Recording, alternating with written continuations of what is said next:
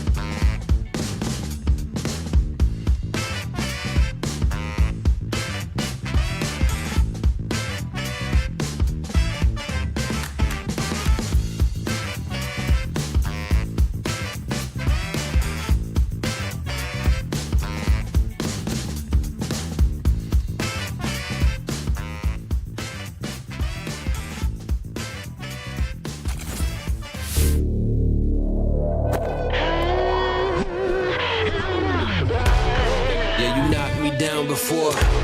I thought I couldn't take anymore. Celebrate like you won the war. Guess you forgot what I'm fighting for. I'll come right back at ya. Better hope I don't catch ya. Cause when I do, I'm gon' smash ya.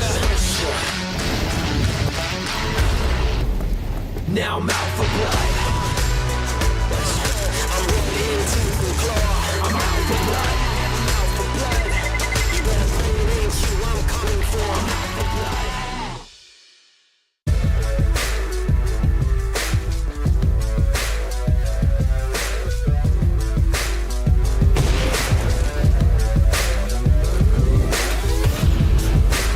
Nouns have lost 2 players before they can even think about breaching the bomb site. George is low, and now this is where Sarato needs to get involved, but even there, Fallen keeps it going. Very nice stuff from him.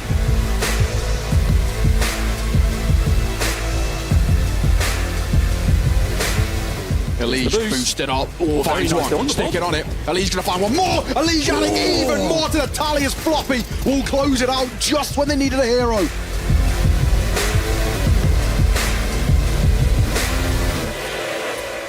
Exit's gonna blow up in this smoke, and it's gonna be 2 free kills. You think so, but Cryptic is so fast with the tech 9.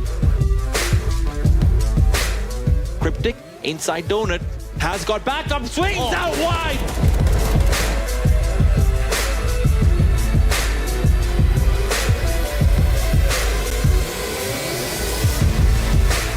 Bomb going to go down. They'll hear the plant, and now they're doubling back for a rotate. The real issue is Ponta's only got a molly to work with. He drops it towards CT now. He buys himself so much time when he does. The beautiful work. Swing, fine, knows the other's crossed as well as he heard the steps. He now hears the jump as well. Def fumbling around, trying to find his way to the round, and Ponta lines up damage, but not the kill. Def might just stick it. Balls of steel from the UK. Now when he comes off it, half a second left, and he'll let it fall. Ponta's going to find the round.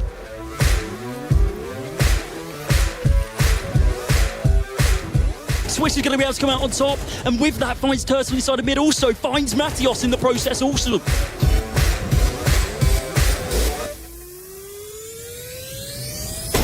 NQC with another one, repositions up into heaven.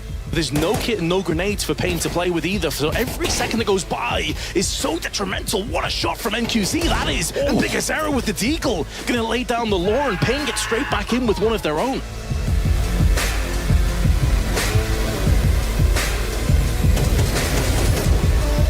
That's a perfect swing on through. 2 kills will be enough. Sonic has to come up clutch, 1 versus 3.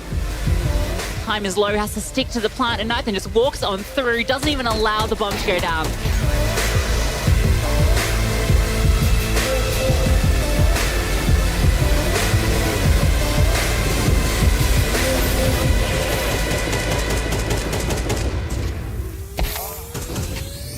Twist single-handedly shuts the door on 3, and down it comes. Liquid, and the blink of an eye, take the 13-11.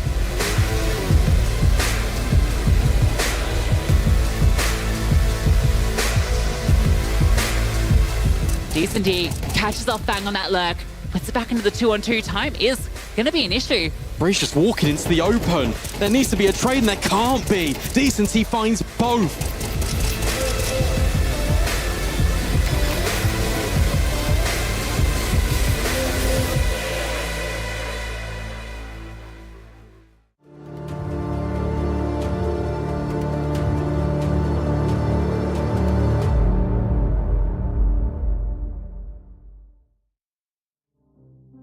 Oh, welcome to day 2 of the Americas RMR. Display in the front, Jackie and Vince in the back. That's what we're working with today, Vince. And if it's anything to go off of, yesterday had some more expected results, mate. We eased into it. We kind of had not that many upsets, right? Some quick games, a bit of a barnyard brawl in a few instances, one of the tight games we had, but overall, fairly consistent. Today, though, it gets ruthless, because obviously the format here, you lose 2, you're donezo. Yeah, exactly. It's very much different to the EU RMR RMRs that we were obviously casting what feels like quite a long time ago now, but it was only a week to so much Counter-Strike. There is no last chance qualifier. There is no second lifeline. You lose today, you are done in terms of that 0-2 bracket, or 0-1 bracket, I should say. And on the other side, obviously, if you get that 2-0, you're in a really good spot. Oh, yeah, mate. It's crazy, isn't it, thinking about how these games are already starting to pan out, where the gauntlet here, if anything, is far more intensified. It kind of is really put into perspective with today, especially because we're going to see those games where you start to go 2-0, where you go 0-2, we lose a couple of teams from the tournament already. And of course, if you're wondering about qualification, the way that works this time around with the Americas RMR, it's only the 3-1 and 3-2 teams that make it through. Sorry, 3-0 and 3-1 rather. 3-2 teams wish there was another spot. Yeah, they certainly do, but unfortunately that's not going to be the case. However, we can see our schedule here to give you an idea of what is going to be coming up today on both of the streams. We have Pain and Red Canids going head-to-head in a 1-0 matchup. And Jackie, both teams come through into day 2 with a really solid first performance. That's a banger. I think at the top of the card here, we've done really well having that as the opening best of one. I think that's going to sort of set the flavor of the day quite nicely. It's a good domestic matchup, a lot of talent on the server for that one. Only gets better as we work our way down as well. There's some interesting nuggets, right? M80 with Def now playing once again. The former coach of the roster had his time away in a different title, now back in Counter-Strike. Hasn't been to a major in many, many years, mate. Can he finally make his way back? And he's against Imperial that have been there many, many times over. Vinny has had some stellar performances. He was crazy yesterday. He is super experienced, of course. And then on the main stream, you start with Complex in boss. You can't ask for better fixtures. There's Fury Liquid up second. Are you kidding already? It's wild, isn't it? Complexity boss as well. I've seen so many people with their eyes peeled on that one, just going, the NACS, Vince. There was the timeline where they could have got some games, but now they've got to go up against each other straight away. That's going to be a bit of a nail biter. And then FURIA Liquid. Oh, yeah. That's a real classic right there. MIBR, NRG, and then Nouns and Legacy. We saw Legacy yesterday. We casted them in one of the most uneventful games, I think, possible to witness. And the reason I'm highlighting that is because we're casting Pain first, who just dismantled them on Overpass. I mean, it's like Legacy never got out of second gear. They won the pistol round and then just got slaughtered the rest of their tee-half. Yeah, we literally saw Cold Zero erupt like a volcano on the first round, right? Like, he was screaming, he was piping up if you missed it, and then it was silence the whole time. And it just felt like they were defaulting and just getting mauled. Really, really weird games from Legacy. It's going to take a lot for them to bounce back because, like we said, you lose another one, that's it. It's cutthroat. Yeah, exactly. And I'm hoping that we're going to see Legacy step up big time. I mean, whether they win or not, as long as you at least give a performance, because I think that's the kind of performance that you go back to your hotel room or whatever, and you're devastated. Like, you're thinking, what are we doing? Like, what even is this? But in terms of Pains and Canids coming through into this one, as I mentioned before, both teams having very one-sided performances. I believe Canids played against Wildcards, smashed those down, and this is the Pain lineup. Big Azera yesterday, by the way, a beast alongside NQZ in particular. Man, here's a fun fact for you as well. Zera is something that's given to you as a sign of respect in the Brazilian scene, I believe. It's kind of instilled onto your name. So originally called Bigu, given Zera's the end when he kind of, you know, got that respect behind him. And boy, did he deserve it yesterday. He was leading by example, fragging out of his mind, but also keeping the entire roster on the same page. It was really sick to watch Pain play. It really was, man. It was super, super impressive, and that's why he got the credit that he so rightfully deserves. And another man that could very well have a Zera at the end of his name at some point is NQZ, because this guy yesterday with the AWP with a scout, he was lights out. Man, it didn't matter what was in his hands, right? Like, he was actually just beasting his way through it. You saw it in the highlights at the start of the day if you was watching when the stream went live. The scout yesterday absolutely annihilated Legacy, taking nice peaks, good movement, but today he's up against a more domestic matchup. And we know these boys, Vince. We've seen them a lot. We know there's a ton of talent here for Red. Yeah, we've casted these guys quite a few times, and we've always been very impressed in terms of their very solid fragging. Got Harjao here, a player that's quite a decent look sort of element for this squad, a player to definitely watch out for. Nathan as well. And it's a team that you come into and you think, well, they're probably not one of the favorites to make it out of this, and with all due respect, to actually take it to that next level. But they're a team that definitely can play spoiler. Like, they can take some squads down. They could potentially go the distance as well. Being in this 1-0 bracket, it's not going to be an easy game against against Pain, but as you said, with it being a domestic roster here on both teams, they know what each other have up their sleeve. Oh, they definitely do. I think that's why it's going to be such a good game to kick things off, because you have that more kind of aggression that will be on display. It's one of the things that we see a lot in the LATAM scene when you have teams that go head-to-head, right? If they know their tendencies, they're more willing to fight, because also it's not just the raw game, it's the overall sort of 5-on-5. You played against each other before. You want to show up. You don't only want to win, you want to do it in style, right?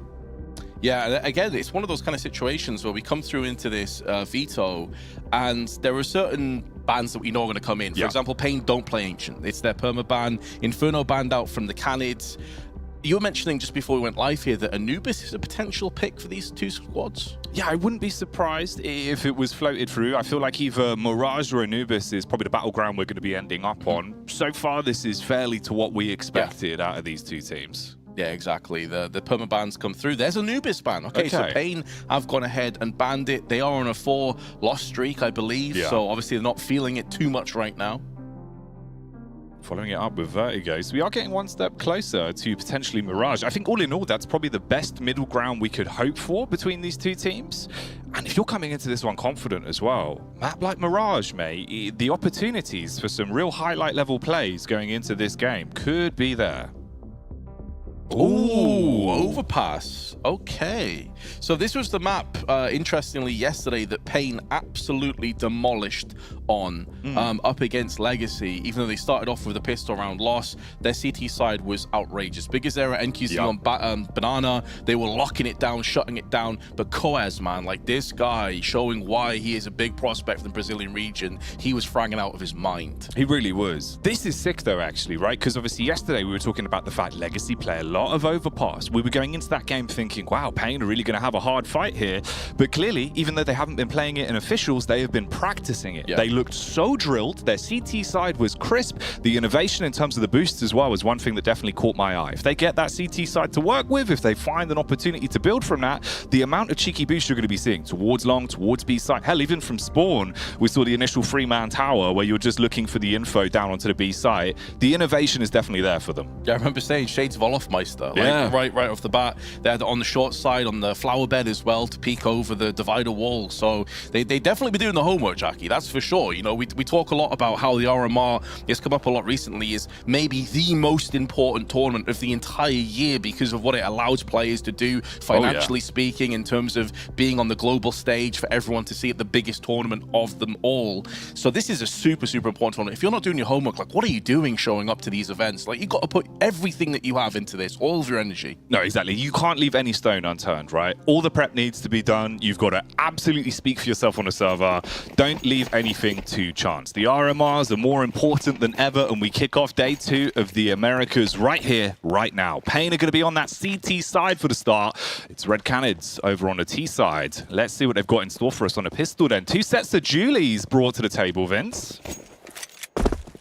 Always love to see the spray potential on those 2 guns. Meanwhile, though, Big Azera locked down in the bathroom side, going to be peeking with that P2000, forced out of position, but he's going to try and funnel him into Coaz, but he instantly gets his head removed. Azera goes back in. Does hit the head of Venom Zera ratio on that one. Here we go, though. Dooley's getting a chance to strike from the back. Lops the head off of one, but to stay alive with just a single digit of health. Actually finds the follow-up frag as well. Bit of team damage in amongst all of that. They clumped up together. That's always a risk. And our Nithon up against the world. Nice first P250. Crisp headshot, but it's a one and done. Pain Gaming doing what they couldn't yesterday, picking up the first pistol. And as he said, it's a battle of the Zeras again. Well, we know how Big Azera rose to that challenge yesterday. We'll have to see if it happens again here. Oh, yeah, mate. And it's cool that we already get the same kind of form that we were seeing. Obviously, we were building it up in the pre-game. The fact that his pistols are on point. Really sick with a P2K. I'm a big fan of the P2000, Vince. You know, I respect anyone that's using it. If you've stuck with it over the years. And he can certainly use the weapon to a high skill level. The team's got so much energy as well. They're quite fun to watch. Whenever we cut to the player cams, right, they're always building each other up. You'll see a lot of high fives, a lot of slaps on each other as well, making sure that they've got the energy.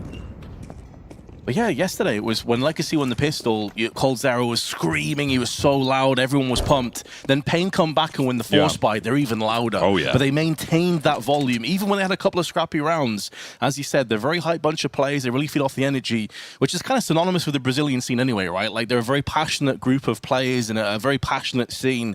So it's not too surprising.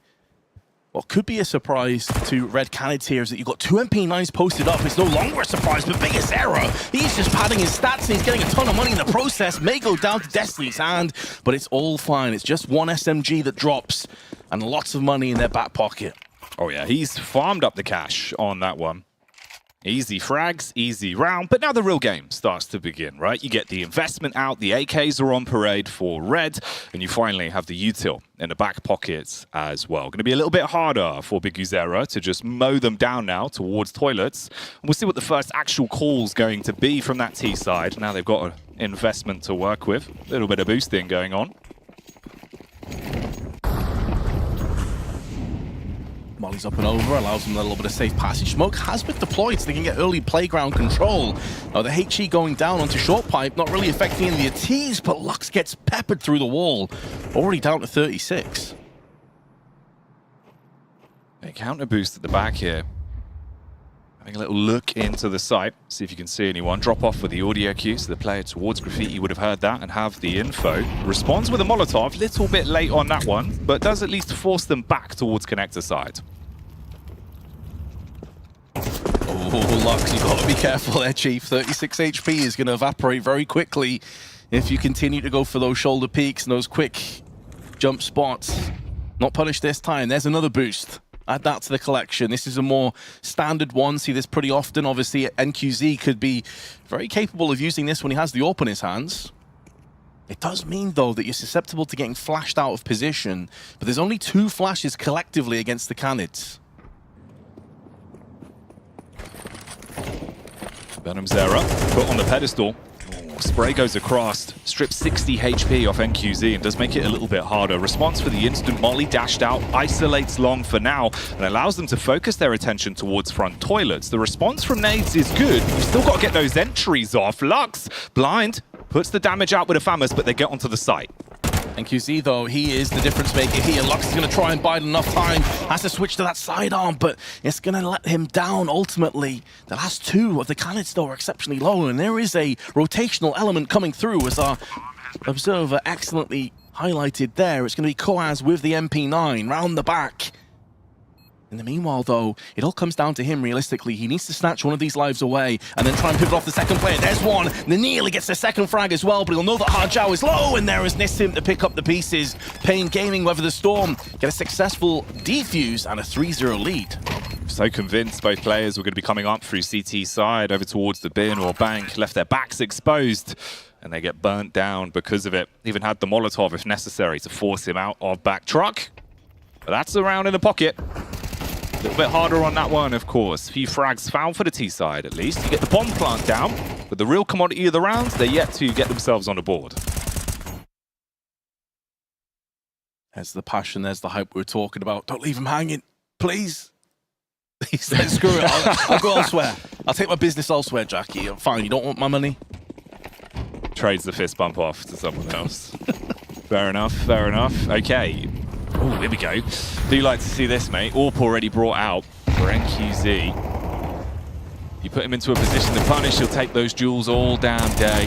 Fortunately for Destiny, he's already down and out. Tech9 got up close, but no success on the combat. Oh, that's for Grim. Nissim and Kawaz kind of tripping over each other. I think there's some flashes tossed in as well. And now Lux, it's a shooting gallery. But it seems like his weapon was loaded with blanks.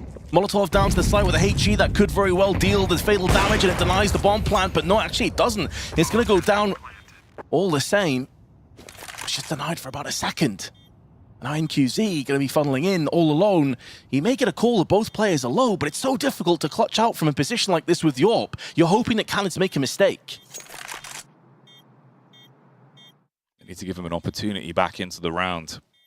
They double up so they can play off each other, make it far harder. He has a smoke and a kit at least. The time's on his side for the next few seconds. Falls off down into water, dashes the smoke. It's all going west, Vince. It's all going wrong.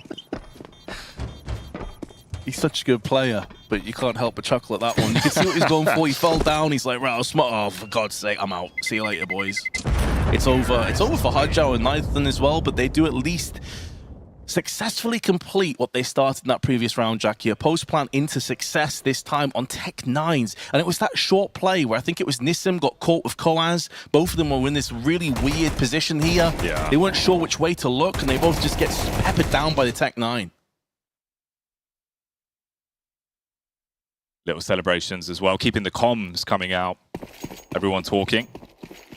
Added benefit for Pain, at least. You didn't lose the AWP. NQZ was able to get away, so not the worst case scenario. If he does fully go for it, I mean, there's a timeline where you do just lose the weapon. You come into this with just really the pistols to play with. So Guzera also investing into that M4. You've got a bit of extra firepower to work with. Hell, even Nissim's been able to force one out here. It's not the worst buy at all. It's a pretty effective force that you've brought into the 5th. Certainly plenty of threats to navigate through. Avadius and Venom's Error yet to get off the mark, by the way. Two players that they'll be expecting to step up sooner rather than later.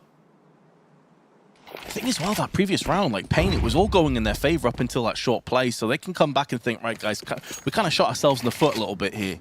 Confidence can still run high, but that's going to quickly deplete if they lose this round. They'll be broken. Red Canids will be into such a good position early doors on our first half of Overpass. And they're making moves down on long already, and it's pretty much uncontested. Yeah, they've got a lot of confidence here. It hasn't been much of an aggressive setup from Pain towards long. It's all been toilet focused. Then QZ getting one off. And Guzera can now strike from the side. The bait and switch that plays perfectly. Hell, even a dink follow-up onto Hardzao, making it far more awkward. Wanted to look for a follow-up frag on the AWP, Vince, but he's dropped by the HE. Oh, Nissim dropped by Destiny. He had everything going in his favor. That was the kind of setup that Pain were getting tons of success with yesterday against Legacy, but it's kind of falling apart here. Destiny's going to go down to the hands of Koaz. Although he's trying to draw up the shot, he has been successful now. It's going to buy up a little bit of space.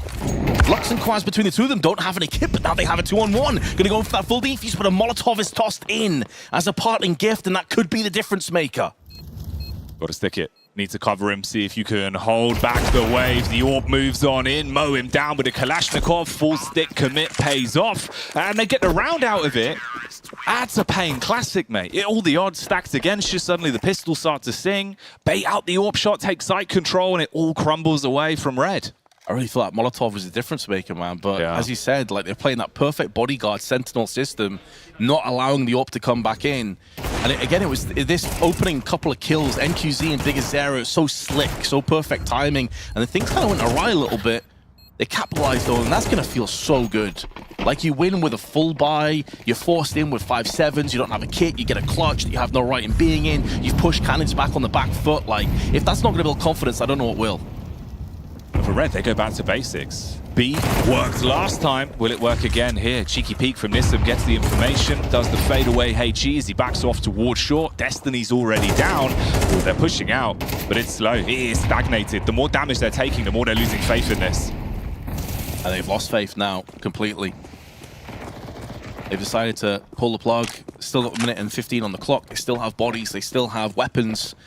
They're not going to throw it all in on the B grinder and hope for the best.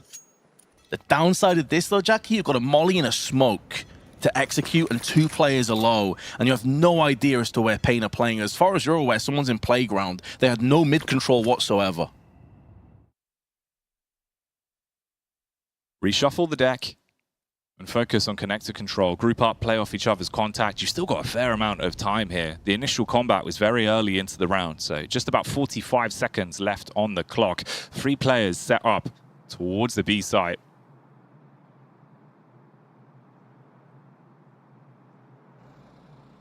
Going to be sneaking their way out here with Davidias. Going to try and that first pick, but shot a couple of bullets out. The Galil's giving his position away. Big Azera, as ever, standing where he needs to, on point to deliver.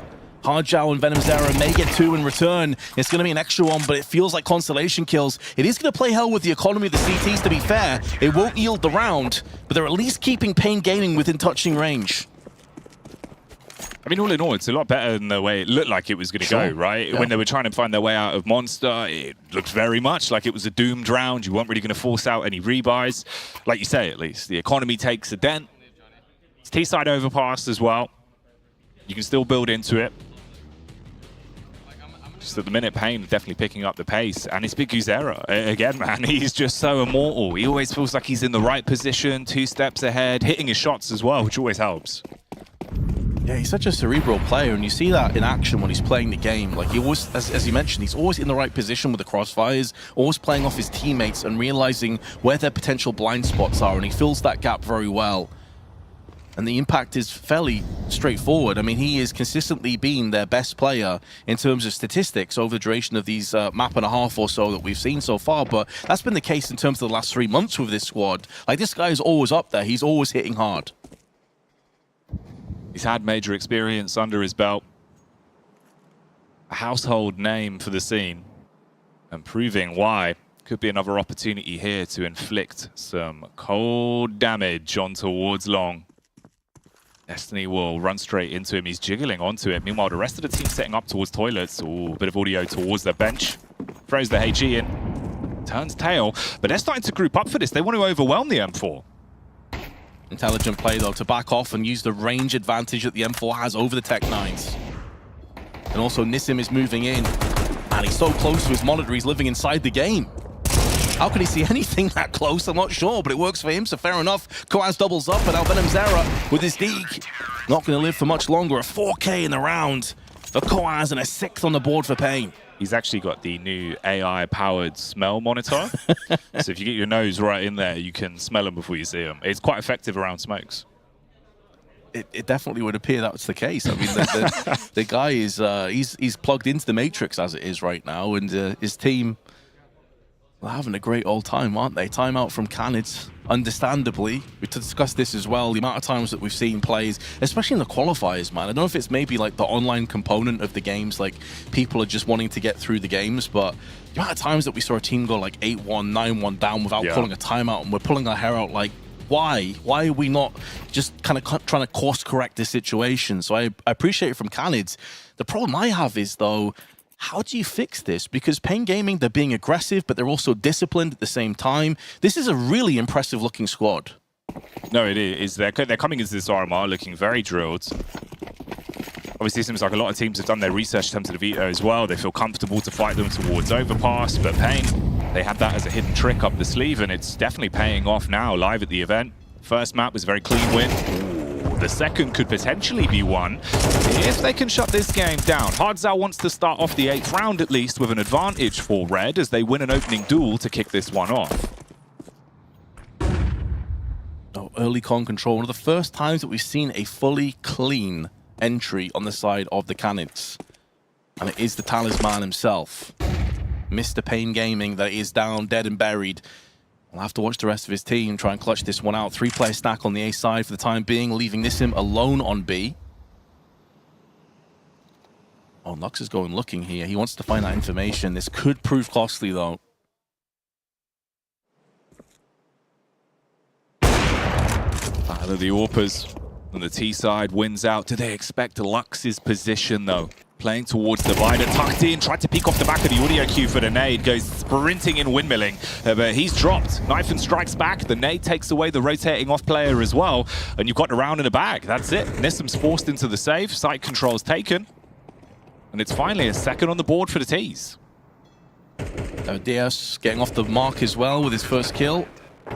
Off the map, always great to see.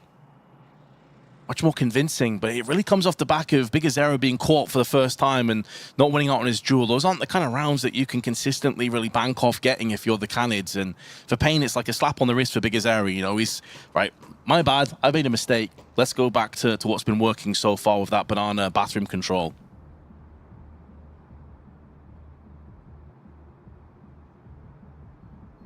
It is a real pixel sniff. I mean, fair play, man. I used to do this a lot. I always used to do it whenever I'd go to LAN vents. I'd put my keyboard and mouse behind the monitor and have the monitor as close as possible. Okay. Yeah. Damn. It was always a strategy. I think that's how Harry plays. He does the same thing. Your keyboard and mouse behind. Feels like you're really in the game, you know? You see your gloves on the model, those are your hands. I should try it, man. I've always been one of those people that sits pretty far back. Not quite JDM levels where I'm lounging, you know, but like, maybe that's why I'm so trash tracky. Maybe I need to just have a good sniff of the monitor. Yeah, get right in there. Yeah. You know? Use all the sensory organs, you know, not just eyes. No. You want to use sight, touch, taste. What would Counter-Strike taste like, Vince?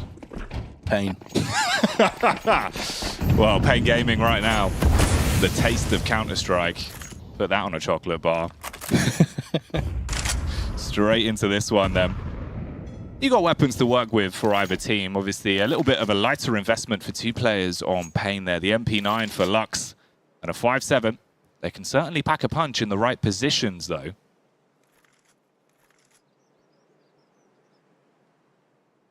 That's interesting, isn't it? So it's the same idea, just a different look. Slightly evolved. Double stack on long. This is mainly because it's mitigating an AWP in play.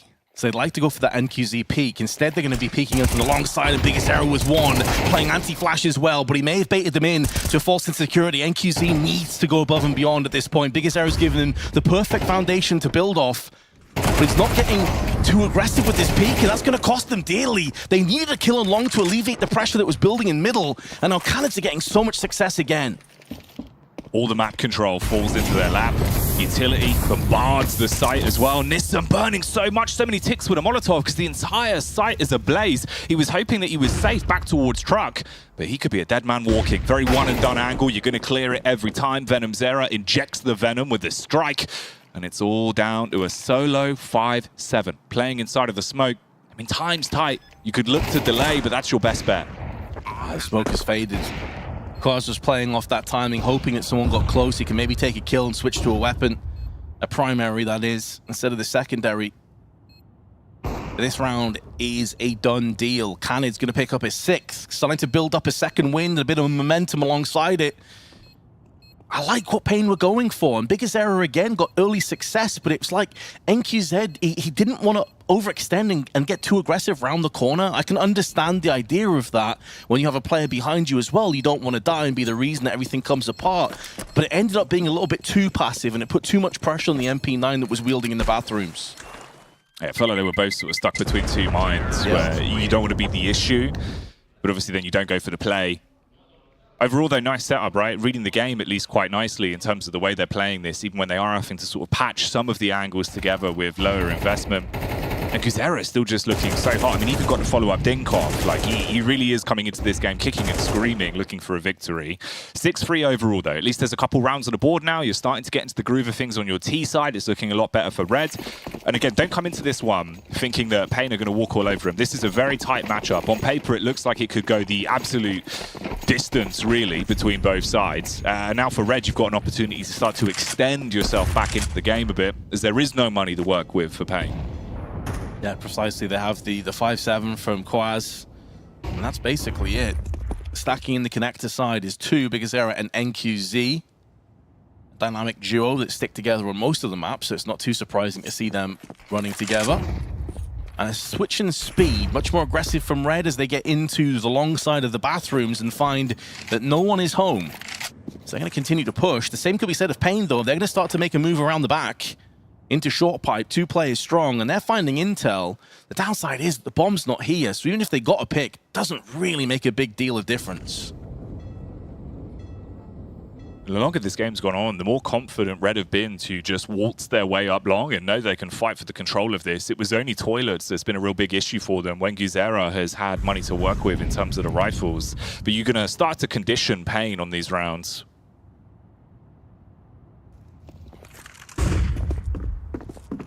Yeah, they've wrapped all the way around the back. It has allowed them to send 2 players into the bank. Stuck behind the smoke for the time being. A 1-for-1 trade. Decent outcome. That's an AK at Trade's hands. And Biggest Zero wants no part of this. He's already backed off. He wants to save that AK-47. Makes perfect sense. Does bolster their buy into the next round. It does mean, of course, that Red will be taking this round for themselves and securing a 4th. But Biggest Error, 14 kills to his name already. He is head and shoulders above the rest of the server. I've got to say as well, it's very fun watching Pain's CT side setups. Like, even if they're on a low buy, the amount of ingenuity we've seen with the boosts as well. They've got all the little tricks, even when you're in low eco, right? You get the 2 players set up inside a connector. It's a very interesting team to watch with just how they operate. Oof, it's a painful death. Head against the wall. Or he's just chilling, I guess. He could just be taking a nap. Or just posted up like a gangster. Oh. Playing it cool. I agree with you though, man. Like it's when you're watching Pain CT side, it feels like it's free flowing. Like it has a certain effortless feeling to it, and of course that's a huge compliment because it's anything but. This is a lot of time, a lot of effort, a lot of hours of working together and getting that synergy really in place, getting that chemistry on point where you can bust out these boosts, you can bust out these set plays as well off a dime. And now getting aggressive in a different way, Bigazera pushing through. This guy has been everywhere on the map. Every single position you can think of, he's pushed at one point or another. The synapses in his brain are just firing that little bit quicker, aren't they? You know, the round starts, you can feel it in the air. He's like, this is going to be a B play. I know where you're coming from. He just sets himself up perfectly. And you take that control off Monster this time. It's a lot more aggressive, and this is with rifles as well. This could work absolutely perfectly. You push out, find the first connection onto Nifon, silence one of the players. It's an opening frag for Pain. And Quaz just keeps pushing. He's got the support structure in Nissim as well, watching his back, so he just pushes all the way to T-spawn. He's watching for that rotation. This allows them to trade out a player. They haven't done it just yet, however, but Pain could send a third over onto the A side. They're still not sure whether short control is established by Red. So Red have moved back up again onto the A side. For the time being, it's just two. I say just two. It is NQZ and Bigazera, and they count for a lot more than two players. It's a decisive duo that can deal deathly blows. Oh, Bigazera, he could walk straight through Divider if he wants to. Smoke would have been covering him for the AWP. Instead, plays for the off angle with support of NQZ. It's a good crossfire towards the map. The T's looking to second guess it a little bit. They're paranoid about Divider. Smoke's got about 2 seconds left on it. Bigazera, this could be really rough, but he still finds both of the sprays onto the back. There was a trade though. Hardjao and Destiny also survive. A 2-on-3 with 15 seconds left, but if they can get this entry onto truck, everything can change. But Lux will stand his ground.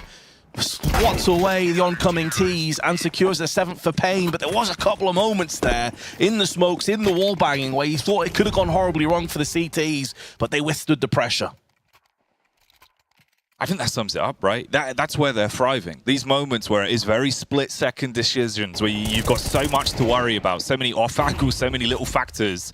They're just firing that little bit quicker. Insane as well that he gets away with both of the frags there. I'm not sure if there was maybe a whiffed shot from the con. If Nathan missed the AWP shot there, the first one, everything could have been very different if Bigazera went down in the opener of those couple of trades. That's in the past and the here, and now it's that man again. Aggression through middle, yielding the kill, but he's all alone. He's now on the end of the fishing line, needs to go back in, and he is the one that's caught this time. This is the big Bigazera RMR, Vince. He's just giving it, man. So many different angles. And hell, even if you lop the first head off, right, NQZ is right there to follow up with another one. It's such a hard duo to get past. It's one of those where at a certain point you're going to be thinking, right, we've got to cut our losses with some of these A plays. Toilet control is just not working. Yeah, like Pain are like a Hydra, right? You cut off one head and there's another 3 or 4 you have to deal with. They're all as powerful as each other. So yeah, sure, you got Bigazera down, but you've only just started on your conquest of taking this round. 50 seconds, a flash was good, but the follow-up damage was not there. Oh, bullets instantly rattled into the skull of the T's. Time ticking, pressure mounting. An important round to attempt to get a grasp on here, but one by one they're falling away. You leave it down to a solo man in Hardzow, AK in hand, so many angles to fight his way through. It's not looking good. Time itself is ticking away, as is his health bars. Quaz is going to secure an 8-4 halftime scoreline on the side of Pain Gaming. But as you said, this is the Bigazera RMR right now, and they are loving how this is going for them. It's very interesting the difference of how the team's operating today as well. They're taking little celebrations, little victories, but they're all very level-headed. You can see they're entirely drilled on just focusing on the game overall, right? You're not kind of erupting in the same way where you feel like we need to be really loud, be really vocal, and keep ourselves fired up that way. They're speaking with their actions on the server. Yeah, I also wonder as well, because, you know, we were discussing this going into the game yesterday between Pain and Legacy, where maybe not bad blood, but there was some history, let's say, between the two teams. Right? Yeah, rivalries. That's a very good way of putting it. Yeah, so maybe that's also why they elevated sort of the hype levels early on, just to try and get in the heads and to really G themselves up. Plus, it being the first game, you want to make sure you come out with that 1-0. We already discussed in the lead up to this match the importance with no 2-2 sort of matchups that will take place. You get that 1-0 start, you're off to an absolute cracker. And on this second half pistol, the Canids already taking some short control. So Red getting plenty of information here. They've taken a couple of shots, though, on the A side. They need to fall back. Yeah, you need the boys to arrive. Cavalry's got to get round towards the bomb site, but this one silenced USP might be enough to dispatch them. One by one, they're tumbling.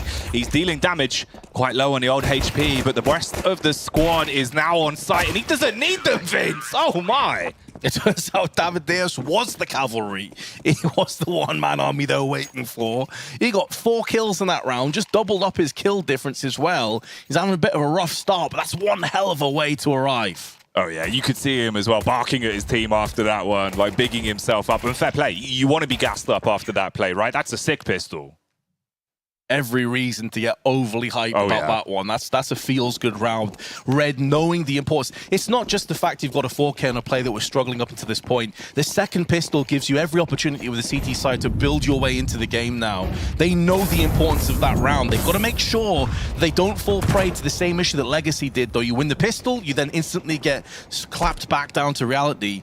The thing is, though, that Pain have not invested into this round. They had no post plan, so it's effectively just Glocks. Yeah, this is very different from what we saw previously. Last time around, obviously, facing off against Legacy T-side Overpass, they were willing to invest some extra cash into those Tech-9s, go for a raw B hit. Instead, they stick to the Glocks, play it safe, don't worry too much. Any damage you do to the CT economy now is what you're playing for. Precisely. There's nothing you can really bank off here if you're Pain. It's just all about getting kills. You get a second kill here, solid. You'll be happy with that outcome. If you can maybe run into one of these M4s as opposed to the MP9s, also solid. And you can see Lux is way back at the spawn steps here, almost treating this like a timeout potentially as well for that oncoming round 15. Now going to be clumping together, but they're walking into Destiny with the MP9. This could be a bloodbath. You get that instant spot through the grates. He peeks off the audio cue, but they bypass him. MP9 down. That was the first test. M4 is now test number 2, and it looks like Davideus might pass this one. He's allowed a player to go through, but with hefty damage across the biggest area. It is only the MP9, how they'd love to have one of those M4s at this point. Some shots being splattered through on the short side, and this is where the round should come to an abrupt end. NQZ trying to use that smoke as a bit of cover, but Davideus, who has really arose with 7 kills on his CT side in the opening 2 rounds. But in context, Jackie, solid round. You know, Glocks, you got 2 kills. It's really not bad at all. No, exactly, right? It's literally kind of how we set the scene for that one. You're going into it thinking, right, save our money, best case bomb plant, best case damage to the CT economy. You got one of the two, so you're going to be relatively happy with that. And this is the real round now, right? You invest with the AKs, you've got utility, everyone's on the same page. And like you said, it was a very slow round as well. So you get extra time to kind of talk it out, figure out ideally what you want to be doing now going into round 15, where you're looking to really contend. Lux illuminating his health bars through that Molotov, but he'll be okay. First few ticks don't do too much damage after all, but Class takes a battering down to 62. So the early confrontation at range from the artillery strikes going to be favoring Red for the time being, but connector control has now been established. And that affords the luxury of the Ts to pincer and rotate at their will between the 2 sites. Long control in play for Red, but they've pretty much given up Banana and Bathrooms as a result of this. Got Rock and Tree being protected here. Oh, they're playing crouch with their heads low as well, looking for the jiggle to come out first. Big Guzera gets the information off the slight peek, takes a lot of damage, but gets away. This also got wrecked, by the way, just a few moments prior. He was over on the B site. I think he got spammed through the smoke of Monster. So 15 HP, the bar is looking pretty grim on the side of Pain. And with 40 seconds, they're going to be rummaging their way back down on the con side. It looks like B side is going to be our final destination here, Jackie. But with so many walking wounded, limping players, it only takes one crossfire and this round can just cease. You have to get into the site very cleanly here. Can't afford much damage or casualties. The off-angle spray hitting them hard. Molotov followed up as well. And here's the backstab from Knifeon, who inserts the blade into NQZ. Nissim, again, the round ticks on by, and you're forced to hightail it back to spawn and cross your fingers that you don't go down after time. So this is where what we were discussing before in that previous round about getting the 2 kills is no longer applicable. It's no longer relevant. Yeah. They've come straight through with 5 players remaining. They know that Pain Gaming are going to be into like either some weird wacky 4-spy of like Tech 9s or just going to be holding on with 1 AK and effectively just from P250s and maybe Deagles. That is a phenomenal outcome if you are Red. You've just got $3,000 to $4,000 across the board. You've got some AKs in play now. You're feeling very comfortable. And also the nature of how that round came down. You've battered them at range. They come into the Hornet's nest and you stone them. All of those positions yielding multiple kills and looking great in the process. And Hard Zhao, 13 kills to his name, is really beginning to deliver. Yeah, he's getting activated now. It feels like it's a similar story for a good majority of the Red team here. You're coming online, hitting your shots. That CT side as well, you can hold your angles against a Pain side that are playing a little bit slower CS than what we had seen from them in the past as well, and it feels like Red, they're thriving on that. Nissim, obviously, with the scavenged AK from the prior round, has a lot to do here in the 16th. Yeah, going to be sending him in first to try and get an entry to build off that. Spots one. Destiny on the pillar. Unbeknownst to him, a second player was leaping in the background on barrels. That's Venom's error. So the early map sort of control has gone in favor of Pain. They've consistently got connector. It's just that they haven't really been able to do anything with that afterwards. Flash is now into the bathrooms. They're going to try and funnel their way in with the pistols, taking point, rushing, charging, trying to breathe down the neck of these CT defenders. But Hard Zhao has no problem as he lines up 3, looking for a 4th. Tons of damage to Lux, but he's weakened them down. There was 2 kills in return, but this is where you expect Red to excel. They need to. You've got to keep forcing the initiative here. Find the frags. Take it into a 2 versus 2, but a sideline sweep from Destiny could be the difference. He peppers out through bank, but recoils, waiting for the rotate from his teammate in Venom's era. Bomb's going to be planted. A 2v2 retake that's now on equal footing. Headshot angle in play, but no connection. Lux is low and finished off. 2 massively important kills on Destiny there. Thought he flubbed his lines when he took a few shots and backed into bank on a couple of low targets. But the defuse is there all the same. 8-8 going to be the score. It is a solid round with Tech 9s and the 1 saved AK to get a bomb plant and 3 kills. Really not bad at all. The problem is, though, that vast lead they came through with an 8-4 has now dwindled down. We're all even. And you could say the momentum is favoring Red at this stage. Not like this. This is smart, right? It gets to a point where you finally have a very hefty buy to play with again. You get the AWP out for the first time on the T side for NQZ. We know he can be a good entry tool for this team with the weapon. Take a timeout. Figure out exactly what you're going to do going into the 17th. Because, yeah, there is no buffer anymore, right? This is back to just raw Counter-Strike now. Any rounds you win are going to put you in pole position for the game. You're going to overtake here and have a lot more to speak for on this second half. NQC's had a bit of a slow game compared to yesterday. By no means has he been playing poorly whatsoever. Wasn't called upon for a lot of those rounds because of Big Azera's aggression. But this is where we need to see that same level that we witnessed yesterday. Nice little transition there. You see the 2 sides of the coin onto the T side. Pain Gaming coming through.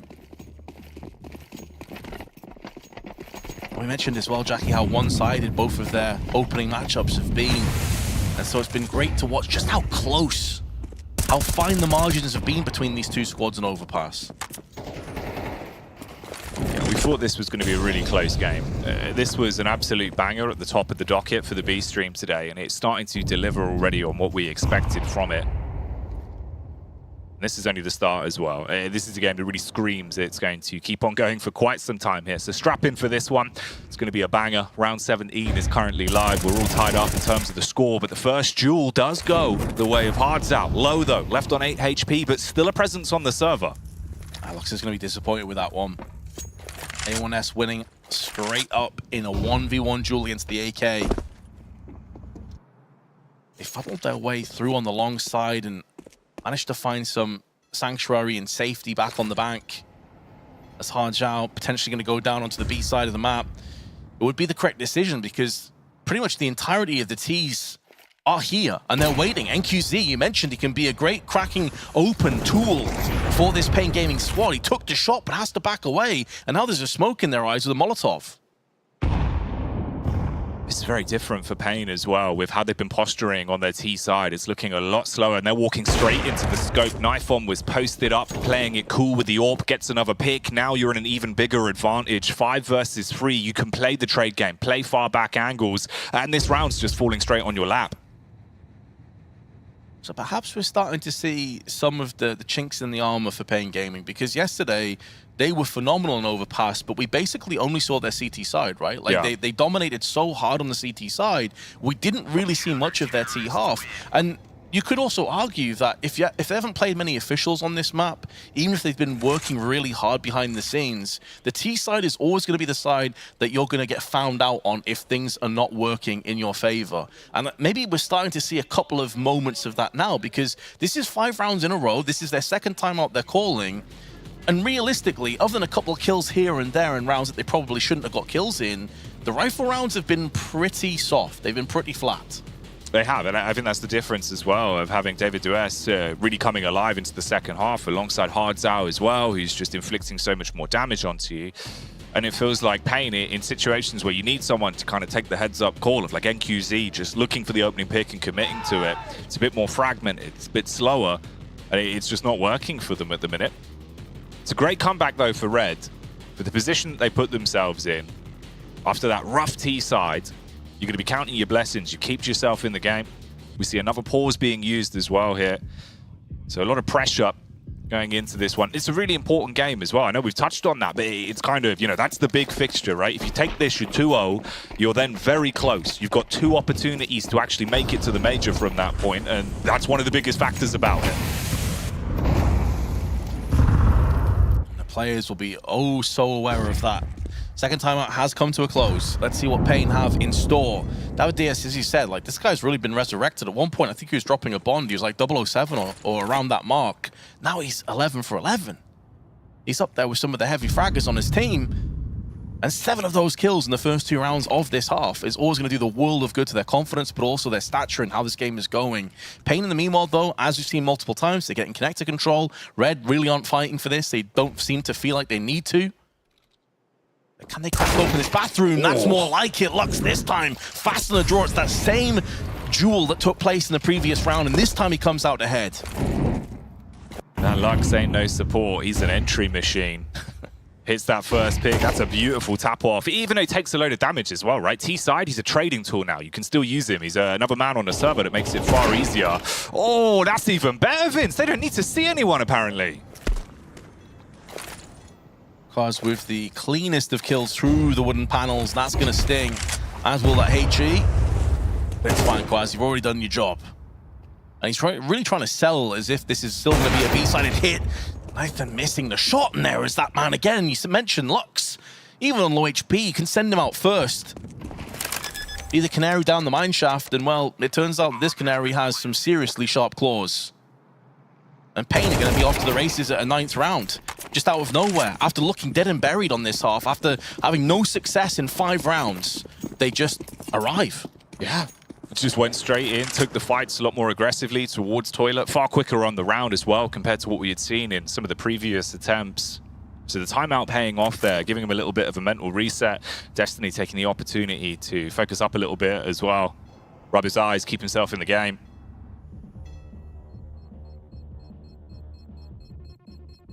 This just does feel, doesn't it, like it's going to go a distance, man. Oh, yeah, we're going to get all the rounds here. This has that feeling. You smell that, Vince? It smells like fresh overtime.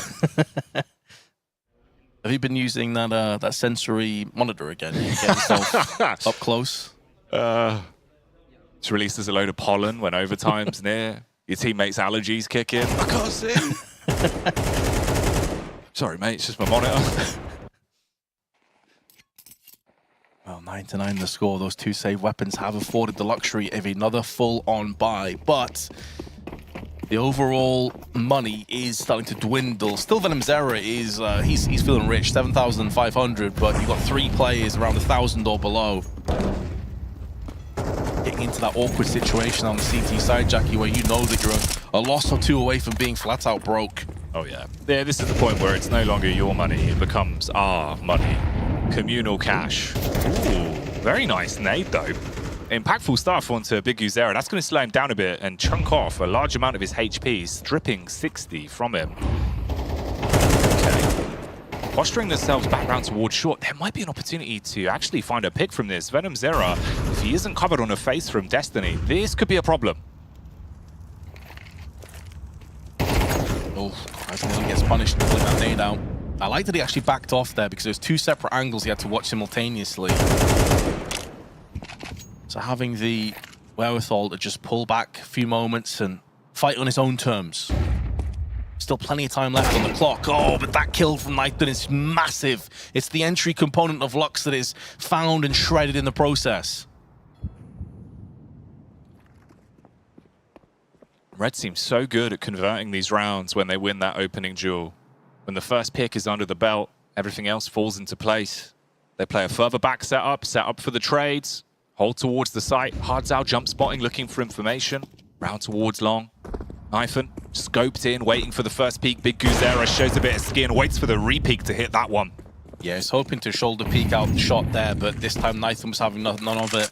And I was talking about with like 45 seconds, there's plenty of time. The problem is when you're in situations like that on a map like Overpass, where you've yet to fully establish control of either site, every death at that stage for the T side is almost like you're pushing the clock forward 10 seconds. It puts way more pressure on the rest of your team. So you could have 40 seconds left, but now you've got 3 players. That means that one massive component of the map no longer has any presence, and that funnels the rest of the team into a bottleneck.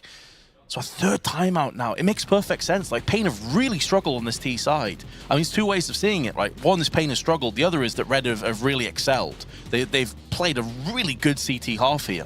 No, I think both of those are very true at this point.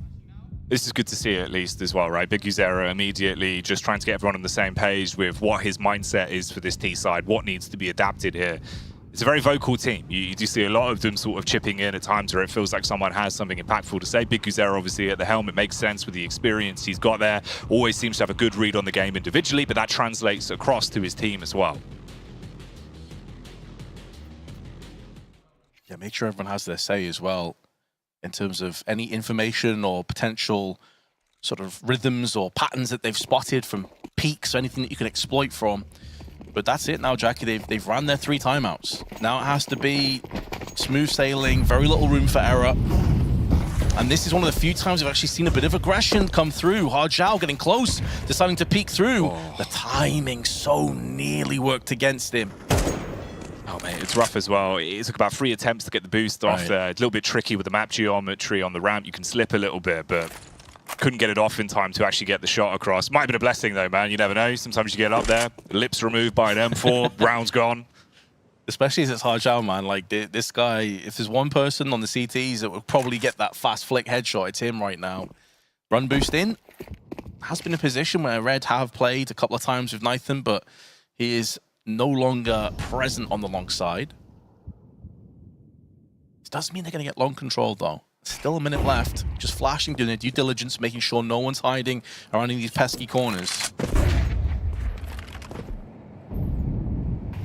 Early round, at least, I think this is a lot nicer from them. It's usually been gravitation down towards the B site. Initially into this round, you throwed some smokes down, threw some nades into the site, tried to keep them guessing that it would be a late B play. They finally realized this is mounting towards A, though, and rotated another player, WS, to group up towards the A site. Nythan's forced out by the Molotov, but he does not want to give this up. Just flashed as well. And the wide swing through does get 1 before he dies, but Nissam gets 2 in a row. May got dinked, but stands in and gets an entry they so desperately required. 20 seconds left on the clock. Davideus takes 1 pixel and exploits it. Big Guzera splattered. Floor covered with bodies on both sides, but a 2-on-2 comes in, and the bodyguard system is good. Nissam's picked up a 3rd. Both players are low. And Venom Zera, if he treads any around this corner, NQZ has him dead to rights, and I believe that's his first kill in the second half as well. He was on 8 kills for what would have felt like forever from his perspective, but Pain have got some more success.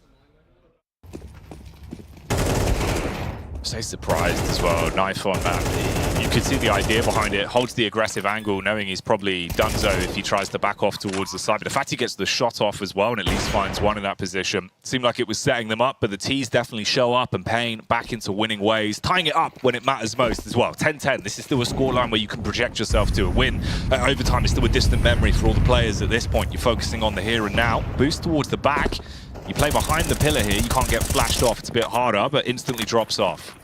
And we're talking about players going from 0 to hero. Nissim is that man in the previous round. He was on 3 kills, picked up 3 super impactful frags, especially that last one in the 2v2 bodyguard. He only has 3 bullets left in the magazine and connects the headshot.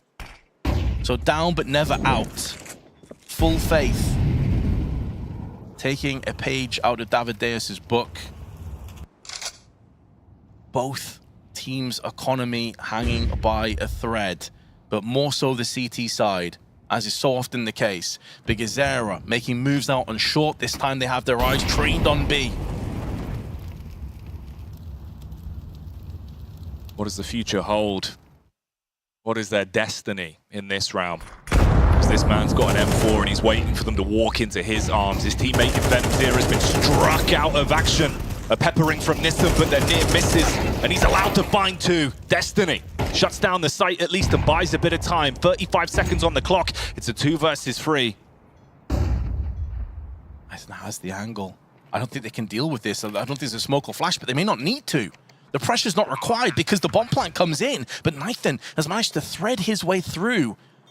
If he can get that sneak attack, get the one and done position here, but Quaz watching the angle, never blinked, never flinched or budged an inch. And although Hardjao gets one, it's a great cost to his health, and now they know exactly where he is. And he knows he has no chance in this position. And with the money in such dire straits, he has to save. Pain will take the lead. It was a long T-half. Took all of their timeouts to get themselves on the same page of how they wanted to play this one. But 2 rounds now taken back to back. Pain ascending to 11, 1 away from match point here in the best of 1. This is a 2-0 best of 1. If you can win it as well, puts you in a great position overall in the Americas RMR, sets you up for success, gives you so much more of a lifeline, and allows you to avoid those elimination games that really would wreak havoc with your mental.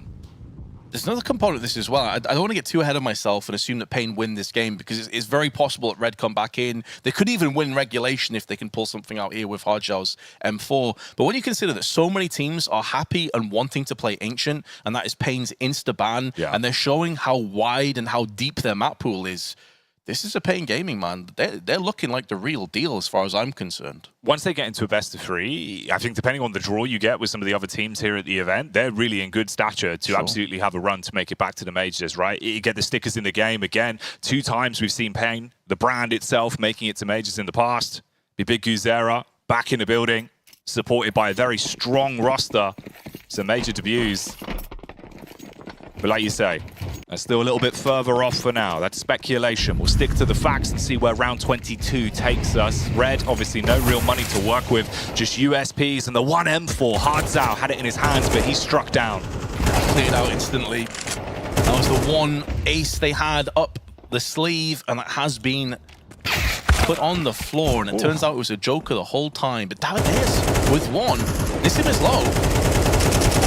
Looks like they're going to get the job done here. It's anything but clean, but hey, a win's a win, I guess, at the end of the day. Now they have 2 match points. 2 match points.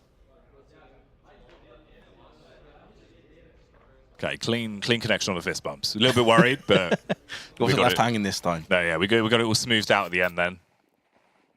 Okay, so this is it then. Back to the original script. Red on the back foot, looking to mount a comeback. We've seen this before, and they were able to pull it off on their CT side. Can they do it right here, right now, though, where every round has to be flawless? No room for error now.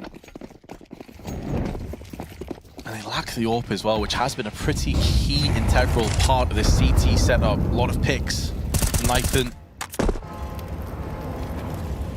No early damage on either side, and short control being established. Nissim, who's really having a much better T-half now, getting a lot of entries and impacts, up to 7 kills, but it feels like each and every one of those frags has been kind of round-winning moments almost.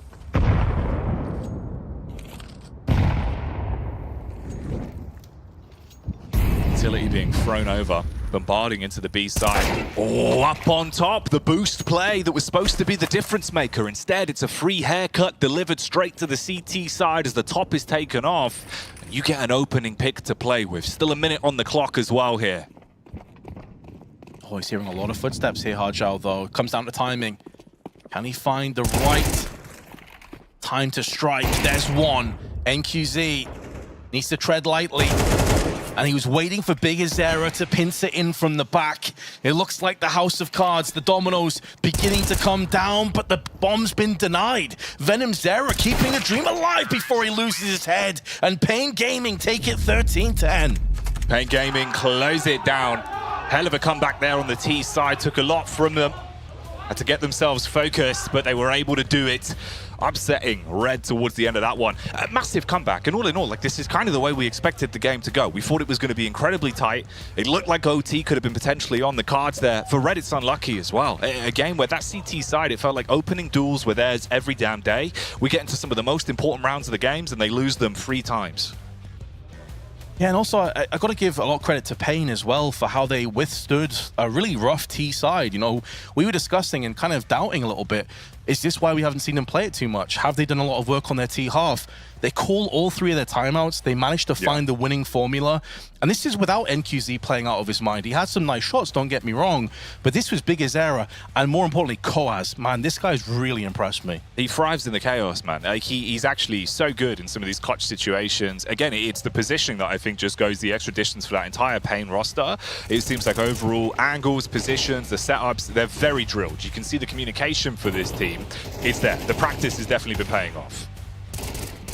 And that puts them into that 2-0 bracket, Jackie. Nothing but best of 3s from here on out as far as they're concerned. And we were discussing before, their map pool should be an interesting one. Depending on who they come up against, obviously we're going to find out the answers to those questions later on throughout the day with plenty more CS on 2 streams. But a very impressive performance. It wasn't the greatest T half, wasn't the greatest showing, but they showed tenacity, they showed grit, they showed flair, and some interesting protocols as well alongside it. And this is one of their maps that, you know, when you look at in terms of performances, they've played one of the least.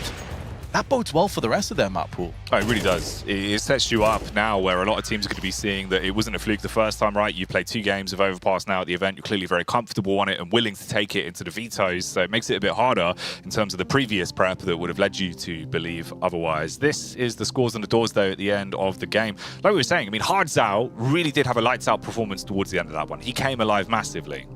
David Deus as well, man. He was 0-7 at one stage, finished 14-16. So even though it's a loss, even though it's not necessarily at the highest ADR, I got to give props to the fact that he was able to have a poor performance and turn it into something a little bit more special. He won that second pistol round, of course, with a 4K, a 3K in the round afterwards, but it's all about this, man. Big Azera, 100 ADR, 23 kills, and so much impact, especially on that CT side. Yeah, he's looking like the embodiment of a leader for this team, right? We can see him so vocal in timeouts, keeping everyone very drilled into the game, but speaking with his actions, commanding respect on the server, and making some really heads-up plays. I think that's the important fact about this Pain roster. They look like a team right now. Everyone seems subscribed to the Fury.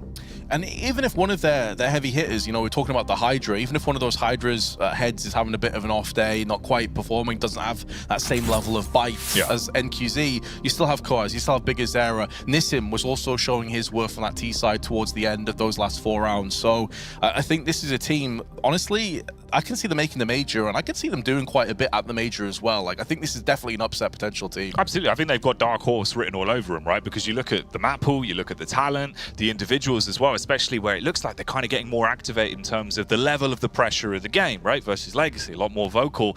You put them into the major fits, they're going to have a field day with some of these teams. Let them fight against the EU. I'm all for it, man. Yeah, I'm totally down, man. I think this Pain roster has a lot of potential, but there's plenty more potential in the Americas RMRs, man. There's so many good teams here. There really is, and we're going to see a lot more of them. Don't go anywhere, as we'll be back after the break and delve into some more explosive Counter-Strike here at the PGL Americas RMR.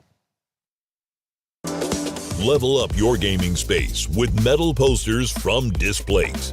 Hang your displays in seconds. Swap them whenever you like. Get official art from your favorite games on a uniquely designed metal canvas and choose from thousands of posters. Join over 3 million collectors now. Your wall upgrade is here. Shop now at displate.com. Players are changing. Countries are changing. The game has changed. Finds it to perfection and simple. It's Olaf who's on top of the box. He's got 3 and he's looking for a 4. That is incredible. And Rain, he starts away. The best tournament, the best bookmaker are the same.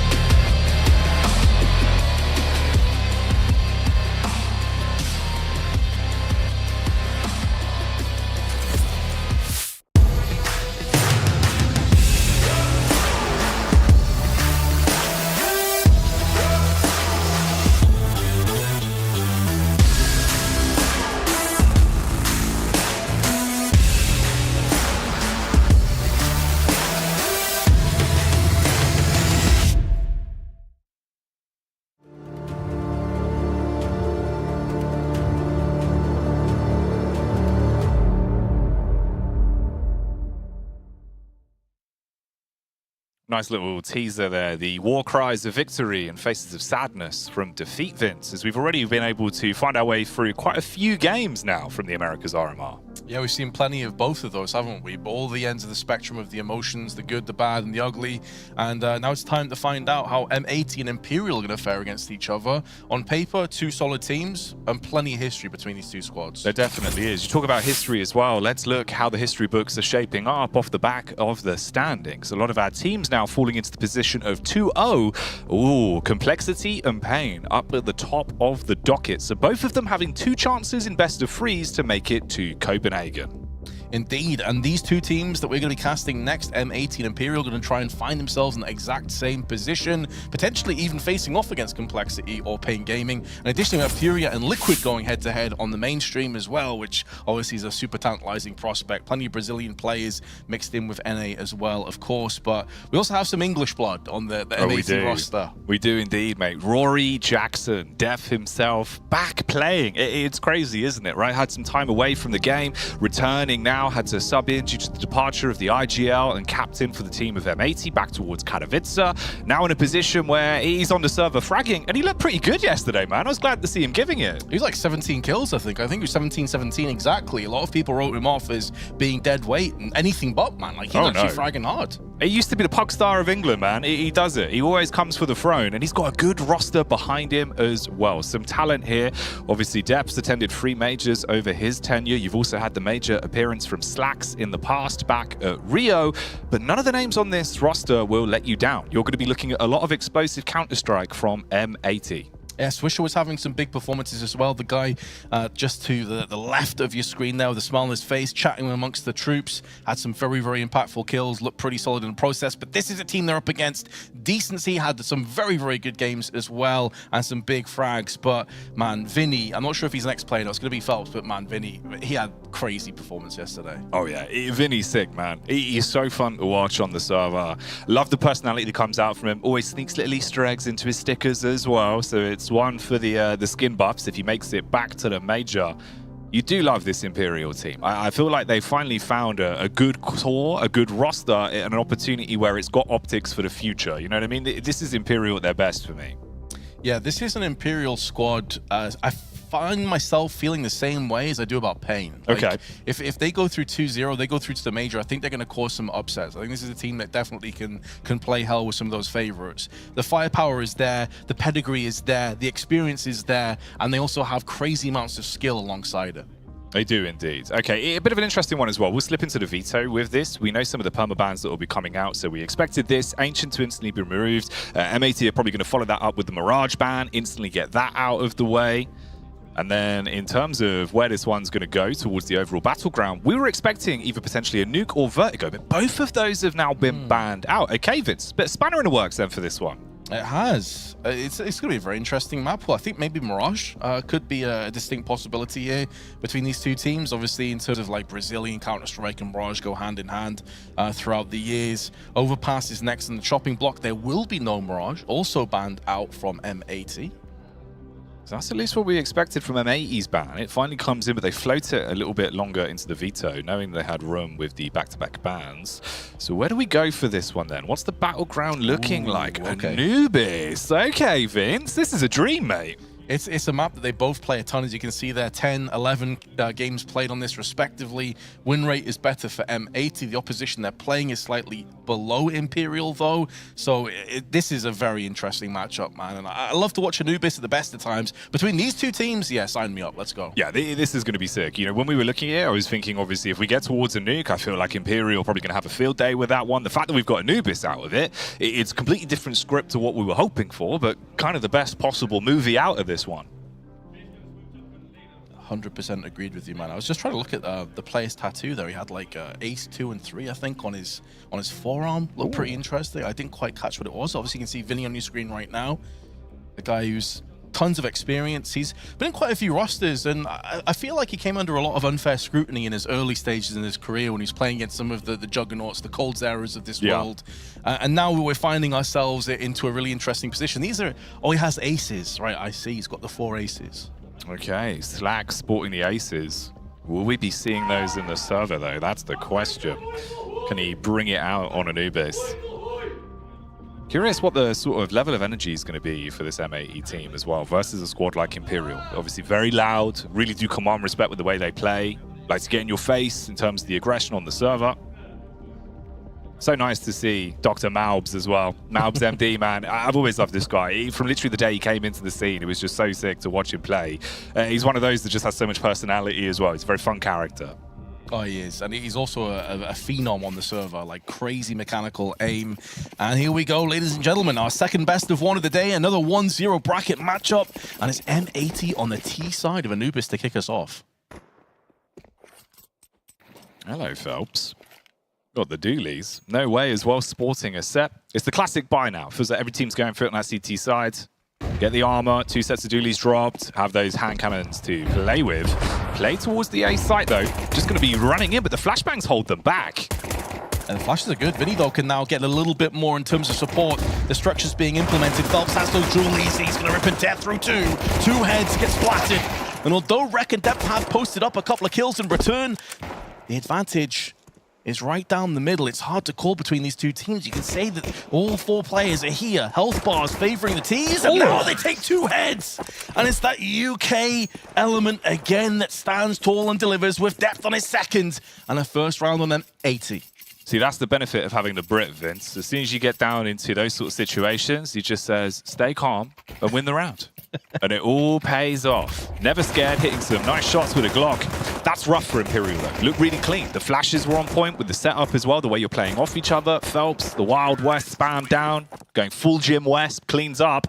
And this is the energy you want to see. For the M80 fans out there, them actually recovering from this pistol is going to have huge waves of impact for them. I tell you what as well, by the way, HLTV fantasy pickers of Depth are rejoicing at these performances. I believe he was the cheapest player in the entire RMR. Really? Yeah. He was like 169 or 170 or something like that. They don't know, Vince. They haven't seen him at an I-Series final, mate. I tell you that. They lack critical information, Jackie. Played against this man in groups. It was not pretty. I'll tell you that. It was not pretty. The great performance yesterday. Very early days, of course, here on Anubis. Things could still go pear-shaped on the side of M80, especially as Imperial coming through with a force buy. Scout, MP9s, and a couple of pistols on top of it. And Phelps on the wrong side of the smoke, but would have heard a couple of footsteps.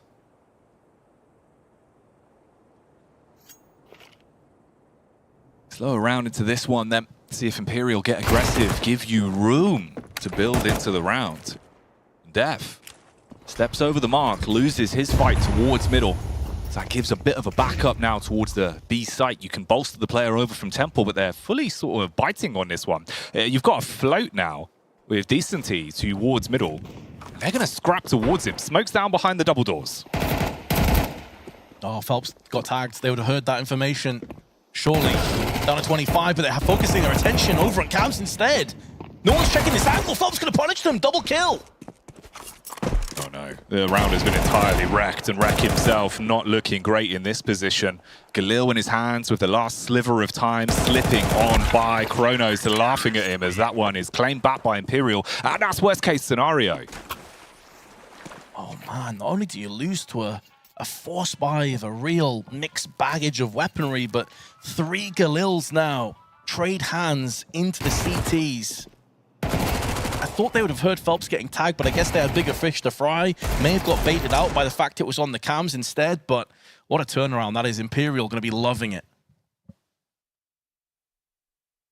And it's the complete flip-flop of obviously the way we sort of built it there, right? Where you think for M80, you're going to be hyped up, you're going to be sort of dialed in immediately thinking, all right, boys, let's ease into this one. We've got a nice pistol round up our sleeve. We can really excel from that. Instead, Imperial put their foot on the gas and now put themselves in a spot where you've got good weaponry to work with. You have those scavenged weapons from the prior rounds. You can build a little bit of money on some of the players and invest where necessary, making sure you have the extra nades that you need to play your CT side efficiently.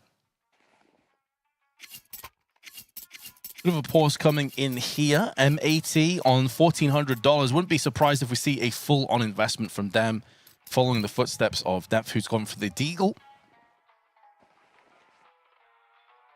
He used to have a pretty mean Deagle back in the day. I'll tell you that. We'll see if it's still there, if it's still packing. Obviously, the coach of this roster for a while, then substituting himself in off the back of the departure of Manx from the team. And overall, looking pretty good. Yesterday as well, it was quite cheeky. He caught a couple of the rounds on Ancient. Man whipped out the Zeus, Vince, and he was actually getting some kills with it. Yeah, I'm kind of curious. You know, I was going to mention this earlier on in terms of pistol rounds. I wonder if we're going to get to a stage where some teams will actually prioritize going for a Zeus in some of these maps like Ancient. Oh, yeah. There's a lot of angles, like you're thinking of Cave, you're thinking of A main and Donut, for example. Nuke is another map where it really seems to me would be a fairly obvious choice to go for some Zeuses in like Hut or Squeaky. I'm curious if we're going to see that shift over eventually. I think so, right? Because you remember there was that brief period in the meta back when Cobblestone was in play where you had the kill reward that was pretty damn high for the Zeus. So everyone was buying it to play like drop down, off angles where you could get one kill with it, make a ton of money and be like, ooh, all right, we're back in. Now, of course, with the new changes with the Zeus, it's a whole lot more consistent. As long as you actually get the tag off, it will kill. There's no opportunity now where you just deal a little bit of damage. So if you learn the distance, there's a lot of positions across the map pool. You can play in a one and done angle, get one kill with it. Like you say, on pistols, right? Drop 2 sets of Julies, have that Zeus, you're going to be cooking. Yeah, I mean, I've heard some people say, like, oh, it's because the recharge function was put in. I don't really see that myself because I think at the pro level of play, you probably don't get a chance to fire it off twice. Yeah. I think it's more, as you mentioned, the consistency now is a thing. If you get hit in the arm, you get hit in the leg, you're dead. It doesn't matter.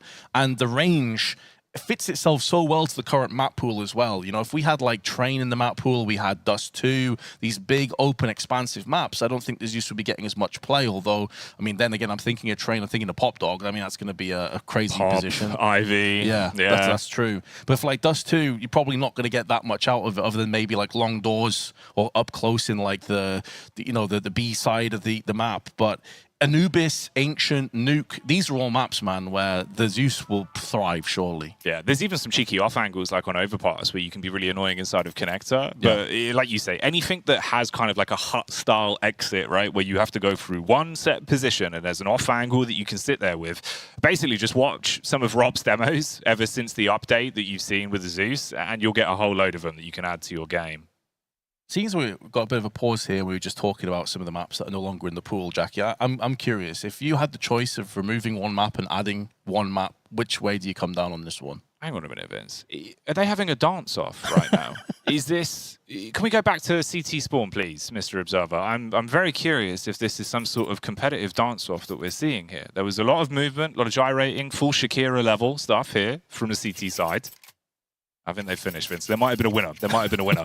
But we'll come back to that. Yeah, I think overall, man, in terms of the map pool that we're looking at right now, I know most people hate it, but I love a bit of vertigo. I don't really want to see it go anywhere, to be honest. I think it's fun Counter-Strike. It might not be the most Counter-Strike, but it is fun Counter-Strike, especially in pugs. Without buying out Tuscan as well. I feel like it's only a matter of time, right? Till we get Tuscan back, probably have some Valve magic, like reset the map a little bit, update it more to factor in the Molotov, some of the newer things that CSGO brought into the rotation. See, I'd like a bit of Tuscan back, but we'll come back to that. We'll see. Maybe next year we'll have the Tuscan RMRs. But for now, we're here on Anubis. 1-1, game goes live again. They have fully invested behind the lack of money, around $1,400 to $1,500 across the board, and Rekka's already taking quite a bit of damage here up on the rugs. Drops down into A main behind the smoke. Vinny on the other side, and Swisher taking the initiative, pushing through mids. Does have Def just behind him. And he posted up towards camera. Swisher just clearing by double doors, having a little bit of a look around, splash in the water, and that's actually brought a bit of a rotation. Henny heard that, it was commed across, so he's going to back up towards Heaven, expecting potentially a play out towards the A site. So mid gets a little bit weaker for Swisher to attempt to execute on. Player on the side of Temple is Decenty, and he did throw out a couple of shots, spitting some lead over onto Swisher's side. Has forced him back onto the drop position. M80 are taking their sweet time on this one. They don't have too much utility. 2 smokes to execute onto the site with. Maybe just waiting out that A main smoke as it stands. Now it has cleared.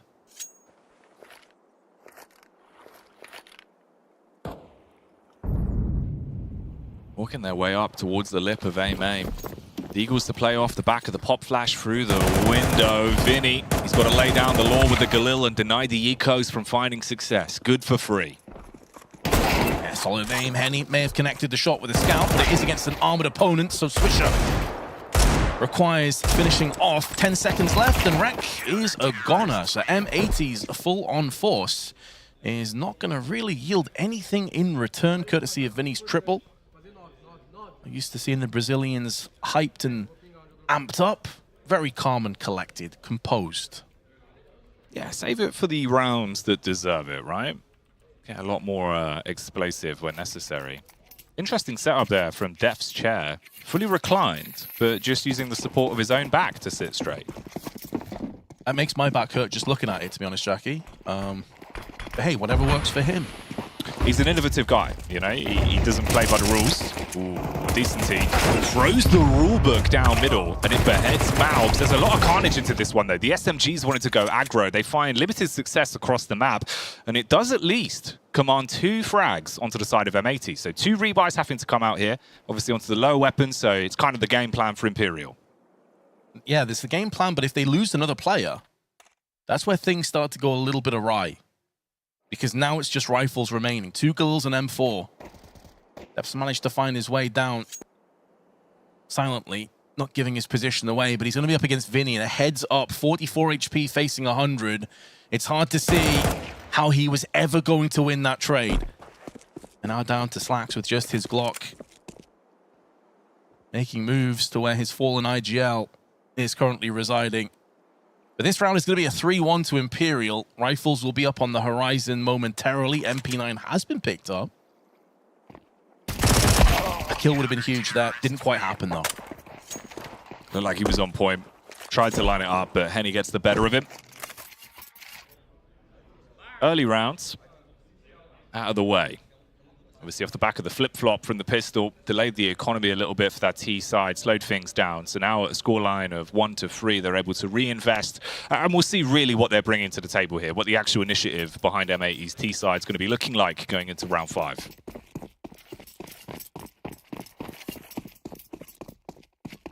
So far, Imperial haven't really had any cause to get too aggressive. It is a component of Anubis on the CT side, which you expect to see quite a bit. They've been sitting back and absorbing the pressure. Molotov down from Vinny, gets up close, playing A alone again. And they are taking a little bit of mid-control now. Decent T here with his A1S. Well-timed Molotov as well, as Phelps in no way will hold angles on the B side of the map. They've done a good job of keeping M80 at arm's reach right now. Like, a lot of expended utility on both sides, but not really anything to show for it if you're the T's. Pop flash through the double doors, blind, but the Daredevil himself in depth connects. Headshot. That was indecent. That was perfect. That's got to be a tilter, Jackie. You know you just landed a perfect pop flash and you still get railed in the head instantly. Now, Mal's playing on the periphery of the Molotov, but Phelps does his due diligence, checking the angle. And D-Thorn's Dark, allowing them to take position themselves. So the early map control you took towards middle that would have allowed you to wrap back, drop down, and fight through Dark towards the B site has now been restricted. Henny as well finds another pick onto depth on the late push towards mid, and Swisher and Slacks, they've been waiting this whole time to fight out through B main when the time is right, but it's looking rough for them. Swisher, good for one onto Phelps, but the trade game goes the way of Imperial. Very heads up, you fight back for control of Dark and piece it together. That was effectively their bonus round as well, Jackie, and they come out with 3 players, an AWP, 2 Premier rifles, a 4-1 lead, and this is off the back of Depth getting a crazy kill through the flashbang. But past that point, it was all Imperial, and comfortably so. And we're seeing Phelps, like, we haven't really touched on Phelps that much. This is a guy, for the longest time, the Brazilian scene has been touted as like this crazy individual player, showing us why right now. The champion of the game. Legend of the sea. Already into this round. Shows some of what he can do. Lighting up the map with a hot rod. All the players towards stairs. Bloodied, broken, and bruised in terms of the initial damage. Missed shot on the AWP, allowing them to bypass round towards A, but Vinny's got that covered. And they've got this round covered as well. Swisher remains stuck behind the smoke. Slacks yet to get off the mark. Just the 1 kill for Malbs. Collectively, 12 kills for M80. Phelps pretty much has them covered by himself. And this has been dominant. And you're getting to a stage now for M80 where the alarm bells begin to ring. Like the T-side of Anubis, probably the most T-sided map in the pool. And you're starting off this rough. And you know that Imperial are going to be loving life on the flip side when they're on the T-side. Oh, yeah. Yeah, you got to find a way back into the game right here, right now. You got the pistol round, but that's it. Needs to support it with some extra. Slackstoning the AWP. This is the weapon that he made a name for himself with, of course. Yet to really get himself onto the board. Should be able to change fate here, but doesn't need it down towards Dark. It'll be Malbs that finds the head. Vinny trades back, and the AWP already taken out of the game. Decency! He thought he was in a good position, but peekaboo from Death. Henny returns the favor. Labored spray on both sides of Swisher. And no way, trading blows. Haymakers connect on both. Both staggered. Both out on their feet, but no way, still able to try and hold the line, doing damage. Swisher 1 HP. As Malbs right alongside him dies. Right idea from Henny, but just slightly off on the shot. But in this 2-on-2, the HP bar is favoring the CTs, and they have a flank play in effect from Vinny. Now, they know he's typically the A player. So 2 potential positions, if he's going to be on the flank, is B main and potentially in the dark area. Swisher with 7 bullets and 1 HP is going to try and withstand some of this pressure and absorb it for his teammate, but he's not able to get it done in time. And now Rek's position is no, but he still takes the head of Henny. And it's such an important round, such an important clutch for M80 to pick up. Really nice play as well between the duo there. Is Swisher, knowing that he's so low, obviously with the ammunition as well, couldn't even afford going for the reload in case the audio cue gave him away. Just plays for the bait setup. So Rek, back inside of the smoke towards Jail, could walk round the back. Overall, brilliant clutch from them. Heads up shot as well, not just about the setup, it's the fact that he actually hits that one to close it down towards the end. And we were saying they need rounds. That's one way to get the game going again. You can save the AWP as well that was cold on the ground. Slack's back in play with the scope, has an opportunity to change fate now.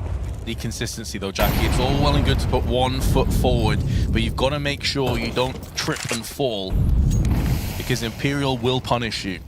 Your money still far from ideal. Imperial could still crack off 2 or 3 rounds in a row. And it's such an explosive team as well, which will take the fight to you. They're not going to allow you to take any pause for breath. Vinny up against the Worlds, and he will die without getting any real damage done in return. A free plant for M80. They're gasping for breath at the site, but they're only getting depth as he finds the entry there. You've got this one in the palm of your hands. You can see with the posture already from the CT side, feeling very uncomfortable with the economy and the risk of going for this one if you do lose these weapons off the back of the round. So a third now on the cards for M80. This is a big response. You said consistency. They needed it, at least bridging the gap by finding 2 rounds back-to-back. It's going to make it a lot easier for them to actually have a relatively solid T-half here if they can keep building from this. And they may have found a little bit of weakness. And I'm not saying that Vinny by himself is weak. I mean, he is playing out of his mind again with 10 frags, but he is playing A site completely alone. That's not necessarily crazy unorthodox plays, but typically you have a player that is going to be that quick rotation from Temple or Cams that will help out your A player. Imperial not really opting for that. They're deciding to go for more aggression in middle and stacking a lot more players on the B site. It feels like M80 have made a good read here, Jackie, and they're now trying to exploit it. That's what it's about, finding the weakness. You can find that weakened knee, you can target it again and again. Phelps head and shoulders above the rest in terms of the ADR at the moment. Proving it with his KD as well, 10-4 for the man. It's been pretty strong in some of these plays. Vinny with the early utility. Flash out the window in case they're coming for a quick pop in towards carpet sides. And Decency again, aggressive towards middle. Smoke is broken and he goes down with it. Disappointed with that outcome. He's just gift-wrapped a free kill across, and Malbs, he may have had a slow start, but he is going to punish you. Eventually, he will find and zero in on his targets.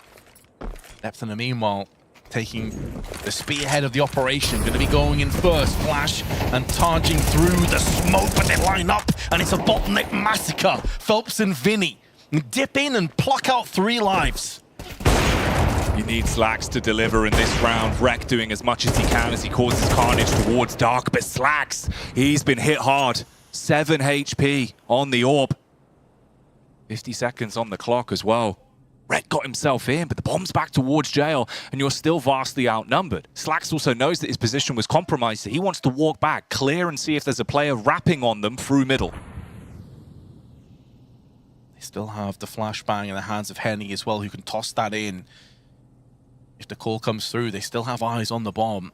This is a very difficult situation to see how M80 get anything done, and I think the fact that Slax is already backing off the T-spawn has given us the read of what's coming up. It's going to be a save. It will be a 6th round to the Brazilians. And although M80 got a bit of consistency, it's only 2 rounds back-to-back, and that may not be good enough, Jackie. You need a whole lot more. It's that T-side especially. You've got to set the pace of the game. Find an opportunity to feed the hot hand. Few players living the high life at the minute for M80. Rex had some nice clutch play to him.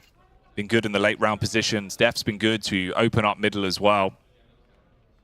You need the 5 fingers on one hand going up against Imperial, as right now it seems like anyone can pick up the baton and close down a round even with a disadvantage. I saw Henny on your screen briefly there. It's been a long time since he was at his peak of Counter-Strike back at Krakow. Another PGL major, of course. How things have changed since then. Still quick with the AWP, of course, but he's not really been required too much in this game. 5 and 2, hasn't seen that much action. But he is a real talent as well, by the way. Still a threat with the AWP. Still can be a nuisance. Well-placed Molotovs, forcing back the T aggression on mid. They could be running right into the hands of Phelps as well. He walked out through the dark smoke. He's gotten so close. He could just play on the off angle behind a pillar. They're now focusing on the other man inside of dark. You're going to overextend, get some free pickup, even damage onto the second. No way can just retreat back to the site now.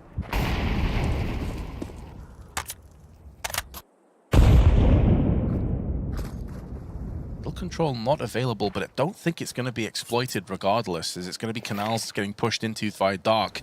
Henny needs to tread lightly, could get caught here.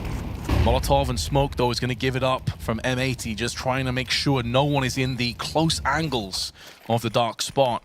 They back away, and Henny decides he wants to get aggressive. He's actually pushing towards the T's, and this may catch them off guard. Pre-scope for so long, there's no audio cue. It's the timing on it, though. The opportunity to strike expires. Decency towards middle, adjusts the crosshair in the nick of time, finds the headshot onto Swisher. And now with a very limited amount of time on the clock, you've got to bombard out towards A. Vinny lines them up, and Rek unfortunately takes down Malbs in the carnage. Imperial with 7. Vinny with the mischief, weakening up the first player, so there's a TK on top of it. Robbing him of a double, but he will not care one bit. M80 with the timeout. Find themselves up against it, and this is where you're looking at Depth, who's had such a lot of fingers in multiple facets of this team, as you mentioned, coach into IGLing. So they're going to be looking on him to come out with some masterful course corrections here. But even that, I mean, their economy kind of sucks as well. I just realized, you know, on T side, you've lost a bunch of rounds, you're 7-3 behind. You can't even muster up like a full-on purchase here, realistically. Galil's, oh, that's rough. Yeah, just bits and bobs, whatever they could physically find down the back of the sofa at this point, going into the next round. You feel for Slax as well. He's been very unfortunate for the positions he's found himself in, where it feels like you're always getting first picked. You imagine you're going to be getting so frustrated, right, when you know you can be the difference maker with the AWP, but it's just not hitting. There was a bit of a back and forth there between Slax and Def during the timeout as well, trying to figure out where we can activate him. And now, ooh, on the crossover, Rek thought he had beat the timing, but he's been turned into a pulp. Worst possible start after a timeout, after getting together a buy. And yeah, Slack 0 and 8, I mean, it's never ideal, but that's the nature of Anubis T-side AWPing, man. Like, it reminds me a little bit of Inferno sometimes, where the opportunities are few and far between, and you really have to capitalize. And Imperial are playing a style that really doesn't benefit the AWP at all. Out they come. Depth deals with the first, and Decent T doesn't have any reason to go in for that peek. He has Henny watching the cross.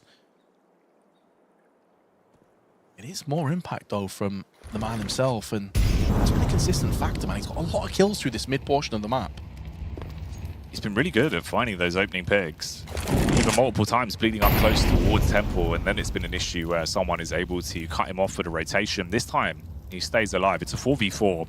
They've gone back for the late execute on towards the B site. Smoke comes over. No way he's going to be combing this across. Has to play to survive here and delay, really, buy time for his team. One frag's good. If he can get two, he's basically guaranteeing it now. Cavalry's going to run on over. Spray doesn't quite connect. Trade through the broken smoke, though, and it's down to Slacks. No way went above and beyond there, man. 2 kills and a ton of damage on the third player. What a shot from Slacks. As we were mentioning, this guy is a beast with the AWP when he gets a chance, and a chance he has to carve a path back into this round. It's a battle of the AWPers. 3 kills in this with 13 seconds, though. Oh, and he has to cross to get the bomb. Oh, how brutal is this? Slacks is going to be feeling it. Adrenaline surging through his veins, but he's going to have to tap out and save.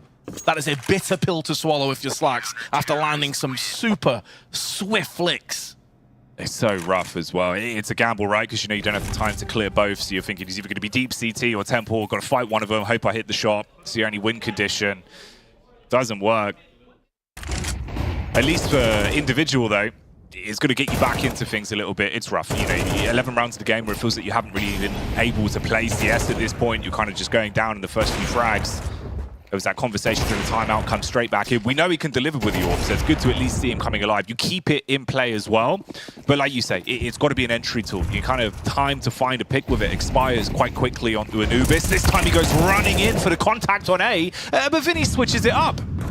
Yeah, so do Imperial. They send 2 players out on A main this time as opposed to the 1, and they get the hit and run they were looking for. Imperial, they're not just winning the duels, man. They're winning this game of chess. Yeah. They are out-positioning and out-maneuvering M80 at every turn.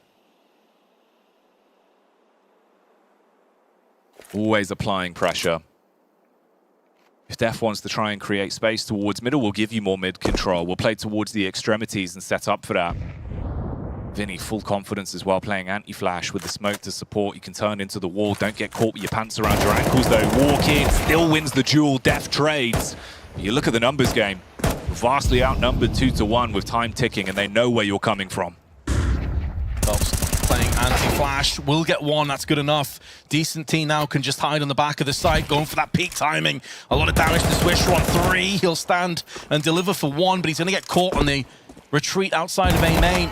Oh, I thought for a second he flipped across to the headshot there, but didn't end up happening. And it's Phelps and Vinny that stand at the top of the board.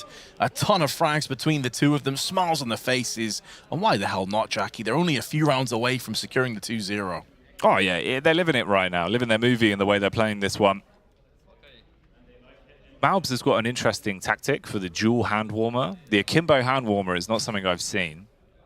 It's quite nice. I'll give him that. It's good form. Is it just me? Like I feel like I've never had cold hands in my hands are always too sweaty, Vince. So I'm going to be honest. They just get too hot. Right. Whenever I see someone using those, I've used them a couple of times just out of curiosity. I'm like, mate, I feel like my hands are melting. Like, I can't handle it. I don't know what it is. I feel like I just run very warm. Hot temperature kills me. Same. I just can't handle it, mate. Same, dude. Same, 100%. It's good, though, because when we're casting, we can crank the AC up. Exactly. We sit here in a little ice box. Love it. Living our dream. Everyone's wearing coats. We're there in a sweatshirt. Right there. Second half goes live. A much-needed pistol. That's the top and bottom of it. Those are the facts for M80. You got to come out swinging. You won the opening pistol. It was a clutch round if you missed it. But now on the CT side, really got to put the foot down here, start to get some momentum back, and it's mid-control for Imperial. Certainly is. They're just rushing straight up mid round the back, showing no respect whatsoever, and Phelps is already in Temple. Rex like, hold up a minute. I thought this was the CT side we're playing on, and suddenly they've been forced back, and the T's just splatter outside of Temple, dealing fatal damage, and already secured a bomb plant. You got a backstab as well. Everything's just lined up for Imperial to clothesline this one. It's all down to Depth with a P2K. Slays onto the first as Henny gets B-Henned. Ooh, flash around the corner. A little bit of a bait. It's just the smoke. Triple peak to secure it. And that one goes the way of Imperial. Oh, and with it, potentially the entire map capsizes on the side of M80. You assume they're probably going to go in for a force here. Some pistols, maybe a scout in play if Slacks is feeling it. But yeah, I mean, that was a really nice tactic from Imperial, just the run and gun kind of aggression. I suppose it's kind of reminiscent of the all-around-the-world tactic from Overpass on the T side. Like, we're going to go mid, down connector, through onto B side. Here it's mid, through Temple, onto the B side. And there's nothing that MAKD could do about it. They do have the scout in play with some pistols, but oh, it's looking dicey. It's a bit of a gamble. There's at least an initial tag there. Bit of damage onto Henny, softening him up. If he walks into the scout, could be a different story. Slacks had a read on the expected peek from Phelps. Bomb looking to cross as well. You can hold this back, force him to go for the longer wrap round through carpets or through the wall. So that one not really softening Phelps up enough to be converted by a pistol. It's one of the other advantages to playing the Galil. The extra 5 bullets allows you to just tap a lot more frequently on situations like that. And it just softened up. Slacks down to 10 HP. You cannot afford to re-peek again. This puts Molbs into quite the difficult spot, but he does have Slacks coming in as well as a bit of backup. Molly's raining onto the site. What a shot that is from Molbs. Surgical precision. Oh, and a second one as well. Molbs is continuing to turn the knife to Scalpel, but no way is going to come good eventually. And Depth has been sent packing from the backside. But so much damage has been inflicted across to Imperial. You slowed them down, you've done a lot of damage, but you've just got to convert off the back of these tags. They're going to be paranoid about the re-peek from Deft towards the backline. Swisher's Molotov burns Vinny out of commission. Swisher, he's got a pistol in his hands. Deft just trying to toy with them. No way gets things, but now you've got to shut it down with the Deagle. Flash round the corner, time ticking in the back of your mind, sticks to the blaze, strikes on the first. Henny playing so far, but he's going to be smoked off. You've got a bit of room to breathe on this one now. Jumps on the bomb to bait him. Will he believe it's a full commit? He doesn't. Oh, Swisher with the right call, but not enough time. And Henny did not bite down on that full defuse for 1 second. I suppose that's another situation where when you have such a vast lead like this, Jackie, you can afford to take that luxury. If the roles were reversed here, you'd be a lot more desperate on that peak. Yeah, you really would be. They knew they had a buffer. They knew they could play a bit safer. If you lose one round, it's okay. You can still get back into the game. God damn. I'm glad we found out what the medical doctorate was for Malbs, though. It's in Deagleology, Vince. Deagleology. Indeed it was. Unfortunately, though, it was a 2 and done, and it's unreasonable to say, like, Molbs needed more kills to take the round. It was still super close, but that's the game that they've been playing here. Like, Imperial have been so ruthless. Like, you knock one of them down, there's another 3 Brazilians there to just pick the flag back up again and run forward straight to your face. And it's those 2 of Vinny and Phelps, as ever, breathing down the necks of M80. Slacks has been wrecked again, and they're already spilling out to the site. It's too easy, no way. Just walks it through onto Jail, gets one, and traded back out again is Swisher. Tried his best on the flank around the back of Jail, sets it up for Deft to potentially do damage, but the problem is they're so far away. It's an MP9. If you're up close, it'll wreck you, but from this distance, the Galil's going to be favored every damn day, and Decency's just holding for it. Wants to isolate him, pop flash over the top, but he peeks in and falls down. Slacks again in a situation where he has to clutch this to starve off match point, but it's a scout this time, not the AWP. I think it was 2-pronged. The Depth was trying to see if one of the players was anti-flashing and get a sneaky peek, but also he was alleviating the pressure for Slacks to cross the smoke and not get wall-banged. The downside is, because he's died and there's so much time left, it's like, yeah, Slacks, you've got B control, mate, congrats. It's going to be an A plant anyway, so your job's half, not even half done. It's only just beginning. They can clear Temple here, have a little bit of a look towards the lip, walk their way down through camera. They've got time to clear out the site as well. Spot Heaven, make sure Fishtail's clear, then hard commit on the plant. His window of opportunity to strike from A-main is there, but it's going to tick away. It just depends if Henny gets around the corner quickly enough, walks into the scope, and now it's a 1 versus 1. He has a Molotov as well here, Jackie. And that's going to be to the back of the site. This is winnable now. It forces out the team, but he misses his shots. Oh, he gets punished. That was his chance. He played it perfectly, but stumbled on the final hurdle. Well, that stings. That really does sting. You could see it with the body language as well, man. Trying to shake it off, get himself back in the game, keep it going. That's such an unfortunate clutch. For Imperial, though, they're going to be taking these to the bank every damn day. Another one they walk away with in the dying moments of the round that just keeps putting more pressure on it. And now you're sat there knowing, all right, we've got, what, 9 rounds to work with here before we even really have to worry. Let's just close this one down, boys. Get another win under the belt. Yeah, they find themselves up against a real rough purchase as well. The HG's going to do quite a bit of damage. MP9 behind it as Phelps gets winged, but no way. Just keeps the pressure applied and shuts it down with 2. And that should be the curtain beginning to come down. Slacks can maybe give them a little bit of staying power into this round, but he's now been Molotov'd out of position. It's looking like it's the beginning of the end. Stuck for at least another 2 seconds before the molly fades. His teammates scubbling up towards CT. Maubs with a deagle in his hands. He's been impactful with it, but in this one, you're so vastly outnumbered that it's just a matter of seconds until it should be an Imperial win. The retake has to be flawless, and they're falling. They go down to the task. 13-3, Imperial take it cleanly. That is an excellent performance on the side of Imperial against an M80 squad that was made to look ordinary, but we know that they're a solid unit. We know they're a solid outfit. They're just comprehensively outplayed and beaten.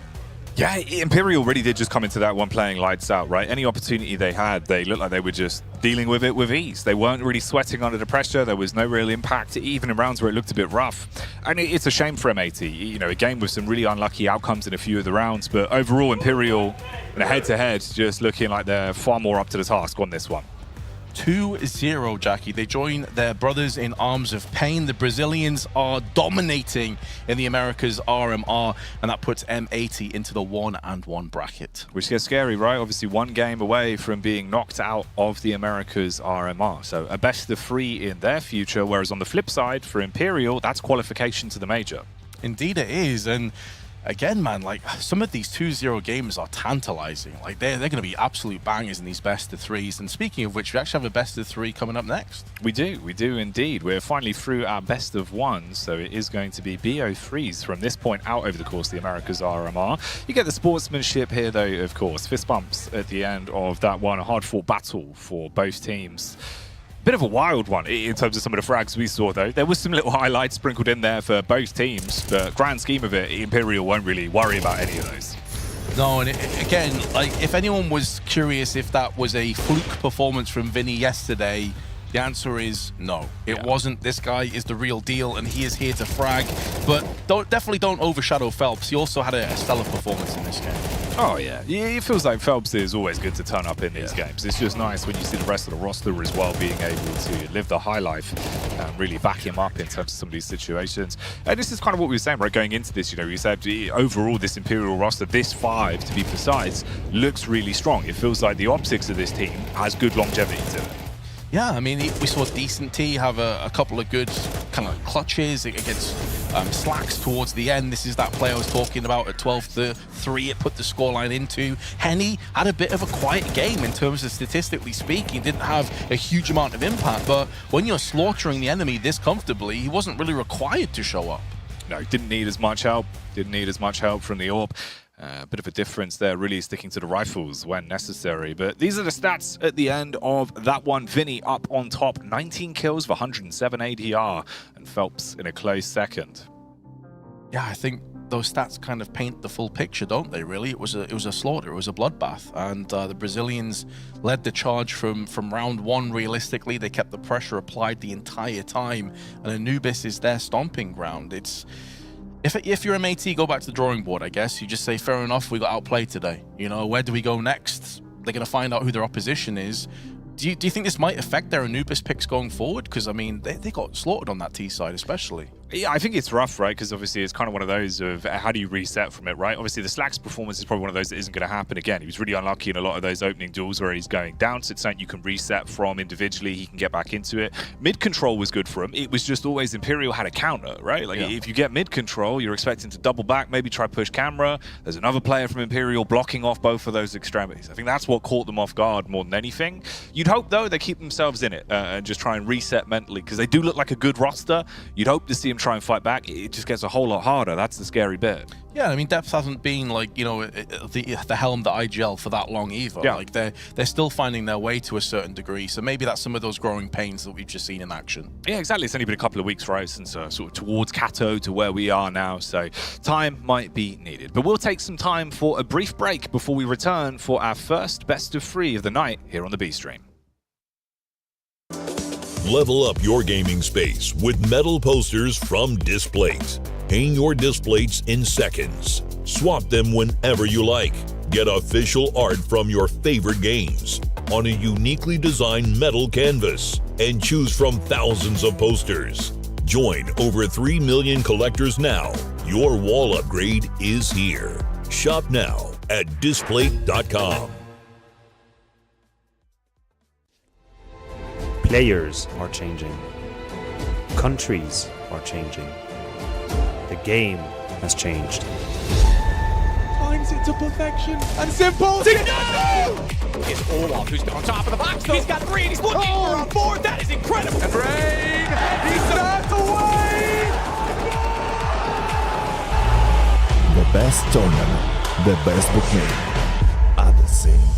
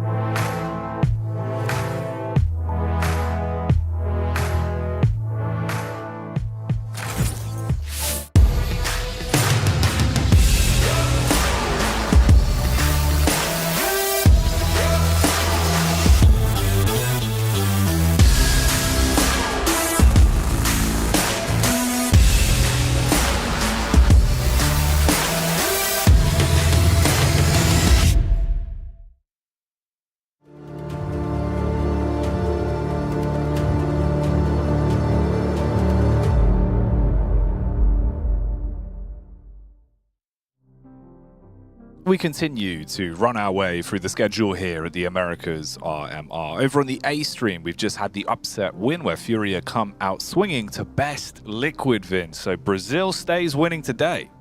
Yeah, they just can't lose, man. So it's another Brazilian team in that 2-0 bracket to join Pain. And like, it's just crazy, man. Imperial, Pain, and FURIA already. Like, Brazilians rejoicing. Oh yeah, the entire nation has got to be living at large right now. Twitter must be blowing up, man. And rightly so, right? The teams look sick. They're speaking with their actions on the server, and that's what matters. We get a little bit of a different flavor here on the B stream, though, as we finally find our way into elimination territory. Now, best of threes, of course, you go 0-2, you are out of the Americas RMR. Two teams that had very different opening games come head-to-head in this one. Yeah, exactly. Red Canids got obliterated. Let's be honest. They got destroyed. Sorry, not Red Canids. Wild got wrecked by Red Canids. 13-1. It was super one-sided. It was really difficult to watch. Whereas Bestia took Liquid 13-11 on Inferno and nearly got the job done, and probably should have, in all honesty. Yeah, if I'm speaking candidly on that one, I genuinely thought Bestia had it. It looked like it was a game where anytime there was a clutch round, Vince, and there was a lot of them, you know, we were talking, what, maybe 5 or 6 hard commits on clutches that they won nearly every time, unless one player showed up massively. In the game, it was either Cadian or Naf, you know, that was really shutting them down. Bestia looked so damn good. Yeah, I think if we were to judge how this game is going to go from previous performances, this is a very straightforward Bestia win. However, we know in Counter-Strike that's not how things work. A new day, a new dawn, a new performance potentially from Wildcard, who have a lot of points to prove. And, you know, the thing is, coming into this tournament, I know a few people actually thought that Wildcard were a dark horse to actually make it through the RMRs. You know, Sonic had been playing really well, Infinite had been playing really well coming into this one. So maybe it was just a freak occurrence, you know. They just didn't show up. It didn't quite happen for them. They've had time now to go back to the drawing board. They didn't use that much energy either. They got wrecked so quickly. So there's plenty of things they can go back to and realize what went wrong. There is, and you talk about that sort of, you know, reminiscing on things that went wrong in the past. There's the interesting storyline for Bestie. You can see him here deep in a huddle, everyone talking the camaraderie. The core of this team has been at the Americas RMR 3 times in the past, never made it out, right? This is your 4th attempt, and because of how cutthroat the format is, if you lose this game, you're out, and it would be the 4th mark of them not being able to make it. So taking their time to have a huddle, get everyone on the same page, they know how important this game is. This isn't just a throwaway matchup, this is one of your most important games in your CS2 career. But like you say, Wildcard, they're not a team that we can just look at and say they're going to get steamrolled, they're going to get rolled over. They're going to put up a good fight here. There is talent on this roster. I agree with you. I feel like yesterday, in terms of the overall game, it was a bit of a fluke. If anything, it looked like they had anti-stratted a little bit too hard in some of the rounds we had seen.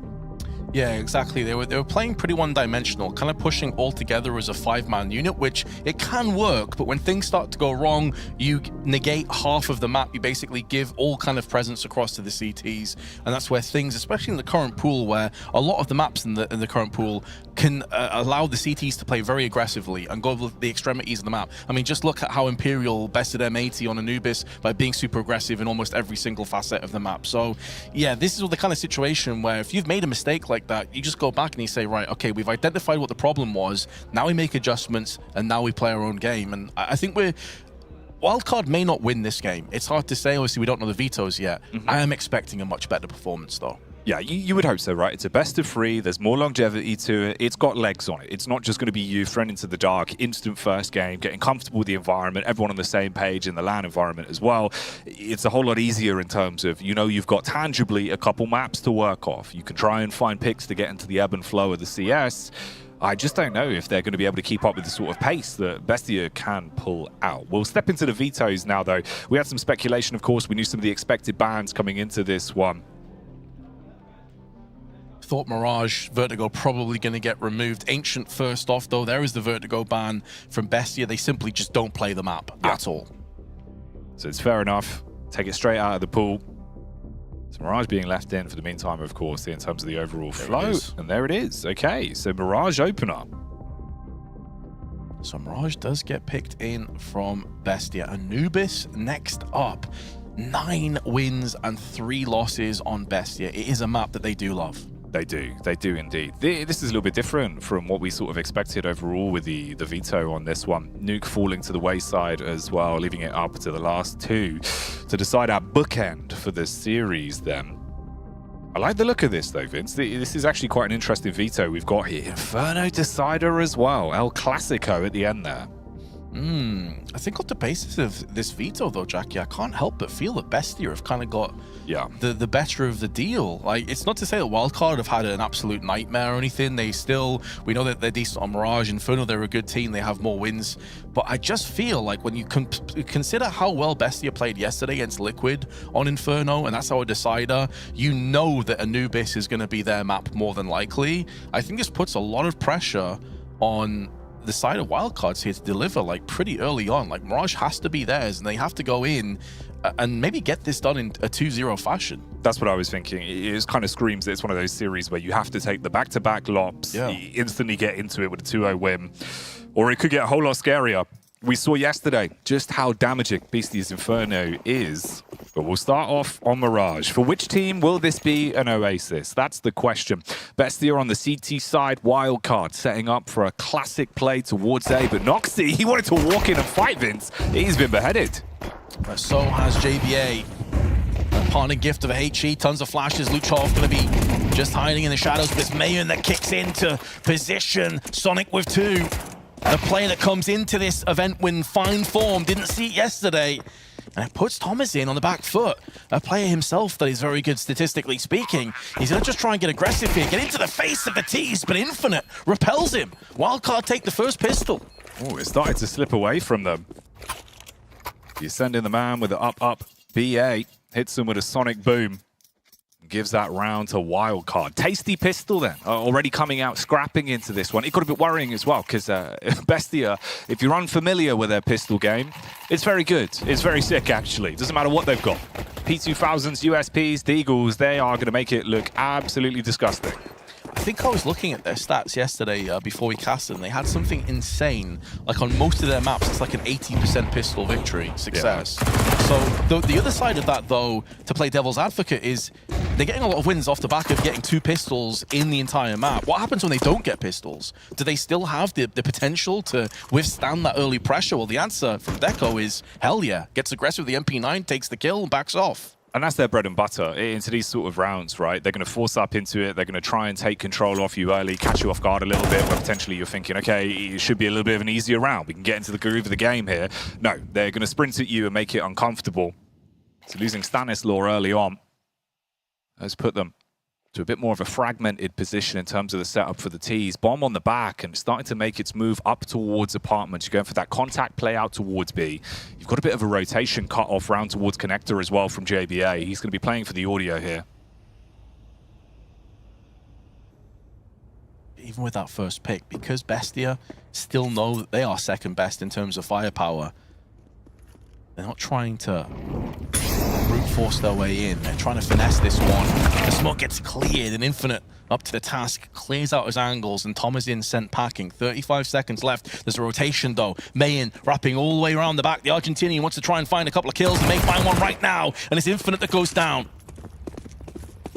They've quickly scurried their way over towards the A site, knowing there's now a gap, and they hard commit on the bold plant for short. Deco's there, but he's caught off by Slight. If he extends round the corner, he'll be slain.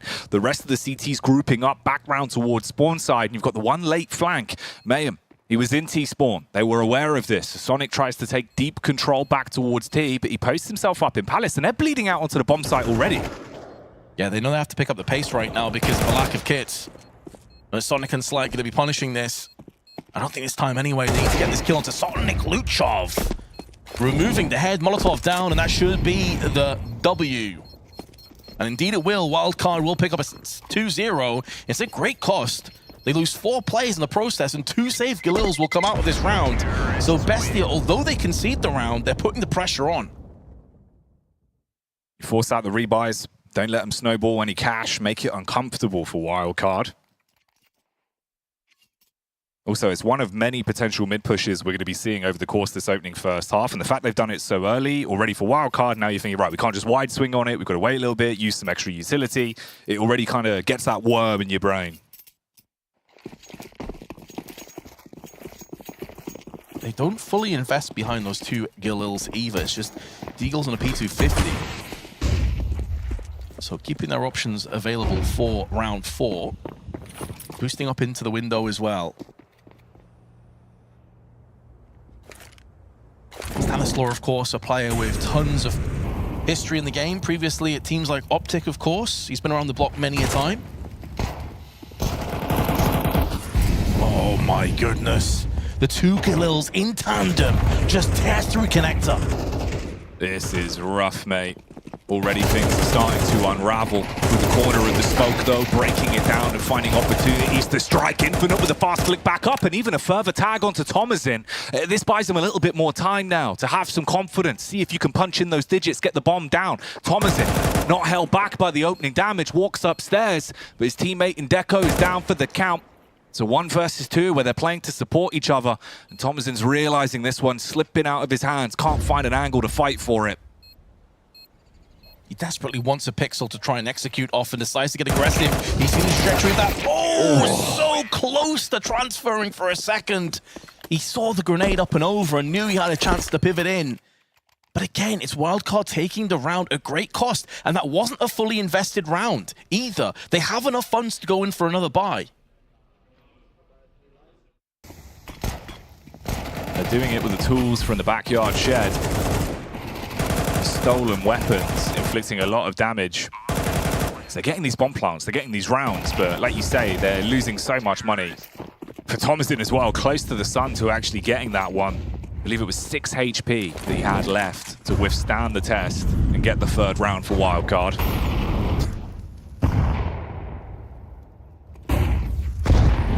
Flashes out behind the smoke. They'll use that as a shield to get across the mid boxes. You did highlight before, Jackie, that Bestia are very happy to go for these mid pushes. This one's going to end in a bit of a stalemate, though. Neither team succumbing to the early pressure. The AWP from Noxy had quite a bit of impact yesterday against Liquid with this very weapon, but it was Cadian that won out on most of those trades.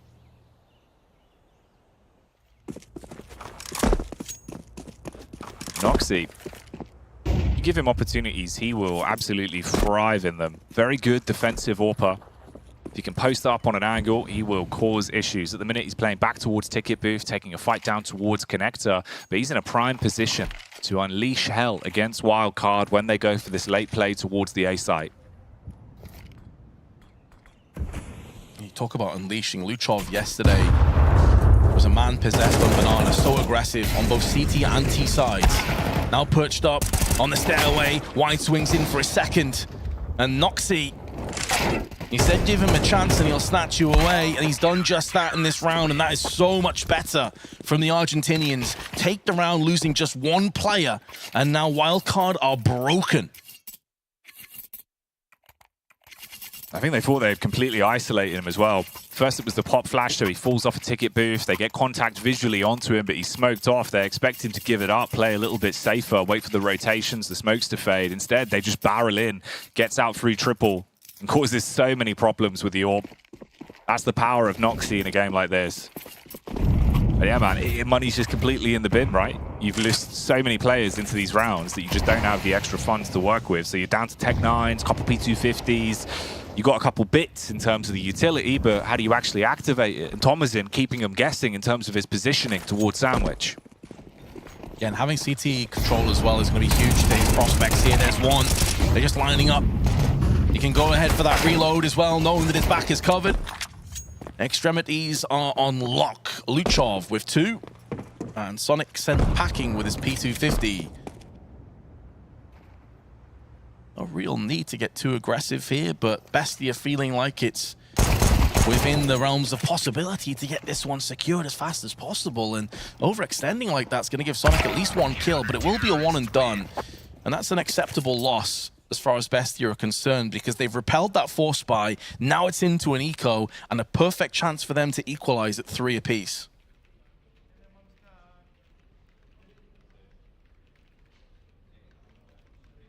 I was up against a far weakened Wildcard in terms of the cash. You get another one for free. That's just how much damage was done to that T-side bank. No additional benefit here either, of course. Everyone below 2K across the board nearly, so you can't afford to even invest into the P250s or a flashbang to set you up. It's just going to be a bone-dry play. Default a little bit, take some time to talk, figure out what you want to do going into the buy. Hope maybe the Glocks find 1, 2 kills at best.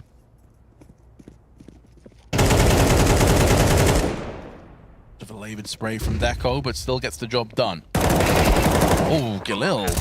There's a target-rich environment. They managed to sneak the bomb plant down, though.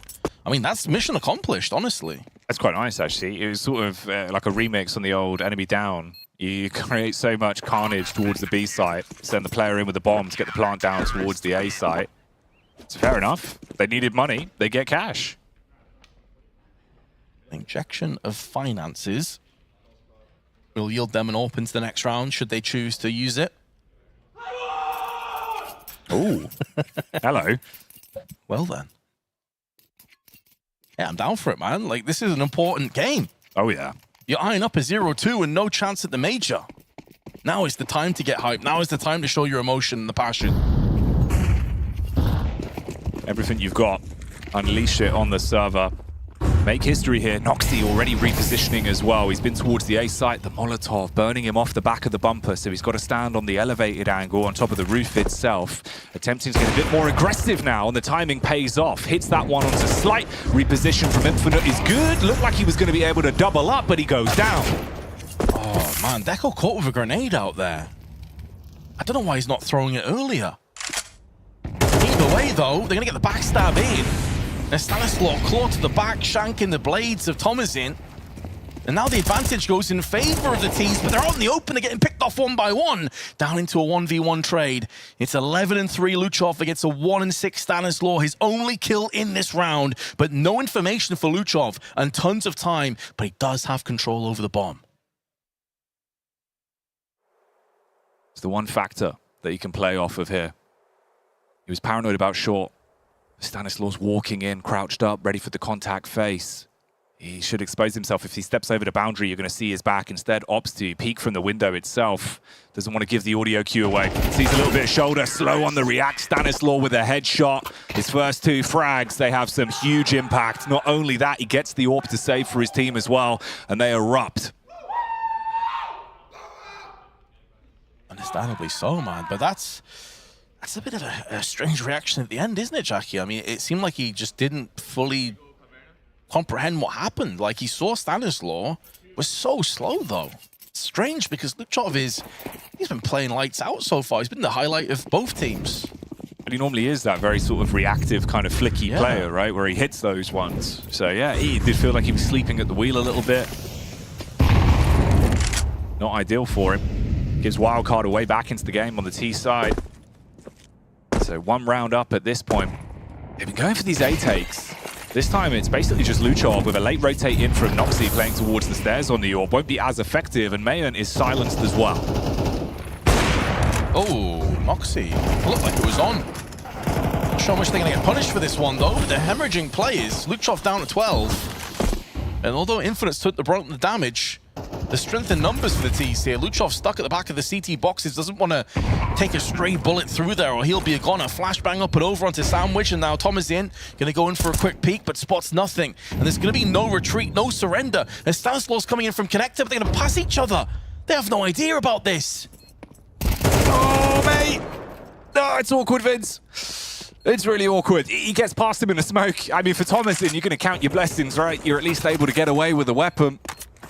God damn. Oh. Send shivers down you, that one. It's a bit awkward. A Wildcard will be off to a 5-3 lead. And Bestia have had chances. I mean, I find myself saying the same thing as yesterday against Liquid. It's like they've had multiple opportunities to extend their lead, but they've just not quite been on point to deliver. But we said we wanted to see a better performance from Wildcard. We wanted to see what these guys are actually capable of. And I think we're seeing glimpses now. We're actually seeing them arrive the way we expected yesterday. That's a cute little teddy bear that he's got there on his desk. It is fun. We've seen a lot of different talismans from players over all of the RMRs. I think my personal favorite was the fact that Snacks literally just brought an apple. Massive apple from the hotel breakfast. Yeah. I saw some people were confused by it as well. You know, the history event. Yeah, how to tell me that you need to Counter-Strike without telling me you need to Counter-Strike. Yeah. Why Snacks got an apple? Oh, he just loves fruit, mate. He just loves them.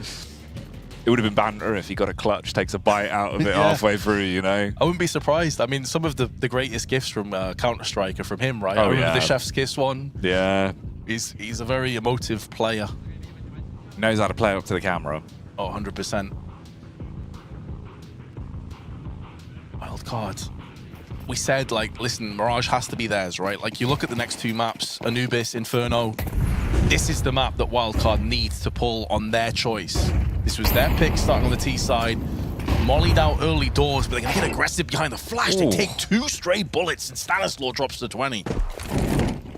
That is not the best trade in the world. You can have mid control, but we're going to take all of your health away. Response with a nade here on the contact peak round from Infinite. It goes wide, won't connect. Thomasin's able to back off, play underneath the window with support of Deco on short, and the T's don't feel too comfortable after the initial pressure applied on B. For all the chances that Bestia have had, these are the kind of opportunities that you need to grab with both hands. They've been so close and yet so far, so many times in RMRs.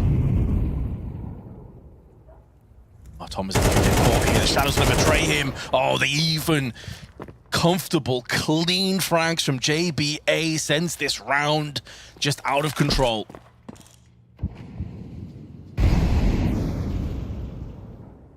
It's a lot of damage, but you've got to actually convert those into kills now. Mayan plays his card, but it's down to Noxy to defend. He is the stalwart defensive B. Finds the flick down onto the headshot of Stanislaw. At least hits that one. But everyone else comes running out at the same time. For Mayan, the opportunity in the round is dead and gone. Wildcard leading by 3 rounds now, Vince. And that was an uncomfortable start. Yeah, Stanislaw took the bullet through the smoke to the dome, dropped to 20. I believe it was also JBA through a middle that got wrecked as well through a smoke of his own. So the fact that they were able to make moves into ladder room, JBA gets 2 from that position and a 3rd in the round overall is impressive. But on the other side, you're looking at Bestia and you're thinking, guys, like you actually made inroads for yourself. You created vulnerabilities and softened targets and didn't really do anything with it at all. Additionally, like, where are the mid pushes? Where's the aggression through, like, Palace and Main? It feels like they're giving a lot of respect across the wildcard here.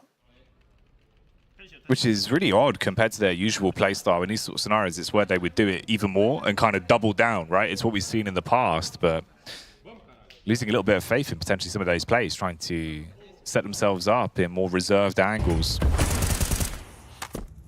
Rough as well. You think about how much invested into that round is now just left cold on the ground off the back of the plays. So fair enough. Take the tactical pause. 2nd of the 3 already used over the course of the 10 rounds. Yeah, definitely an understandable decision, especially as their money is also in a bit of a weird spot. Main has the M4, but then you have Noxy, could maybe go for like a glass cannon. Luchov could force out. Thomasin and Deco would be down to Deagles, maybe 5.7s, MP9s. Definitely not an ideal situation to find yourself in if you're Bestia here, 3-6 down. They're going to drop the M4 across. Luchov has bought behind it. They are going to go in for the full purchase. They can manage to wiggle around 4 primaries. You could argue the MP9 is a primary as well. In the right hands, it can shred, absolutely. So a better buy than I was anticipating, but it is at the cost of some utility. So Bestia have gone all in here. They've put their chips on the table. They said, right, we believe in ourselves. You've got to get results from here on out, though. Otherwise, this could easily be a 9-3 half.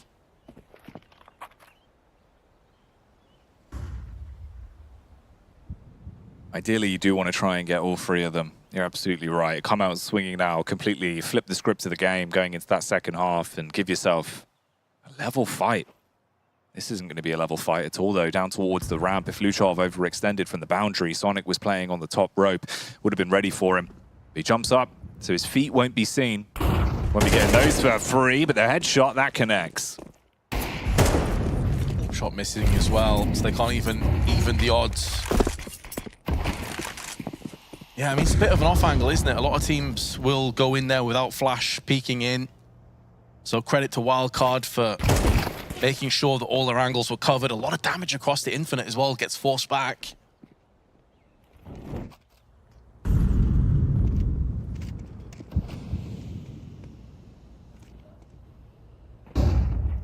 "40 seconds on the clock now. JBA, he's made his way down middle. But this is the important piece of the puzzle. Thomasin, depending on the timing, he could have so much impact here. Starts running towards the door. Sonic peeks into it, hits the headshot. Bomb is now on rotation in towards the B site. You've got top mid covered as well, and the late lurk from Infinite pays off. Noxie's been in this position time and time again. This time, can he change fate? Oh, missing that second shot's going to cost him his life. Yeah, I think Thomasin is tilted off the face of the earth at this point, because the second he starts to run, he gets wide swung, insta-killed. The audio giving him away from a good 5 or 10 meters. Well, I think what he was trying to do is to wrap around quickly. They may have anticipated it could have been a call. I'm not sure what the comms were like, but it seemed to me that they assumed it was going to be an A hit, and he wanted to quickly wrap around the back of them and shut it down before it got started. It's easy, the hindsight and benefit of us seeing, you know, all the moving pieces. From his perspective, though, that's got to be so annoying, because he made every decision correctly. And you nailed it, Jackie. Like, there's another world in which he plays that slow, he gets wide swung, sprays down, bomb gets dropped, and he's in a position where he can just win the round. Didn't quite work out that way, though. Yeah, could have slowed down the push so much more for B as well. It sets up Noxie. Doesn't work out, though. Trying to keep themselves focused, fist bumps come out. And the limited aggression that we have seen, that's not been working for them. Whereas it's Wildcard, they're getting more and more confident in their T side now, being vocal. Commanding respect in this game. Round 11, it's so broken for the CT side as well. Deco's the only one with a hero rifle, everyone else just on the pistols and utility. It's great to see, though, Wildcard not completely deterred after that very rough performance yesterday against the Red Canids. They came straight back in, utmost faith in their own abilities, showing us why they're a team that a lot of people had expectations of. I mentioned before, like, some people are telling me that this is a dark horse pick right here to make the RMRs. The flash is good, but Stanislaw not punished.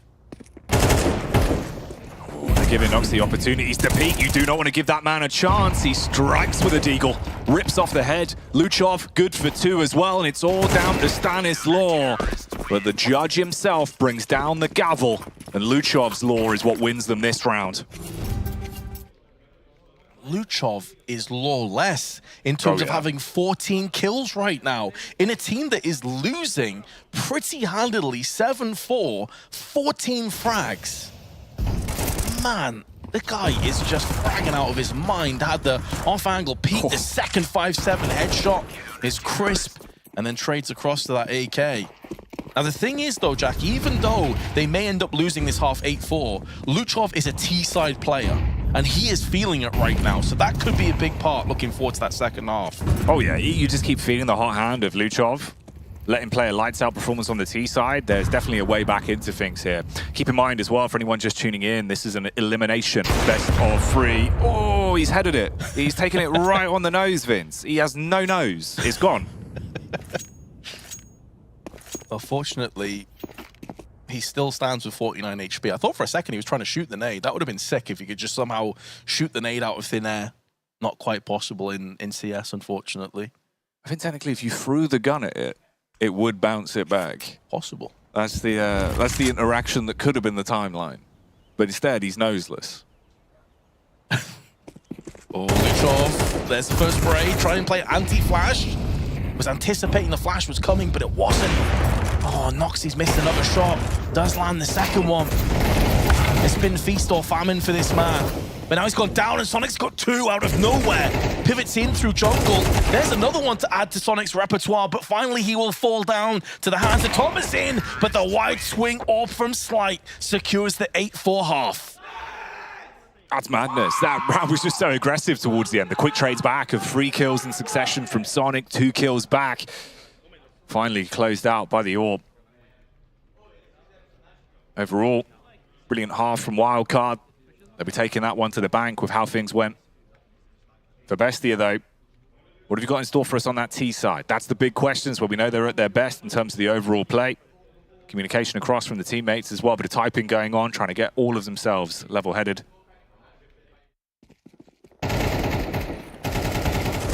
Yes, it's been a bit of an awkward run from Noxie's perspective, man. I mean, he's landed, it feels like he's missing the first shot, but always hitting the second one. The problem here is he had a flashbang lined up, and that's why Luchov was playing anti-flash, but the flash came like 3 seconds too late. So I'm not sure if the comms are off, if Luchov maybe wasn't on the same script as you know, the flash coming in from Noxie, but the end result is that he's basically left by himself to fend off against 3 oncoming Ts. That's all in the past, though. In the here and now, Bestia find themselves on the T side, 4 rounds behind, and they could be walking into the Julie's range here. Slight has them posted up on the balcony.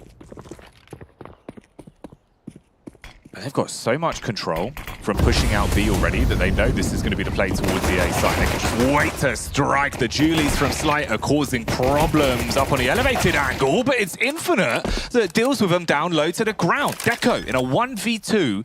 He isn't going to be aware about this fast flank either. Sonic has been so speedy on this one, and he's already coming up ramp.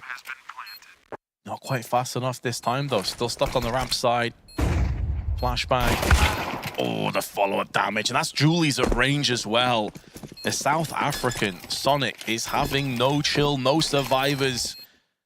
He's taking no prisoners. Wildcard, double up their pistols. 9-4 in the lead right now. But the post plant does afford luxuries. It affords a couple of options for Bestia. But man, you're seeing a reinvigorated Wildcard from yesterday. Like, this is a very different look. It is, man. It's one of those as well, you know, when you look at things, you think for Bestia coming into it, they had the huddle. It looked like everyone was trying to really get themselves zoned in. For Wildcard, they were sat in the chairs, ready to play. Everyone's just absolutely coming out, swinging in terms of the game. When they've had reasons to get vocal as well, they have been. And we said, overall, when you look at it for what it was with the veto, this is a series really where Wildcard needs to come out swinging from Mirage, bleed that into the second map, and try and close things down as much as possible. And we've been talking about some hype plays over duration and looking at the reaction. Slight seems to be like one of the hypest out there. Like every round, he's pumping fists, he's screaming. I'm not sure if I read it wrong, but it almost felt like at the end of the half, he was shouting at the opposition. Almost like Stanislaw gave him like that parental look, like, settle down. Calm down now. It's fine. Don't take it too far now. Yeah. You've had your fun. Come on. Your hand back on the mouse. God damn. We've got a game to win. And that really is the focus they're going to be keeping their eyes firmly peeled on. It's 9-4. There's the investment back from Bestia. Galil's across the board with 2 smokes and a single HE. Meanwhile, Wildcard, they're armed to the teeth. The Warlords of the CT side are ready for the clash. Well, fortunately, you'll be bereft of any Kalashnikovs in this round. Bestia with the Galils. 35 bullets apiece. Tons of bullets available to the Argentinians. But it's the utility or lack thereof that could be a problem. Oh, that smoke. Not ideal at all, is it? Got an afro on it. Oh, but there has been a response straight back onto Slight on the overextension from Connector. Sonic, though, is the bait and switch. Back turn, burns his way through 2. That's another hat trick into the round for him. He's really providing the death right now across, and the misery and the destruction across the Bestia. Coming into this tournament, Sonic was on I think it was a 1.25 rating, if I'm not mistaken. He was very high up there in terms of the performances. So much so that some people were saying that he himself could very well carry Wildcard across the RMRs. And although we didn't see that yesterday, today we're seeing glimpses. We're seeing what people are talking about. It feels like he's been consistently getting multi-frags round after round, whether it be the T or CT round half. That blue hedgehog has still got some fight left in him. Round 15 then. It's still so broken. Wildcard have every advantage into these fights. For Bestia, what do you get done here with the pistols? How'd you play off the back of the hero AK on Thomasin and attempt to activate him to actually find a round win on this one? You don't want to let it slip by. It'd be an 11 for Wildcard. They'd be set up to close it down on the first map. And Infinite, he's got confidence. Very aggressive, but it could end up being too much. 3 kills. They just line up. Just had to hold left click. And the A1S did the rest of the work for him. Although there's an AK and M4 in play, it's so much cost to the health and the players of Bestia. probably doesn't really matter a great deal. That rating I was talking about is the previous games coming into this tournament was where Sonic has really been setting the scoreboard alight. Often with Infinite, the two of them have been in tandem, just destroying teams. And although Infinite may be on the bench momentarily, you'd assume that the rest of his teammates are going to pick this one up. It's down to Sonic, may have missed his chance to start off with, but he's weakened up Thomasin, and he has backup from the MP9 of JBA. He's about to rip through some of these players. There's the first. Thomasin was weakened by Mayan. And this round is going to come to an abrupt end. The question is, who is going to claim this last frag? And rotation and play around the back, Jackie. This is GG for this round, and potentially the map as well. Of how it's going right now, it certainly feels that way. Wildcard have been relatively untouchable in a lot of these situations.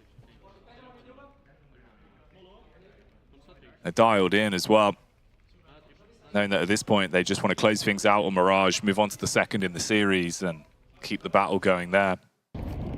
Bestia glancing over at the notes, the preparation going into this first map. It's been so hard for him to really find any kind of footing with the weaponry they've had to play with. AK's at least back out this time. Could be a bit of a quicker play towards B, but this is going to cap them off. Stanislav's already down towards the underpass, listening out for this, and can already be the fast flank. He's definitely hearing a lot of information right now. The problem is, though, although they've heard all this intel, there's effectively only one player on the site. He's already been dealt with. Now they have to try and deal with Infinite, though. He's used that smoke as a bit of sanctuary, but Echo doesn't care too much. Deals with them anyway. Stanislaw now on that fast flank. They're not going to anticipate he's here this quickly. And the FAMAS spraying down onto Noxy now gives them a different avenue of re-aggression. It's going to play hell with the trifecta of Bestia players that are on the site. Someone's going to have to watch the apps and that affords safe passage through the likes of Short or maybe on Kitchen side. Deco now moves back onto the truck, and Thomas in close range deals with JBA. Very important kill. Posturing off now to just play for the exits. Wanting to defend when they try and find their way out the site. Slight focusing on just keeping the AWP in play for the CT side as well. Doesn't want to drop that one. But the round, at least for now, goes the way of the T side, getting them back. Another step up the ladder. Far, far away from being able to tie this one up, though. Seems like we've had one player disconnect as well for the Bestia roster. So we will take a bit of a pause on this one, get things sorted out server side, getting back in the action. There's the brains behind the operation, Stanislaw.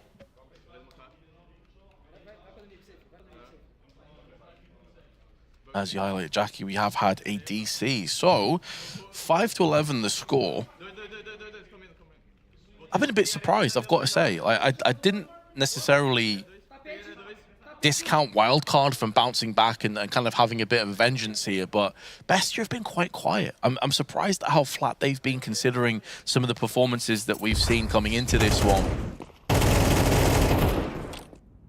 Yeah, it is interesting. Even just thinking back to the veto as well. The fact that Mirage was brought to the table, it's usually Wildcard's primary ban, but 45% first ban rate. So the fact that it's here and they're absolutely playing lights out on it is going to do wonders for them in the grand scheme of things. Leaves a curious mind of how the overall game is going to go, though. The entire series, of course, is still very early. Even once we finish off Mirage, there's a lot more to be said and done before we talk about elimination between either of these two teams. Full execute out towards the A site, straight back into it off the back of the pause, though. They want to catch him off guard with the timing and try and go in quickly, but Slight is that little bit faster. Strikes through Thomas, it breaks the smoke for the reshot, but doesn't connect that one. Very nearly just grazing by. Would have heard the bullet whizzing through the air past the head. And Luchov up close. We said he's a T-sided player. Needs to start having that impact we've been waiting for. Out in the open, is able to scamper away from the toll booth. Not paying the full price. Slight, in the meanwhile, gets bested by Noxy. And Deco's keeping this round alive with Mayan alongside him. Deco, 2 HP to his name, but can keep position on the back of the site and play hell with his retake prospects. The frag's going back and forth, but it's going to favor Bestia, who come out with Noxy and Mayan alive. And more importantly, a 6th round. Starting to get a little bit more shades of 9Z in terms of the way the T side's playing now as well, where it would always just be, as soon as things start to go wrong on the T side, you just default into giving up mid control and just playing for the fast takes, alternating between A and B. It was kind of their bread and butter. You'd seen it a lot in RMRs before. Some similar names here, of course. Going back to that different style of winning the gunfights. Obviously, how many times are you going to be able to do that without any mistakes? So that's the question. It's going to be a really hard game in terms of the scoreline Wildcard have already built up, but at least you get the added benefit of breaking their bank for the first time into the second half. You should be able to find your way to 7 here, as long as things don't go awry. Oh, Infinite tagged down to 31 HP. There is a golden ticket back in here. I mean, Bestia have been up against it, make no mistake, but this next rifle round is going to be on the horizon into round 19. If they can win that, you're looking at a potential 11-9 scoreline, 11-10 perhaps. That's where Bestia start to pick up a little bit of speed. It's been a bit of a collective effort as well in terms of the fragging. It's been quite top-heavy on the side of Wildcard. You've seen Sonic, Infinite. Apart from Deco, everybody is double digits or higher on the T's, and Luchov now making moves slowly but surely up on middle side.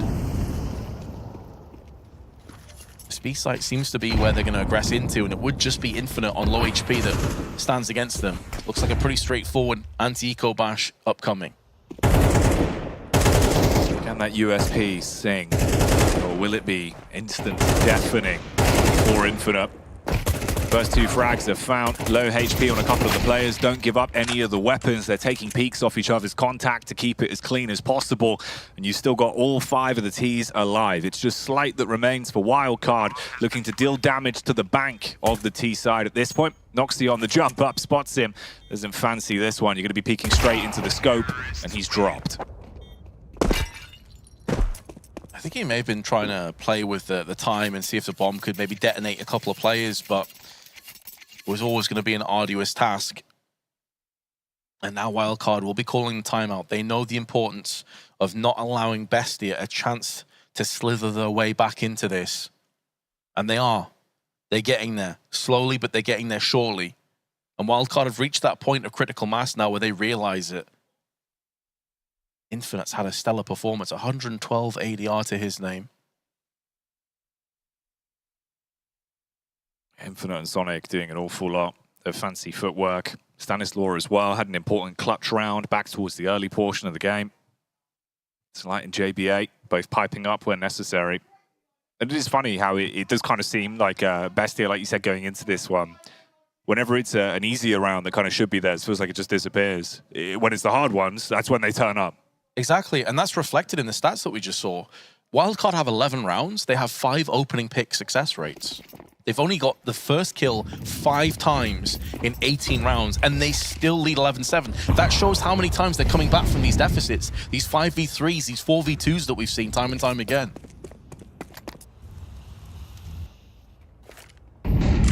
Luchov stationed at top middle with the support of Noxy for the push. They're playing right into the hands of the T side. The flashbang's perfect, but he's mollied out. It's going to take time for the smoke to bloom as well, so this is going to really strip HP off him. Meanwhile, they're just out on the B side. Thomasin has barreled his way in and starts to clash back with the AK. Slays 2 and makes it so much harder for Infinite. He's blind, he's dazed, and he's barely limping away.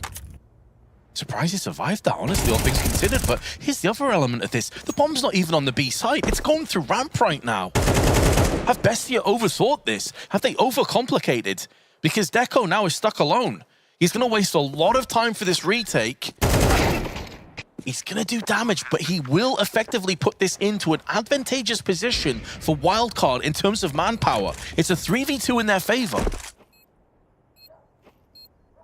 A little bit of double trouble towards CT. Quick peek on the connector, hits the shot, jumps down with the Molotov to block off the angle. If they went through CT, you would have had the rotations cut off by Mayhem, but they realize it's just not worth it at this point. A 2v2 where weapons would be lost, so they fall back for the save, knowing they've got a buffer with the safety net of rounds they built in this game so far.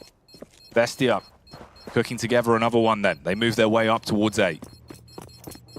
Saw a shot of Warden there in the background as well from Stanislaw's perspective with his head on his hands.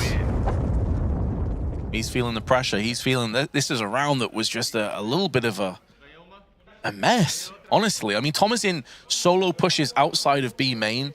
gets the pick out of nowhere. That must have been like a proper jump scare here from Slide's perspective. Gets a second. But the fact that went down into a 3-on-2, that in itself may spell a little bit of problems on the T side of things as well for Bestia. They got the job done. That's all that matters ultimately at the end of the day. But it is 2 save weapons. So it's not as straightforward as Bestia were probably hoping for. And they will call a 3rd tactical timeout as a result of that. I will say as well, it's something that's really interesting. Thomason's pathing on a lot of these peaks, you'll see whenever he has an opportunity to kind of hit his head to go for fast peaks off the back of jumps, he'll go for it.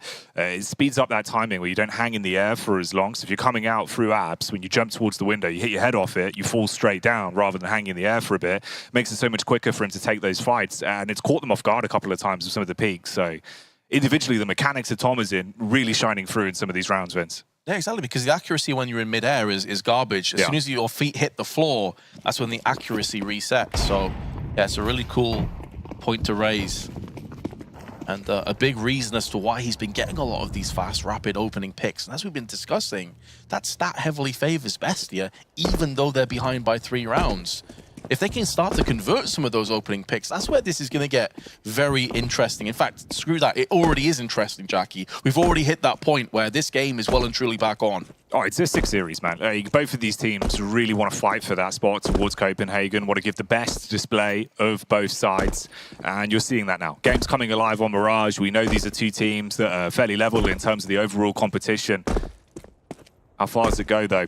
Will Wildcard close it? Can Bestia keep pushing their way back in? Early Molotov will force Slight out of position. JBA's just jump spotting for the contact on ramp, but his teammate's already been sold down the river. They still maintain both the rifles, though. And as long as those rifles are alive, the dream still lives. And Stanislaw, besting Mayan, shuts down the initial aggressive charge. There is a flank contingent, though, in play. Deco is slowly moving his way outside of apps. And that's given the call. The site is likely clear, and they're sending the bomb. What are they? Oh no, they're second-guessing themselves again, Jackie. Oh my. They're hoping that they're going to believe this is the B play. Think they've cut noise for long enough that they'll rotate off. Thomason's got to get this 1 frag, and he's got to do it quickly. Goes down to the 5-7. There's a trade back from Luchov, sure, but they've not got far enough away. You've still got Stanislaw in position, causing problems as he strikes with a rifle, and they've overcooked it. They put far too much stock on this one, expecting to rotate, and no one's bit down. Oh dear, oh dear. We said in that previous round that maybe Bestia were over-egging the pudding, as it were. They were overthinking matters, trying too much. This time it's cost them. It is that lightning-fast 5-7 frag in Palace, though, that kind of secured the deal. If that goes the opposite direction, who knows? But there was always going to be one of those angles that got unchecked, and it ended up being Shadow. Really good round from Stanislaw, though. One of those 2 save rifles, the AK, is going to punish the oncoming Ts, and now Bestia have to win 4 back-to-back rounds to take us to OT. What have they kept hidden up their sleeves to pull out in a round like this? Early on, Luchov throws out the Molotov, picks up the dropped one from Noxy so he can re-molly when the time is right. A lot of pressure being applied with the utility. You instantly bombard Nates down towards B, trying to make them think it'll be a bit of a pacier play, and that's drawn the rotation from Slight. Echo has early information through on the underpass side. He can wrap back up into connector. I haven't really seen a lot of mid-play so far. It's typically been on the extremities of the map, through on the ramp or the B-apps. It's not they haven't tried, it's that they've just typically been forced back, especially Luchov. We've seen him at the top boxes multiple times. Smoke now connecting onto the connector side. Can look in for that bench peek and potential window push. Wildcard will be privy to this information. And they're making a lot of noise out on Con as well. Oh, he walks his way in through the smoke. The Molotov barely blocking out the headshots, but they don't realize it was all a bait and switch for Sonic to strike from the side. The defender of Stairs, and he knows where Noxy is, consistently unloads, nearly finds the flick on the turn as well, but they at least equalize, bringing it down to a 2v2. And if he connected that flick shot, I think I would have lost my mind. 30 seconds left, bomb now getting planted down. Slight try as he made to deny that bomb plant. Has just given his position away and gets neutralized through the smoke. Mayan obliges him, pushes him into his demise. Off his mortal coil, he will fall. Now Infinite looking for an exit frag. If he is gift wrapped this kill, he can try and go in for the retake. He's got the kit, he's got the flash, but he's setting more up for exit kills at this stage. It's kind of, he's dipping his toe in the pool, he's seeing what the temperature's like, and he says, it's too cold, I'm out of here. Let me save this AWP real quick. It does mean that Bestia are going to bridge the gap 1 round and have 3 more to go. And I think you're spot on, by the way, Jackie. I think Stanislaw literally just sacrificed himself to the CS gods. He's like, if I push out Connector and I get a kill, I get information, awesome. If not, they definitely don't expect Sonic to also be there. And they ran straight into the trap. Yeah, you're going to think that's it. Connector's open. You just run your way in towards the site. Played really nicely. A lot of the setups where you see the buddy system from Wildcard has been on point. And Sonic, I mean, it helps that he's just been hitting his shots the whole game as well, right? Like, he's actually been a bit of a phenom on the server. It feels hard to kind of pinpoint where he's going to be and how he's just hitting a lot of these shots. I think it's credit as well to Bestia, though, that you have players like Sonic that are just firing on all cylinders, just landing crazy shots and then flicking around and nearly 180ing, insta-headshotting a second player. And you're still in this game. You're still hanging by a thread, but you're still in this. These are the kind of individual performances that typically just take over a game and shut it down the way that Sonic is playing. And the Argentinians, they're still standing proud. They're still delivering. That's what we said, man. They hate the easy ones. They love the hard rounds. Whenever there's something to play for, that's when they give you their absolute best. And they're definitely turning up right now. Wildcard.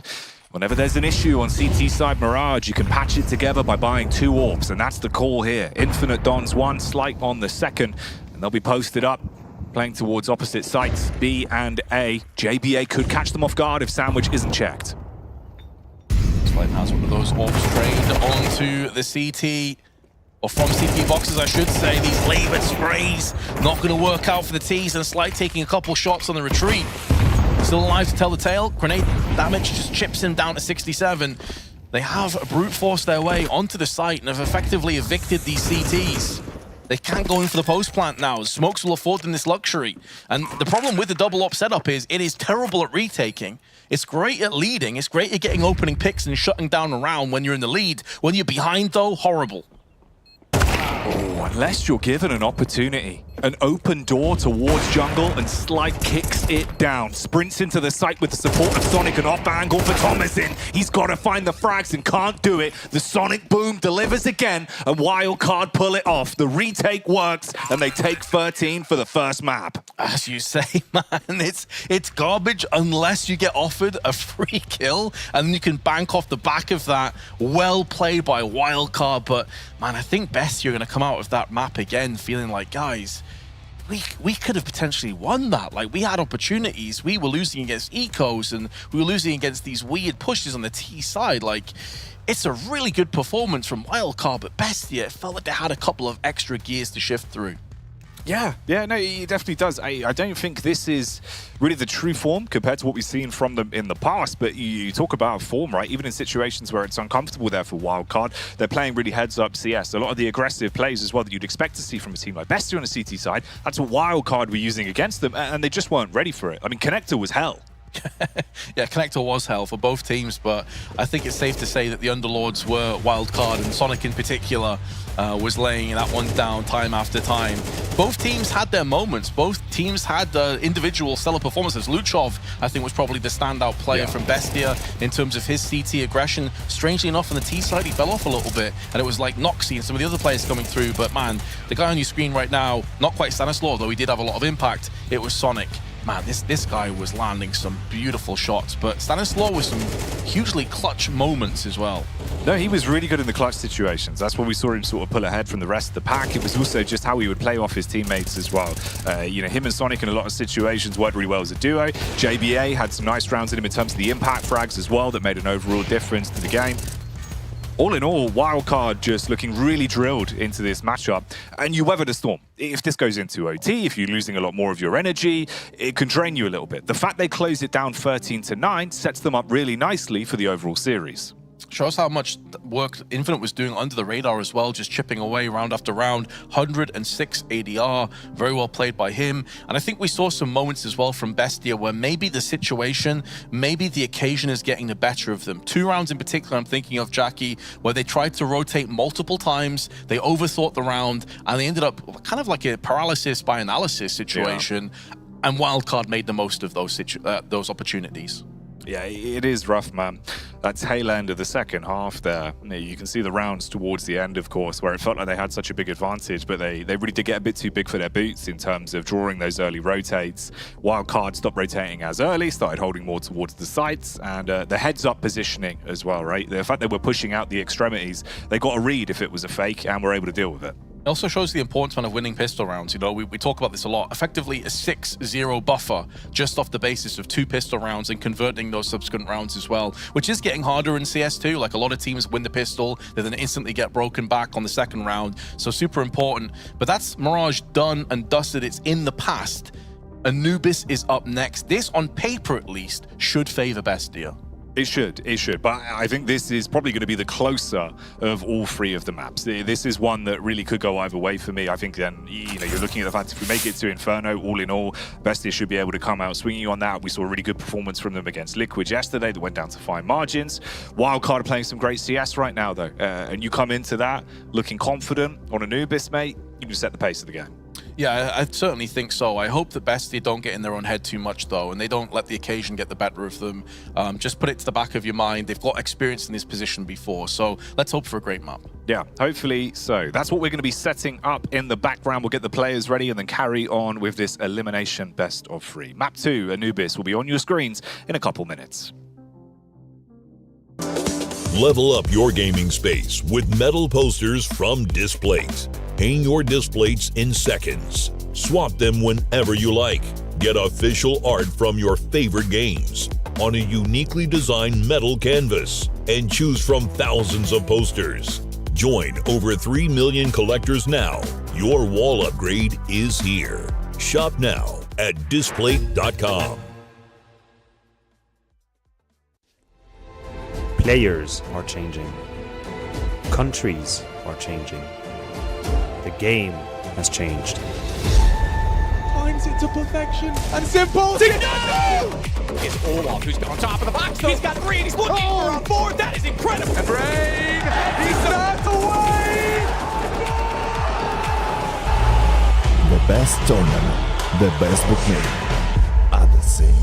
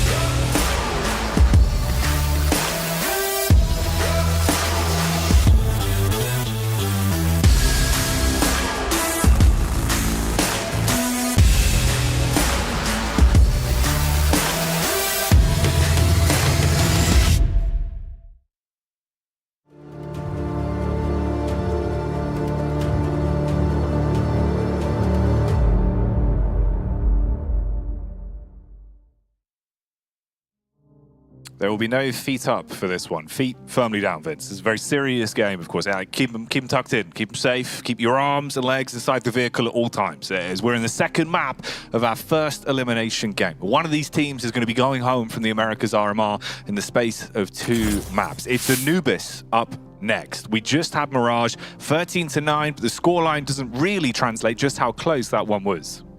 Absolutely not. I mean, honestly, Bestia should have had 2 or 3 extra rounds on their T side in particular. Things got a little bit weird, a little bit wacky, a little bit crazy. But Anubis is a whole different ball game altogether. The options to be aggressive on the CT side are much more vast. We know both teams like to exploit that wherever possible.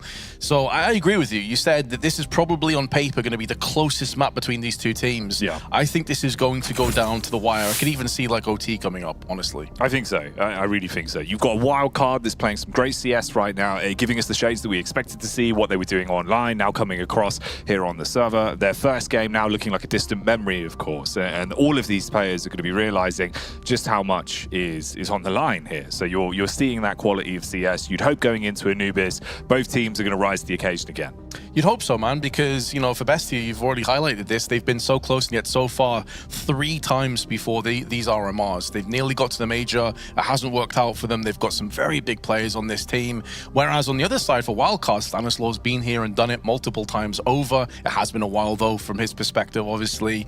So they have that little bit of experience. But, like, man, if you can't get hyped up and amped and, you know, ready to go for this game, then I don't know what to tell you. You might be in the wrong game at this stage. You know, we even heard just after a bye, it's 3-3, and I don't know who it was. It was probably Slight, if I had to guess, because he's a super hype guy. Just some guy like scream, "Come on!" And we were both thinking, like, this is the perfect time. Like, this is where you want to be releasing that kind of energy, because this can change your life. If you make the RMR into the major, this can literally change your life forever. Oh yeah, it's an unbelievable sort of, you know, process, not only for the dream, for these players that sacrifice so much inside a Counter-Strike to be immortalized in the game, but it's the money that comes with it. It's also attending a major, all right? You're just physically being there. You know, even if you're thinking we might not win it, still, you are there, you compete, and it's the first major for CS2 as well. So you can never rewrite those history books, right? Copenhagen's first major, all these little tidbits that kind of make you go, I want to be there, I want to be a part of this history, because it only comes once.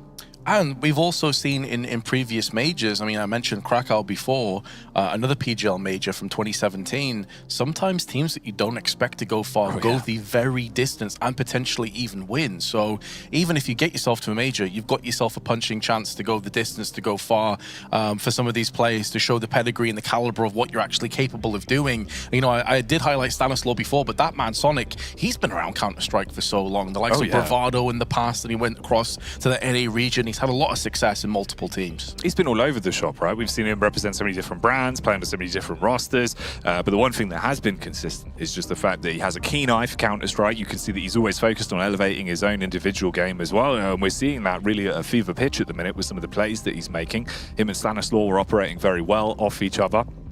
For the other side of Bestia, you have a lot of talent. We've seen that. We know that they're a very strong roster.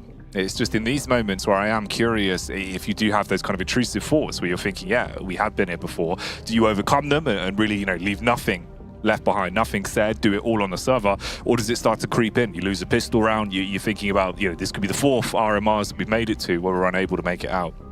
Yeah, you know, the other thing as well is we were kind of giving a lot of credit towards Bestia because they took Liquid close on Inferno 13-11 and probably should have won. Is that painting a false narrative, perhaps? Because Liquid have looked far from the team that a lot of people expected. When you look at that roster, you think, this is a team that's capable, let's be honest, on paper at least, take out the equation, the results and stuff. On paper, this is the team capable of making playoffs at a major. Like, you got Twist, you got NAF, you got Cadian. Like, these guys have all been there before multiple times. They've, you know, got the t-shirt and they've signed it for countless fans, you know? Yet they're struggling. They just lost to FURIA. FURIA are obviously a decent team in their own right, don't get me wrong. But maybe that's painted a bit of a false narrative for us because Wildcard just had their way, realistically, for most of those rounds on Mirage. They did indeed. It was a bit of an unexpected first map in terms of the veto. So for what it is, we'll see how this translates into the next 2 in the series. Yeah, it's interesting, man. You even think back to that Inferno game yesterday, right? And there was a lot of rounds that did feel very uncharacteristic for the way Liquid were playing it. It's a shame. You hope for Yukindar as well, individually finding his way to sort of find his roles within that roster. Individually a very talented player, but it feels like he's now playing such different CS.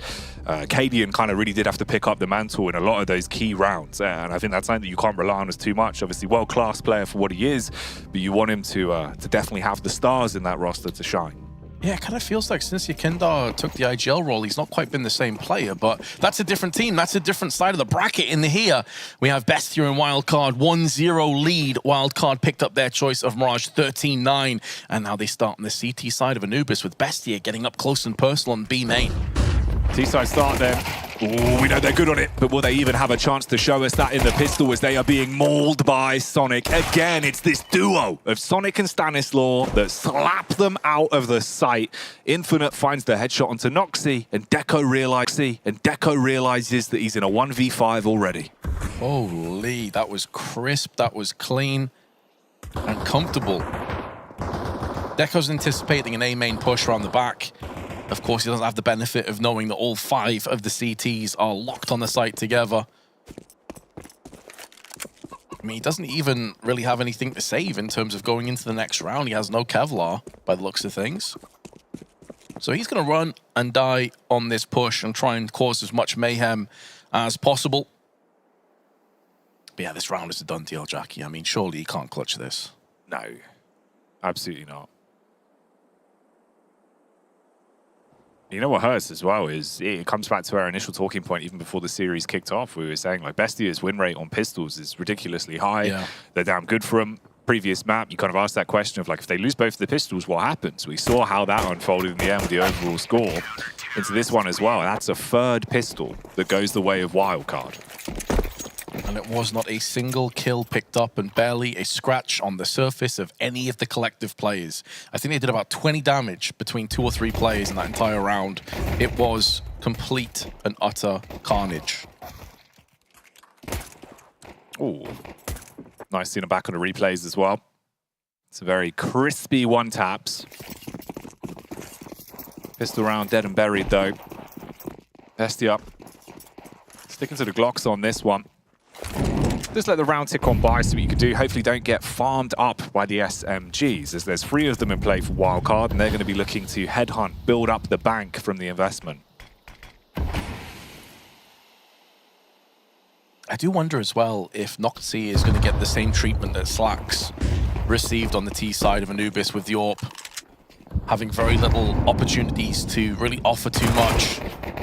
Jump across, try and draw some fire away, but it's Slight that's going to be showing up, and Sonic from Temple side.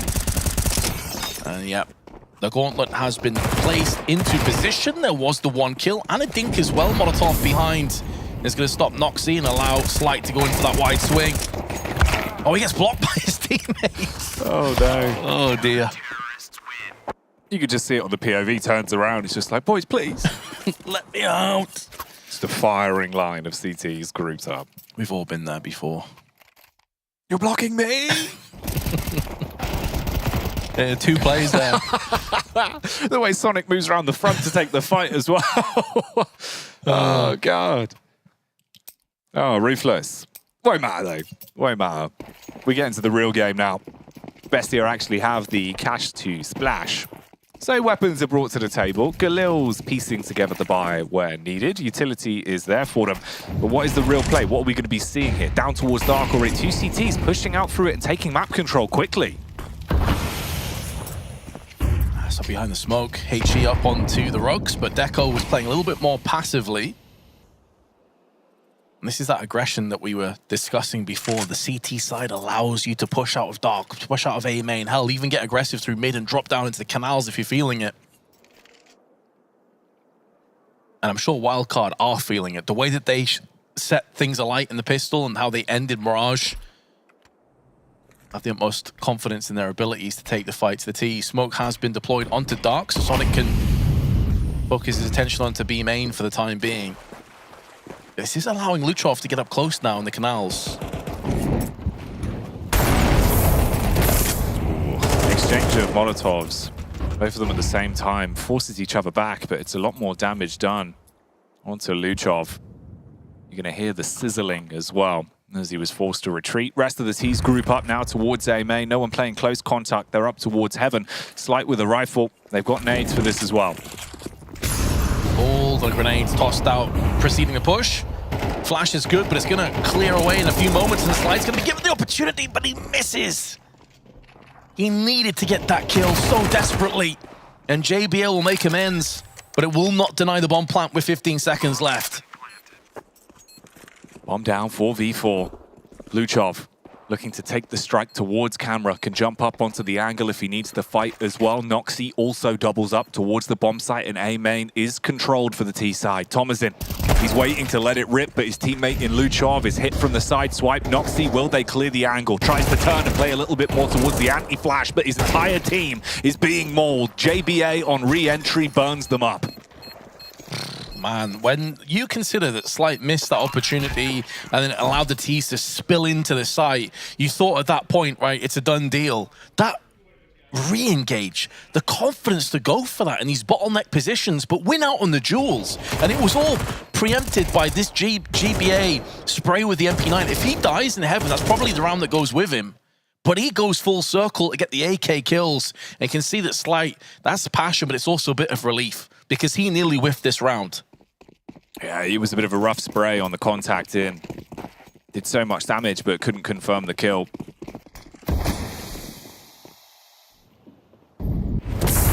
Ooh, change of pace as well. I mean, it's a deep Molotov towards A main to try and repel this exact setup from the T side. But they're just barreling in. They're looking for the frags, and Deco hits the first. Okay, they've got an entry here, Vince. So smoke down onto the stairway, so Stanislaw's going to try and wiggle his way down, but he also has a player behind him. Sonic elsewhere. Dealing fatal damage to Luchov. Stanislaw is still alive and still pretty healthy as well in amongst these smokes. A Slight takes down Thomasin. The bomb is only just being planted, so there's tons of time left on the clock, but do they think that this is a B-sided play? No, they're re-engaging through the beach and trying to wrap around the side. Noxy's going to get tested here. The even trade back and forth, still going to favor Wildcard as Mayan's position should be known in a couple of moments, but that flashbang is good. Could it be another successful retake? Could it be Bestia being broken, being shattered again? Well, Noxy, he plays through the smoke towards camera and rips the head off of Stanislaw, and time is now ticking. Slight jumps on the bomb, needs his teammate to defend him, has to get the reposition to deny the defuse with such little time left. Sonic is stone cold and snips the wire, stealing away the fourth. Stone cold killer on 7-0, keeping the pace from Mirage.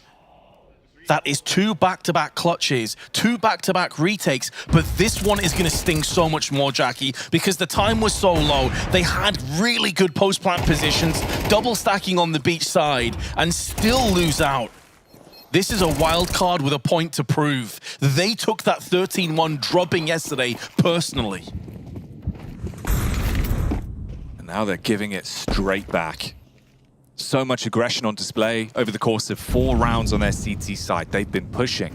They've been snatching away anything they can garner. And again, into this one, they set it up with aggressive B main control, allowing the rotations towards A early, and boy, do they need it, because they're bleeding out through mid. Bestia are setting themselves up for another split push on A with camera control. Yeah, funneling their way 2 players down here. Stanislaw takes the first point of call, takes in 1. Even trades back and forth. It's going to be another post-plant more than likely, but the bomb still needs to get retrieved. As done just now. Infinite, though, no one watching Heaven. They had no idea that he could be in that position. It's a freebie kill. Man, he's looking to do the same straight back to them. He's got the bomb in his hands, but knows he has a ton of time to work with. Looking to get another pick, equalize the situation before anything else. If Infinite oversteps and doesn't clear it, it should be the tripwire, and that's exactly what it is. But Sonic, he waits the strike, weaves his way in through camera and punishes Mayan. Really being baited here to focus all his attention on one man, but swing from the side from Slight. He's been hitting the moneymakers with the AWP, and again, it pays off. Mate, this is a 5-0 scoreline that could easily be like 3-2 in Bestia's favor. Like, it really does not paint the full picture of how ridiculously close these last 3 rounds have been. All of it being on the A site. Clearly, they feel like this is the site that they need to exploit, but allowing Infinite that freebie pick to turn it into a 2-on-3 had damning repercussions for the rest of the round. Warden's loving it. Stanislaw's loving it. But it does feel like Wildcard are just a couple of missteps away from being broken, and Bestia can get on a string of rounds themselves. And Wildcard will know that, as do Bestia. Tactical timeout has been called. And it's a tough one to say, Jackie, because typically in a 5-0, we're thinking, right, you have to start being proactive. You have to start pushing certain sites. Bestia have had success breaking onto the site. It's just been holding it that's been the problem. That's a new one.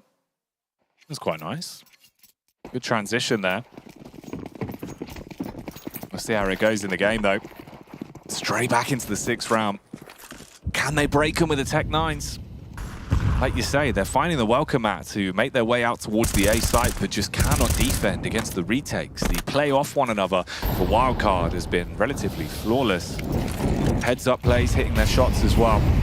Slight on the AWP has been a real bane of existence for them, but he's forced off of the camera angle, plays behind the Molotov and still delivers. Sonic with one, but eventually slain towards Dark. The second AWP from Infinite. Now it gets a chance at the shooting gallery.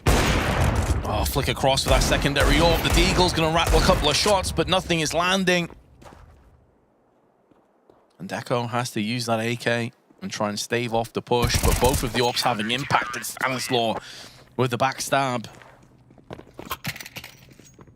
And Wildcards, one of their most one-sided, decisive rounds. And it's on the B side of the map. Maybe that is why Bestia just feel compelled to constantly hit A. They're having no success elsewhere.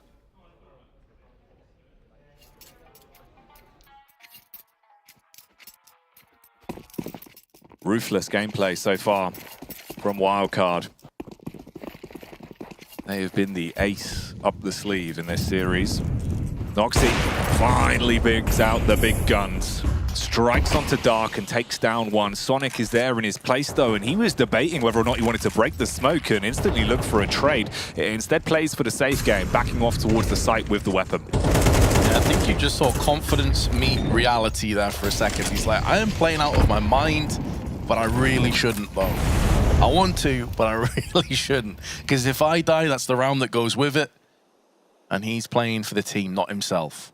Wise decision. Could end up proving to be the correct decision as well, as he's watching down into Dark, going to be throwing a grenade in there. Tons of damage to Luchov, down to 41. And what will be a bit of a concerning sign here is that Thomasin is yet to get off the mark. He's still on 0 kills. Oh, you need Thomasin to come alive to give them the extra backbone, the extra strength to Bestia. Timing was tight towards the A main push. Contact walk up for both of the CTs with Slight and JBA playing together. Nades come through, everyone scarpers, and they look to reposition. Bomb is still on the back of Mayan, and he's grouping up outside of A still, but they want to put focus on this connector control. Down towards Dark, you've got to get the frag though. With Stanislaw being able to hit the head of Luchov, it makes it so much harder. They're still going to commit to the split push out towards A. Oh, time is so low. Jimmy only needs one, but he can't muster up that. Thomasin's off the mark. JBA is going to be disappointed. He couldn't at least muster up the strength for a lowly kill onto the site. And that insta-peek from Noxy should seal the deal for this round. We've seen so many retakes on A, but this is a bridge too far, and Wildcard will be saving. There was another one, though, where Wildcard, they did have a couple of chances to snatch this round as well. Yeah, it looked like it was falling back in their hands.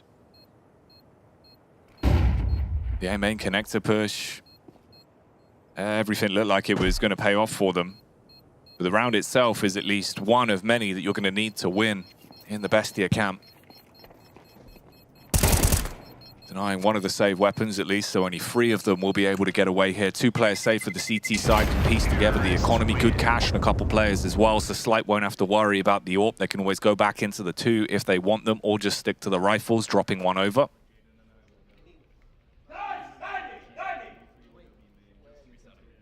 Thing is, though, only the 1 round on your T side of Anubis thus far. That is bleak. You're feeling like it's going to have to be a minimum of at least 5. Maybe you could get away with 4. But when you consider that some of those very aggressive, loose cannon style players, the Infinites and Sonics, are playing this well, you assume that that T side is going to pack a serious punch. You think so? With how aggressive they've already been. Looks Looks like they're very confident here on Anubis. It's been a battleground for them. They're just taking control of whatever they want. If it's pushing out Dark, if it's pushing out B main, fighting close towards A main, they're always putting the pressure on and making it uncomfortable for the Ts. A lot of audio cues here, making you believe this is a play towards the A side, but they're not quite going over the threshold. They were waiting for the rest of the squad to arrive. Stanislaw, he's going to swing it off the contact. JBA good for 2, and the backup does more damage. Thomasin arrives on the server with a #1, but can he clean up? Oh, it's a rough spray, but he at least connects at the end there. Smokes could afford them the safe passage of a bomb plant, especially as main has gone in and satiated his bloodlust for the moment. Bring it down into a 2-on-2, 50 seconds on the clock. Thomas in the smoke. Shot from the AWP slightly goes awry, and they're going to try and spring in for the plant, but here comes Sonic. Here comes the Doomsayer himself.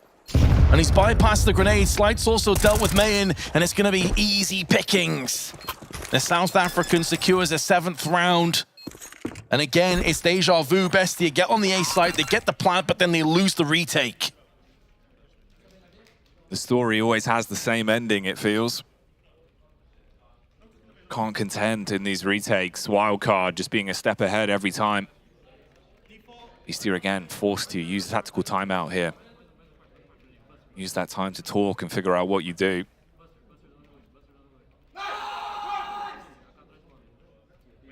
Coming into Anubis, Vince, we've also learned what JBA stands for. Just be annihilating.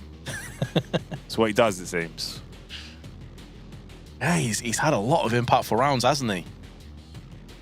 A couple of rounds where maybe he could have done slightly better, but some ways went above and beyond what could have been expected of him. And it's looking pretty bleak. Again, this is an elimination match. Bestia losing the first map. If they lose this, they're done. There will be no CS2 Major available for them. It will be 4th time a curse at the Americas RMRs.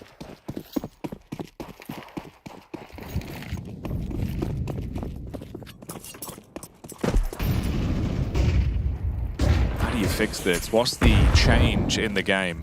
The early utilities, there's a lot of damage at least.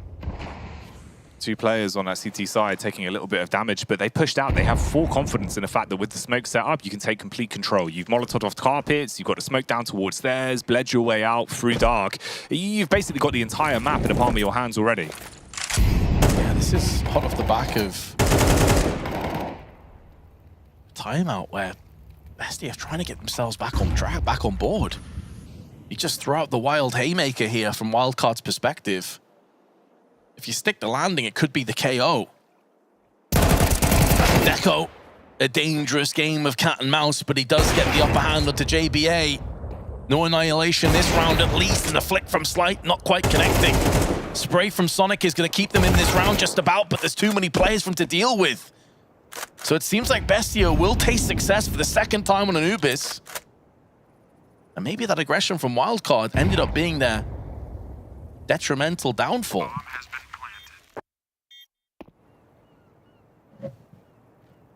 They've had some tenacious defense. Into this one, it was all about the offense, and it doesn't work out. B-side crumbles away to dust here on Anubis. Bestia, turn 1 to 2. Still, for the T side of the map, they need so much more. And opportunities to garner any of those rounds have fallen to the wayside. We're towards the end of this first half now. With how Wildcard have been playing, you imagine they'll be able to keep this one close the whole way through to the bitter end of the first half. Terrorists win. Yes, it's kind of like what I was alluding to before about this idea of going for a bit of a loose haymaker. The problem is, though, that typically you're going to do that when your economy is in such a good spot that you can bounce right back. That's not the case here on the side of Wildcard. This is where a lot of those post plants, those 2v2, 3v3s, is going to come back to haunt them. With the save weapon, they may be able to scrap together a buy, but I spotted a couple of players around $1,400 or $1,500. So MP9s, 5.7s, still more than capable of breaking back Bestia and hurting them. But a real chance here for Bestia to maybe get into like a 7-5, 8-4 scoreline, and we may not be done at that point. We saw them come back from a big deficit on Mirage. At one point, it was looking incredibly one-sided. We know they're tenacious. Yeah, they certainly are. It's rounds like this, though, where you've got to withstand the test of the unexpected. Sonic, he's had so much confidence in these plays to just walk his way out through B main. That 5-7, if it gets close, it's so scary. Flashbang over the top, beheads him. The guillotine comes down, and it's good for 2. Well done, man. That's well played. Didn't panic, didn't get desperate, just held his line. Believed in his aim, as will Deko. Slight caught in 2 separate positions. That 5-7, Arai does finally get his kill, and is able to keep alive in heaven. And Infinite's hearing footsteps through middle, so he can try and rummage around the back and try and get involved on this one. Flashbang in, but Slight gets punished. And that should be the round falling into place. I don't think Infinite wants any part of this. Instead, he's going to try and save. So 3 rounds now to the Argentinians.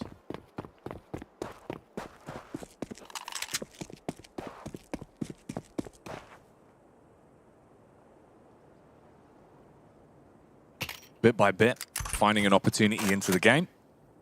Meanwhile, for Infinite, it's just about scavenging, seeing what you can extract from this round. Bit of utility, and the big old M4. Got the Coalition in his hands. He'll keep that in play. The round, though, translated across. The T side at least getting a bit of momentum going towards the tail end of the half. Looking to defend and stay alive with the gun after winning from that first fight should be good for it now. Yeah, a little bit more damage inflicted as well as a parting gift to Bestia. But Wildcard don't really have anything at their disposal behind that M4. So curious to see what kind of play they're going to go for here. If maybe they go for a hero play and try and facilitate Infinite on some kind of push. If they sit back and try and maybe stack one site with the 4 USPs and P250s and allow Infinite to play maybe a site by himself. Oh, they're calling a timeout to discuss that right now.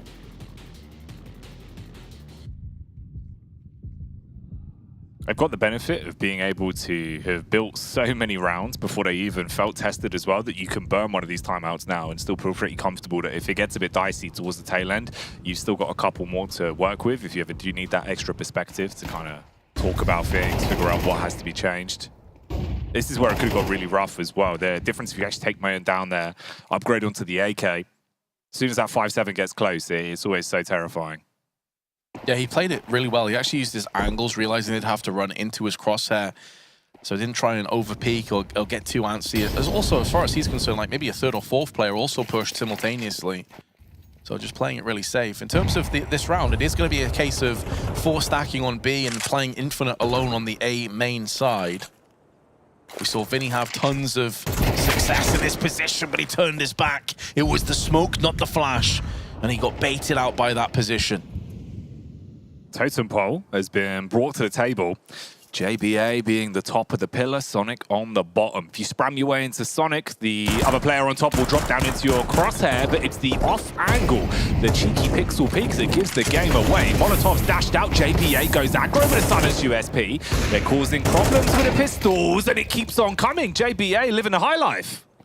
That 5-7's now trained onto Dark. If they walk in here, Sonic could punish them.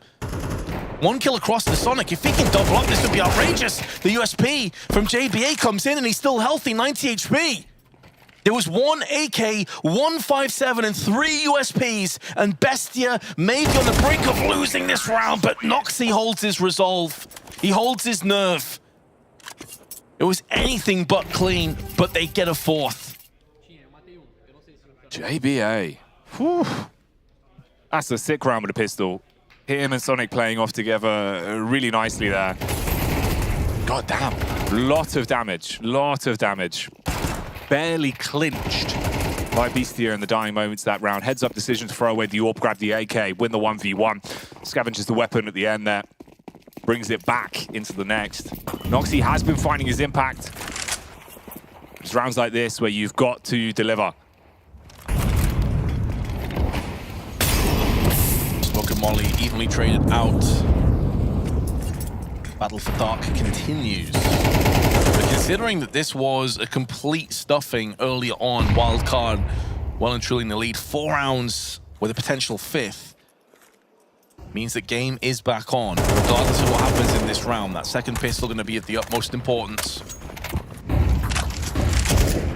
Deco's going to try and get aggressive here, try and beat the timing of these smokes and flashes as they rip on through. JBA is here with Stanislaw. We've been in this same position many a time, and it's typically gone in favor of Wildcard. This time maybe different. 2 clean entries. Stanislaw will at least firmly push back Luchov, but a post plant coming in. Bomb down. 3 versus 3. Slight with the wall bang. Strikes onto Tomazin and slays the man, dropping it down into a huge advantage. It's all on Noxy. The Orb dawning into the round now. Strikes one. He's going to be peeked from heaven soon. Trying to play on the left-hand side of the pillar. Debating whether or not he slipped onto the site. A near miss. Time ticking away. Wields it like a shotgun. Bombards his way through one, but he's bypassed him. Slight jumping all over the place like a bunny rabbit. It's caught him off guard and he jumped straight on it for the defuse. Played it really well. As you said, he was leaping back and forth, and you could see he was trained in with his scope, and he had no idea where he was going to get peeked from. Really, really well played in the end. But how many times, Jackie, have they had a post plant on the A site, and a retake comes through? Was it 4 or 5?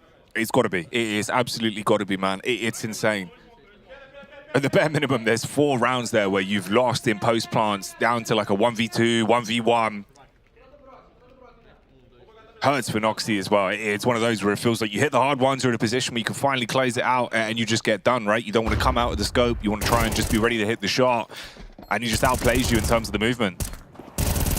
There's that certain kill switch that flips in pro players' minds when they land a bunch of sick shots, like Slacks did it as well on Anubis earlier, and you know that you are like immortal. You can feel you're going to land something truly special, and then you're brought back down to earth. You crater on the ground afterwards. It's such a deflating feeling. But Wildcard have an 8-4 lead. None of that matters anymore. Only this half matters. Bestia, simply put, cannot afford to lose their 4th consecutive pistol round. They've heard the audio cue. Bit of an old bait and switch. Deco running up close. He knows they're barreling in and needs to lay down the law. Only one. It's not going to be enough to buy time for a faster rotate, and they're grouping up with 3 players towards CT. Luchov looking for the opener. Did see the ankle a slight around the corner, but it's not going to do anything to deny the bomb plan. Sonic in the meanwhile gets one. He's going to just try and stay alive because he knows he's fending off all the attention. And blinking, you'd have missed the end of that round. 4 kills within 2 seconds. Oh, yeah. They're feeling it, Vince. Living it large. Dropping the LFGs. They're in the zone right now, hitting all the heavy hitters. It's crazy how consistent they're looking into these pistol rounds again as well. That's 4 for 4 over the space of 2 maps. Every single pistol has been theirs in this series. Slight is just passion personified, isn't he? He loves it, man. He loves it. It's great to watch. You can see it's also having like reverberating effects on JBA that sat next to him as well. It's like infectious passion. 3rd and final tactical timeout on Bestia though. 4 pistol rounds they have lost in this series. How much that may come back to haunt them.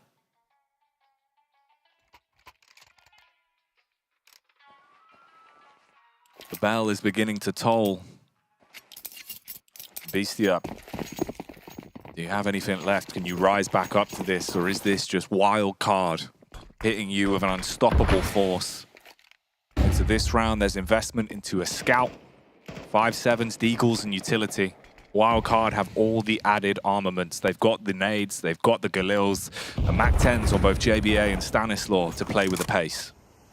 Well, they were the movable target on the CT side, at least on that A side of the map. Meant to maybe picked. Oh, Noxy did catch a glimpse. He caught a glimpse just for a moment. Such a spooky one, man. Had the setup for it.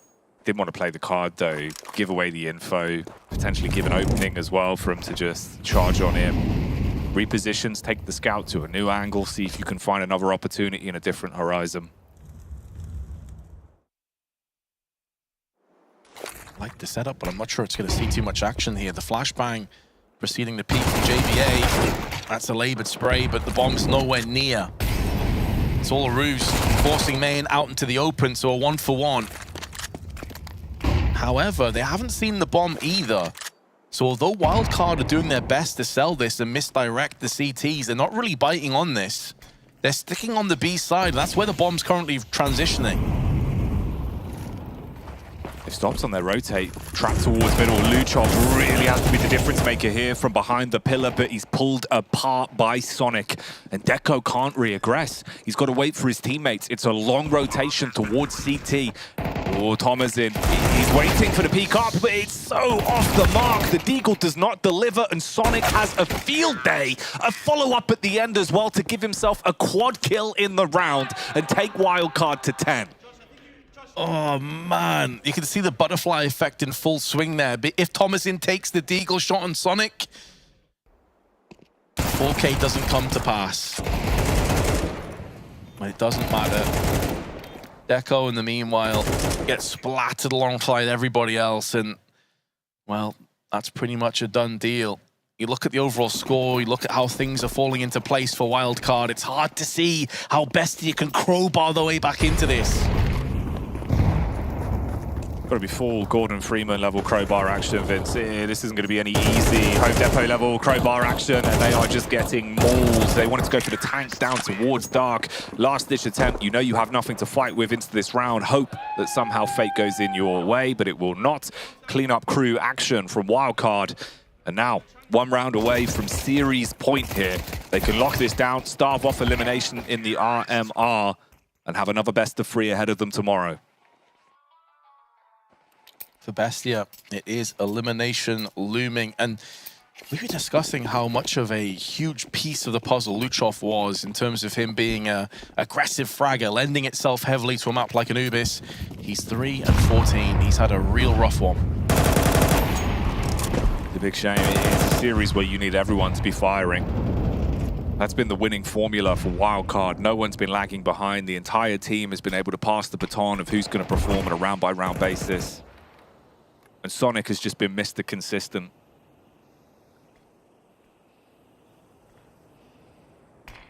Posted up near 20 kills on Mirage. 22 so far. Infinite was the only player that had higher ADR at the end of the first map than Sonic. Bestia in the meanwhile, though, a missed Molotov over on A main. Was a smoke deployed as well. Setting up 2-player stack. It's interesting to see how Bestia approach this as opposed to Imperial, who basically just ran Vinny by himself every single round. 2 players in. Luchov's going to get forced out, takes a bit of damage as well, and he may get cut short.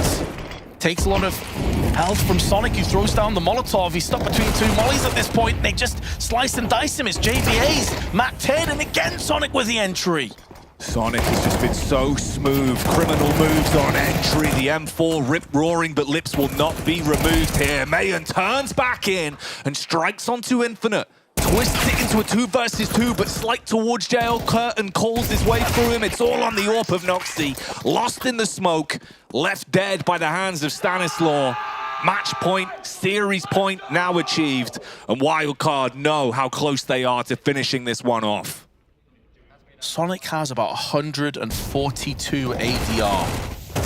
This isn't some like stomp statistic after 3 or 4-0 of eco-fragging. This is deep into this map at round 16-17. He is dropping 140 plus ADR with 23 kills. I haven't even seen what his opening duel stats are. Wouldn't be surprised if he's leading the pack with that and the multi-frags, but it's Slight that kicks this one off. And it may be the beginning of the end. It's all starting to crumble down now. Reality has firmly dawned in round 17. The 4th run at the RMRs for the Bestia core, and it again could be a curtain call with them losing out in the Swiss. Whereas Wildcard could stay alive to contend towards the major. Copenhagen could still be calling, but Luchov's Famous might just starve off defeat for one more round. Strikes onto 2, switches to the Kalashnikov, but he's running up into the scope. A fast flick from Slight denies it, and we're back into a 3 versus 3. 5 multi-kill rounds for Sonic, but he is on the bench. Grayed out for the time being. Just shy of a minute on the clock. Stanislaw is starting to pull away, and they haven't really exploited mid too much so far in these rounds, Wildcard. It's been the extremities. They've done a lot of damage through on the dark side. through on main, on A and B respectively, but a small change, a slight decides to take charge, take point for his teammates. He kicked off the round with the first pick, and it's coming full circle. A site ripe for the taking. 3 frags to his name. Unbelievable impact in this one. Noxy attempting as best as he can to force back the player towards stairs, but knows the real focus has to be the bomb site. You have to pull off this retake or everything goes down with the ship. Deco walks close towards the smoke, waits for his teammate. No nades, you've got to go in dry. JBA set up for the close quarters combat. Slight there to respond from Heaven as well. Pre-scope, they've got no info on this. And that's going to be all she wrote for Bestia in the Americas RMR as they get eliminated. And Wildcard move to a 1-1 after a stellar performance. They shut it down, finish things off. We said a 2-0 is what they needed, and a 2-0 is what they get. Absolutely explosive scenes on the server. Entire team delivering when it mattered most. Facing defeat, facing removal from the RMR. They starve off that fate, but unfortunately that's the cruel reality that Bestia once again face. Elation on the faces of Wildcard. And just distraught faces on the side of Bestia. This is the part of the RMRs that sucks. You know, you have the highs of the elation and the lows of realizing that the dream is not going to happen this time around. You know, 4th time is still a curse. They still haven't managed to pull it off. It's crazy, isn't it? 3 runnings at the Americas RMRs over the course of CSGO. First set into CS2 happens again. You lose your opening game to Liquid in an affair that looked like they could have closed it out. Into the best of 3, it didn't look like the same team. And you're going up against a wild card that clearly from yesterday's game came back in at full force, wanting to give the truest test of themselves on the server. Fist bumps coming out though for either side. One lives on, the other fades away. I mean, we even said, man, coming into this, like the veto, we were thinking, right, okay, this may favor Bestia. You know, like Mirage, a map that is typically a ban for Wildcard, a map that Bestia are good on. Anubis is a map that lends itself very much to Bestia. This is an incredible performance by Wildcard, man. Like, we're going to say Sonic, obviously, he's going to get a lot of the plaudits for his incredible individual performances. But you called it, man. It was a team effort. Everyone pulled their weight. Slight was landing tons of entries with the AWP. JBA had some crazy moments on the A site. And how many retakes on this A play, man? Like, time after time, they were making it work. And ultimately, the better team won. Wildcard were steps ahead of Bestia on the day. Yeah, you saw the individual brilliance from all 5 members of the roster. And at the end of the day, that's just what took them to this victory, took them to this 2-0. And again as well, you know, we were talking about the fact that in the Liquid game for Bestia, it was all about the clutches. Whereas here, the clutches were firmly wildcards each and every time. Didn't matter what the scenario was, it just felt like they were always that bit quicker to the draw. Even slight, you can see it there with some of the shots he was delivering with the AWP. JBA stalwart in his defense when he was on a solo hold as well. And the vocality of this team, very loud, very energy-based, is good to see. Sonic 137.82 ADR after 17 rounds of play is just, I mean, by anyone's standards, that's outrageous. Yeah, that's pretty sickening, mate. Absolutely head and shoulders on the server. It's just letting it rip time and time again. You know, countless 4Ks, countless multi-kills, really, really sick for the overall team, and just doing so much. And landing 40+ kills in the series as well, because he was around the 20 kill mark over on Mirage. 13-9, obviously, and then you have the very straightforward, fairly one-sided Anubis performance. But, I mean, I don't know where you go from here if you're Bestia, right? Like, you tried your best, you had a couple of strong moments, probably could have won Mirage, could have beaten Liquid on Inferno. Where do you go from here? Like, is it a case of maybe some changes? Like, what next? Yeah, it's a hard question, right? Because it kind of does cut short your major cycle as well, where it feels like, you know, maybe there's an opportunity, maybe we can finally do it this time. It doesn't happen. Now you're on the sidelines again. You know, you've got a fair few months till we roll around to the next open qualifiers. You can try and make it back again, but that's always the bitter pill to swallow, right? Is making it to the RMRs is a hard enough task as it is, Vince. Getting through open, even into closed, it's brutal. Oh, it's extremely difficult, and that's why all of the blood, the sweat, the tears, the grind, the sacrifices that go in for these teams, effectively ending in nothing really in return. No major, no stickers, no life-changing sort of situation. It's rough, man. Like from our perspective, we feel it. We have no kind of like dog in this fight, as it were. Like we're just here to watch good Counter-Strike. But when you see the complete dejection from the players, like you have to feel a little bit for them. Oh, definitely, man. It's the human side of CS. It's why the game is so incredibly interesting, right? Where you do see, like, RMR Counter-Strike, it brings that extra kind of like 15% out of people. You have to give it more than you have. You've got to go larger than life because it is life-changing stuff. For Wildcard, they stay alive in the tournament at least. They have an opportunity to continue to forge a path to the major. It doesn't get any easier, though. You have to beat every team that's in front of you, Vince, and that's not going to be an easy one. But for us, we're done and dusted with our games so far. More action to come, though, on the B stream. Of course, you'll have Yumi and Tea Time covering the action for the last best of 3 of the night here on the B stream. Level up your gaming space with metal posters from Displate. Hang your displates in seconds. Swap them whenever you like. Get official art from your favorite games on a uniquely designed metal canvas and choose from thousands of posters. Join over 3 million collectors now. Your wall upgrade is here. Shop now at Displate.com.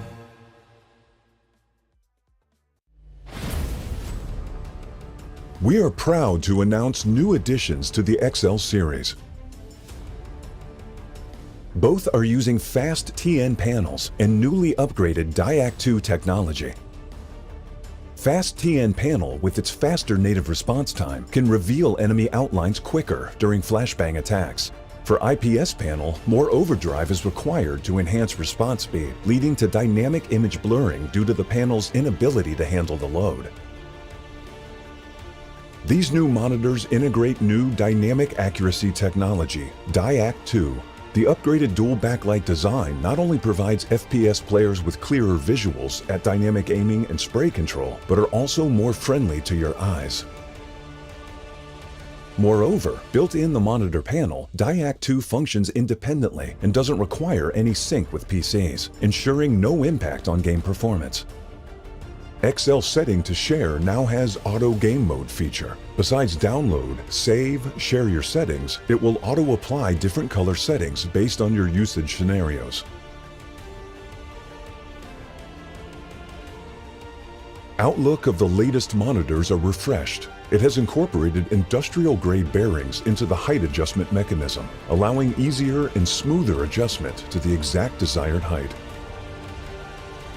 The new monitor series continue to evolve, refining details to ensure players can perform their best consistently in games. This is a brief introduction of the new XL monitor. Feel free to DM us if you have any questions.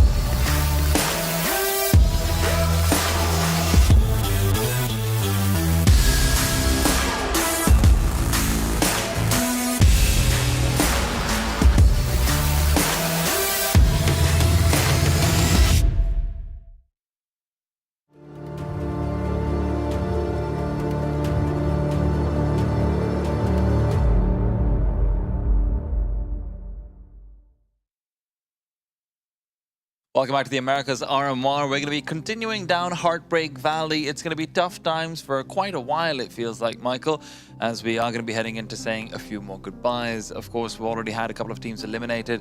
How are you feeling?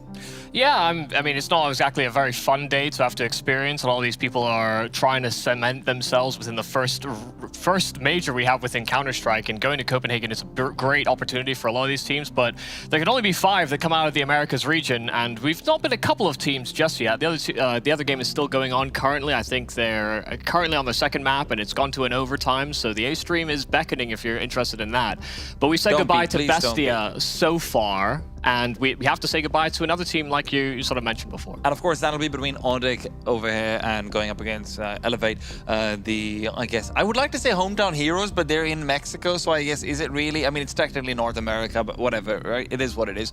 ODDIK, of course, yesterday not being able to bear the might of death on M80, did have a bit of a rough time, and of course, Elevate, you know, it's just a bit of a harder matchup overall for them. It was always going to be tough overall, wasn't it, Michael? Yeah, I mean, both those teams ended up playing Ancient, and it's kind of it's nice that we got to see both of those teams on Ancient, because I felt like both of them actually do like playing that map a fair bit. But I think both of them came in with quite some rust, and you know, they're making a lot of poor decisions, especially in some of the early round game planning that I don't think they really understood, because they're playing against regions, they're playing interregionally, and it is sometimes a stylistic difference between those two squads, and it definitely felt like when we looked at teams like Elevate, for example, you know, when we saw them, they were taking a lot of weird risks in the mid-round that, unfortunately, they just couldn't catch their opponent off guard because of the fact that that was something that was kind of game planned ahead of their map. And of course, we have to keep in mind for Elevate as well, you know, they do have the man with the sick girls standing in. NBG's got the greatest haircut I've seen in Counter-Strike, but maybe not as much of a consistent feature in the pro scene in the same way. You know, in the conversations I was having with a few of the players from the North American scene, they were just saying that, yeah, this guy does play more towards the amateur side in terms of for fun rather than competing to try and compete. But for him as well, obviously, it's a big deal to be here. The problem, though, is that it's not just a stand-in, right? It's a stand-in who's coming in. They've had to replace their AWPer with their main rifler as well, so Dare's going back to AWPing. And I know he did that before, but if you look at the performances that they were having that allowed them to qualify to all of these events, right? The RMR, the Blast Spring Showdown that'll be coming up very soon as well. It seems like Dia is such a core component of what's helping them get there that it does feel like a completely different team. Yeah, I don't know that I would go as far to say is carried, but it did feel like Dia was taking a lot of the responsibilities for this team in terms of, especially their game plans, because these guys love to go aggressive in mid-rounds. They like hunting for information. They're not content to just sit still. Even if they have man advantages, they love working off of information. So if you have somebody that's able to sort of front run in that sort of system, then yeah, losing him is quite a big deal. But I think NBG actually kind of stood his ground and held his spots quite well. It's just about how the rest of the squad is having to finagle their positions because of that loss of one of their players. Yeah, and that is also something that adds so many more caveats overall, right? Which is that, hey, you're thinking that, well, you know, NBG, he comes in and he's taking the small side anchor roles. Yesterday, we saw him picking that up on the A side. So we're not going to be expecting too many difficulties for him personally, right? How different is it from small side anchor to small side anchor in the same way? But we'll talk about that soon. I think the veto is something that's very interesting for me. And Michael, I've got mine written down over here. I obviously, Mirage and Nuke should be the natural permanent bans to come through. I'm expecting ODDIK to go Anubis, Elevate to go Ancient, and then Vertigo as a decider. You want to get your 2 cents in? See, I actually am kind of surprised to see that Elevate have gone with a nuke ban, because they don't play much of Anubis or Inferno. In fact, they'd like to swap their first round ban between these two maps. And this is an immediate sort of snap pick in from ODDIK because of the fact that basically there's very little to work off of in terms of actual officials for this Elevate team on this map. At the same time, though, you know, Elevate has generally been okay with teams picking it into them. Now, admittedly, they've lost it very often when teams do pick it into them. But it feels like if you're trying to get a rotation-heavy map like Nuketown with a stand-in, it's going to be very different. Ancient, there's no surprises there, right? I think both of us were probably leaning in towards that. And Vertigo's my decider. Do you have yours? So I actually thought Overpass would probably hit here first instead. So, I mean, I actually thought Elevate were going to pick into the Overpass because they would think that Ancient would be something that could be snap picked or sort of be left floating as a decider map because both these teams have the reputations on it and it's so comfortable for Elevate. But for them to lean onto this, it does feel at the moment that ODDIK just kind of have 2 first picks coming into this veto, and we have that Overpass as the decider, but the big question will be as to whether we even get there in the first place, because I think ODDIK as a squad, we're making quite a few, I think, oversteps in the earlier round against M80. It felt like they were rotating very heavily, jumping the gun a lot as well, which can honestly work with you in certain scenarios, but given the way that M80 like to play with lurkers and the sort, maybe stylistically doesn't quite work out, but Elevate aren't really one of those teams that play that kind of lurk-heavy style. And listen, you know, when you're talking about Overpass being picked into it, that's what I thought as well. You know, on surface value, you're expecting that. But the last time they got a convincing win on Overpass was actually with the sort of coming through and popping off. So I feel like, again, it's more about the kind of maps which you can slot in that structure more easily. And the problem is, and this is something I have to say I am a little bit critical of, Michael, if I'm honest, is that they are coming into this with NBG. The next week, they've got another event which they're going into it with a German player from Big Academy, right? So they are feeling like it's stopgaps on stopgaps from this team. So you have to play to comfort, I think, more than to punish, and that's why we won't really see that Overpass coming through. That's why ODDIK get the chance to ban it out in the second phase as well. So let's talk a bit more about Anubis overall, right? You know, you mentioned that a lurk style is something that they can also struggle with. ODDIK yesterday lost, I believe, 3 anti-force spies against M80. They lost another very crucial round where it was a gun round versus gun round, but it was 5v4, and Def just fully lurks in through middle on Ancient, getting full map control. ODDIK just looked like they had their heads cut off. And speaking of that head, Woody in particular, that AWPing IGL, wasn't a presence on the server, both in terms of, you know, headspace or in terms of just getting his key kills out.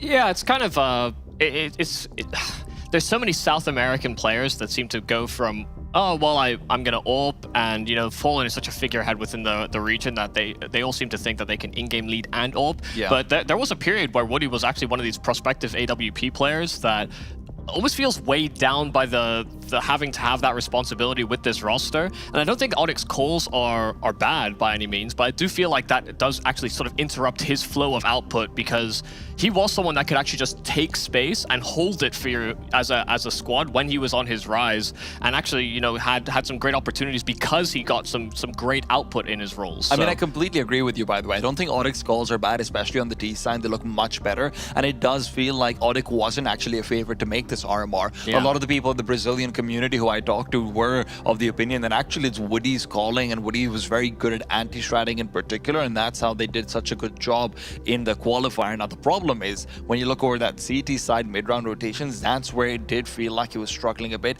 But Michael, as much as we might want to say that he's weighed down by the duties of an IGL, as far as I'm aware, and listen, I might be wrong about this, I believe he chose to be the opening IGL, and he has been for a while, so it doesn't feel like he's one of these reluctant IGLs like Bugazera might be, like Vinny might be, like, you know, maybe Nekas might be. We've seen so many of those characters in Brazil. He's not one of them. Yeah, the thing is, like, you can be set in a circumstance and be willing to be an in-game leader. Doesn't mean that you probably should. Shadow device, baby. Yeah, I mean, there are certain scenarios where that in-game leader duty needs to be fulfilled, and it can be very hard to find that position. That's why we see so many players have that sort of reluctant in-game leadership.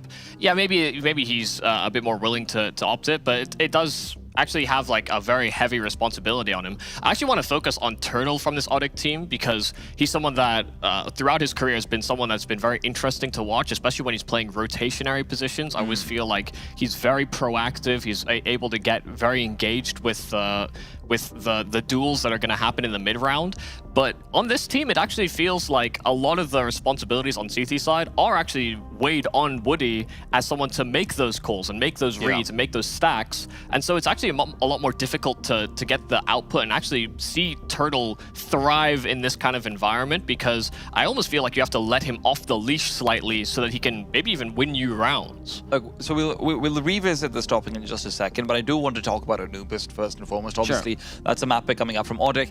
I'm curious about your thoughts on it, because, you know, from what I've seen, for me, the key duel will be Bonter versus Beeping on that A site, because it felt like Bonter yesterday had such a brilliant performance, despite the fact that he's playing these awkward anchor angles, where it feels like, especially if your team is struggling in rotations, you're not supposed to be the ones getting numbers, but Bonter still managed to perform pretty well. Yeah, I mean, Ponter, especially when you saw him in these sort of late round scenarios, seemed to be quite... I mean, mechanically, this guy seems like he can bail you out of quite a few situations. I do like him from his role, but I do think that there is just kind of this gap in terms of how they actually get and set him up for some of these late round finishes. Anubis is our first map between Elevate and ODDIK. There are no more lives for either of these teams. It will be elimination or potential progression and continuation within this RMR, but it's already started off hot here for ODDIK. Straight down middle, Ponter's found Snav, and immediately moving forward into Temple. They're actually looking to split into this B bomb site, and Woody taking a lot of that contact. MBG able to clamber back with one, but that split is just so hard to deal with. Shane's left all alone, and there you have it. Pretty much game over already, but maybe he can still pull things together before the bomb is planted. Bonter yet to really commit. He is going for the backside plant. That gives Shane some time to fight this 1v1. Duels being given seems unnecessary. Natty reconsiders and does duck back out into Temple. Leaves Shane to try and peek into a vertical double peek, and he still finds Natty initially. Bonter, however, can win out the round for them and save the day, but it did feel like there was some unnecessary risks taken. ODDIK are going to be sweating a little bit. Yeah, I mean, they knew where that last man was, and they could have obviously gone back towards that A-bomb site instead. He was at least keeping them contained slightly. You know, Shane just able to disrupt the flow there from ODDIK, but a nice pistol coming out from this South American squad, able to just wrap straight in towards Temple. You saw how awkward it was for those B site players, but as soon as they cleared out towards B main, you know, the round was kind of on. So a lovely nade to start things off here on the default of ODDIK against the pistols, but it will be them moving straight into the stack. Ponter leading the way with the SMG. Oh, first one comes through. NBG's actually doubled it up with the USP, and now suddenly things become a little bit more scary. They're going to be backing off. Weapons to be recovered. A smoke as well for NBG. And as Turtle continues forward, it's just going to be containment, and he cannot do it. He cannot maintain. Shane coming through.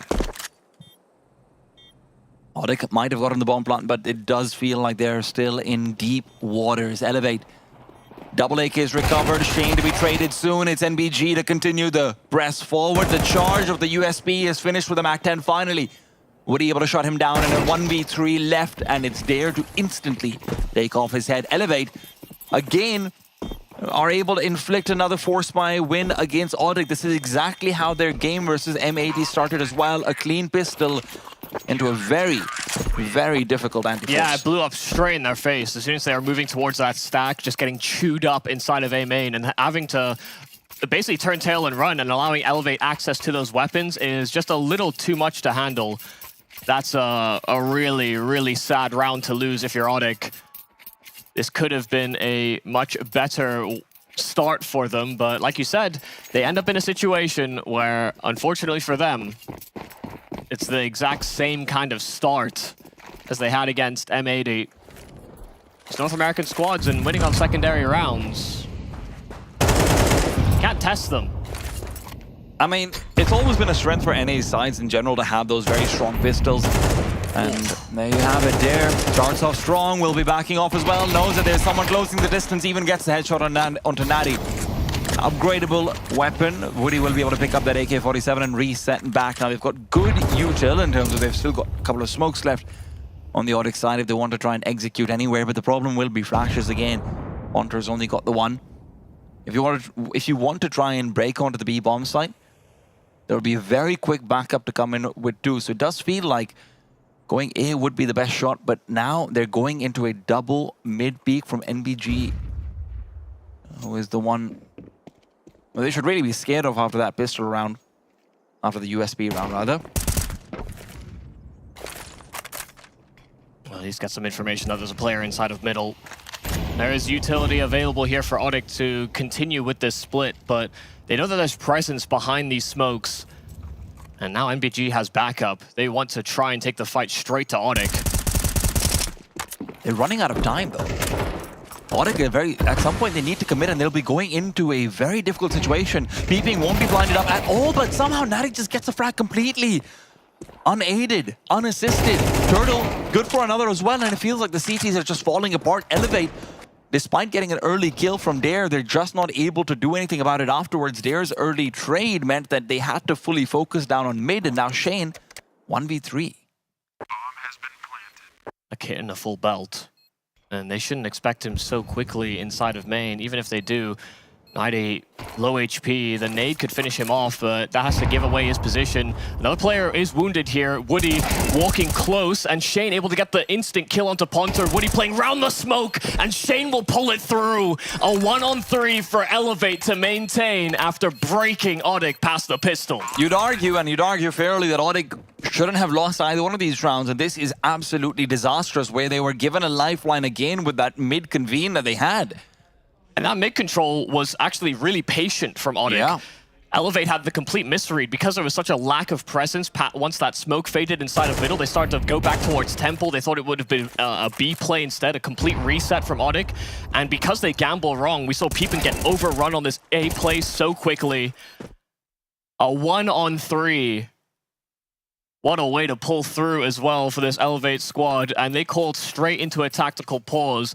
I've had conversations with in-game leaders about this before, winning a round that you know you shouldn't get away with, and calling the tack straight after. This is to let ODDIK stew in their mistake. Especially when you consider that compounding effect of yesterday, where ODDIK has lost so many similar rounds where they should have been in an advantage. They should. These shooter rounds are the worst to come back and bite you when you're in a place like the RMR, when you know there's pressure on you and you know there's theoretically two easy matches that you should have had. One was against a team with a coach standing in, the other's against a team with a semi-pro and best standing in, right? So this is where ODDIK have all of the mental pressure on them to turn things around soon.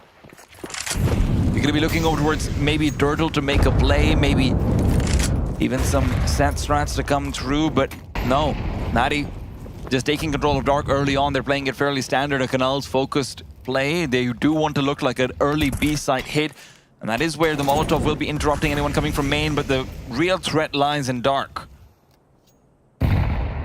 Show that presence inside of Dark. Yeah, they start moving themselves back. It will be something that will be quite difficult for Elevate to get a read on, but that's why Shane is pushing round and past that smoke. They've also used basically all of their utility for this. And Shane, in the meanwhile, getting a little bit aggressive, but not overextending. You love to see it. He knows there's no one in Dark, and that's where they fully abandoned middle out, and they are reinforcing that A-bomb site. Shane finds one, right? As I say, there's no one actually getting aggressive. Woody's found out that timing's perfect, drops the bomb as well. So the ODDIK core will have to reset, but instead they're hoping to find a kill on A. It's impossible against Peeping. I was worried about that Peeping and Ponter matchup, but it feels like there should have been no concerns at all. Yeah, right now, I mean, Peeping had one poor hold, but more than making up for it here. ODDIK were so split, and even with that bomb being down, didn't show any sort of urgency to pick this weapon up. I mean, the re-aggression from Shane couldn't have come at a better moment. Already off to a flying start with that clutch added to his tally, with the kills that he found in the pistol round as well. 8 and 2 to start things off here for Elevate. And the fact that ODDIK is saving over here is also kind of concerning when you consider it. They're not going to have money on these two players. Are they just planning on force buying into it one more time? There is basically no reason to do that at this point. Elevate's also got no money to punish, nothing like it. And if you don't force buy, well, say hello to really awkward economical situations in the round after. ODDIK feel like they're painting themselves into a pretty annoying corner. Yeah, it can be pretty disastrous. You know, you want to be able to get Woody on an AWP.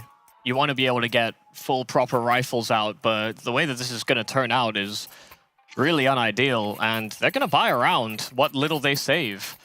I'm not a fan. Yeah, I mean, this is a great way for Elevate to sort of continue building on what is already a solid start after losing Pistol. They may break ODDIK very early in this map. And considering that this was the map, which, you know, Michael, you were mentioning that you were expecting maybe this... I thought this was a punish pick, basically. Yeah. But the problem is, so far, ODDIK feel to be punishing themselves more than anyone else. Execute on the A site now being planned. Peeping, Molotov forces him away. It's a full napalm strike, and Peeping is blind, taken down before he fires a single bullet. Dare caught out in the open, NBG to fall. Dare does back off, and it feels like maybe this force buy still does have some legs on it. Stab, though, hoping to cut those legs right off. Molotov goes in deep, nade to follow up as well. Matthews is going to be naded down, not taken down, though. It's Dare to find Turtle. Shane to correct that earlier statement and leave Woody alone on the scout.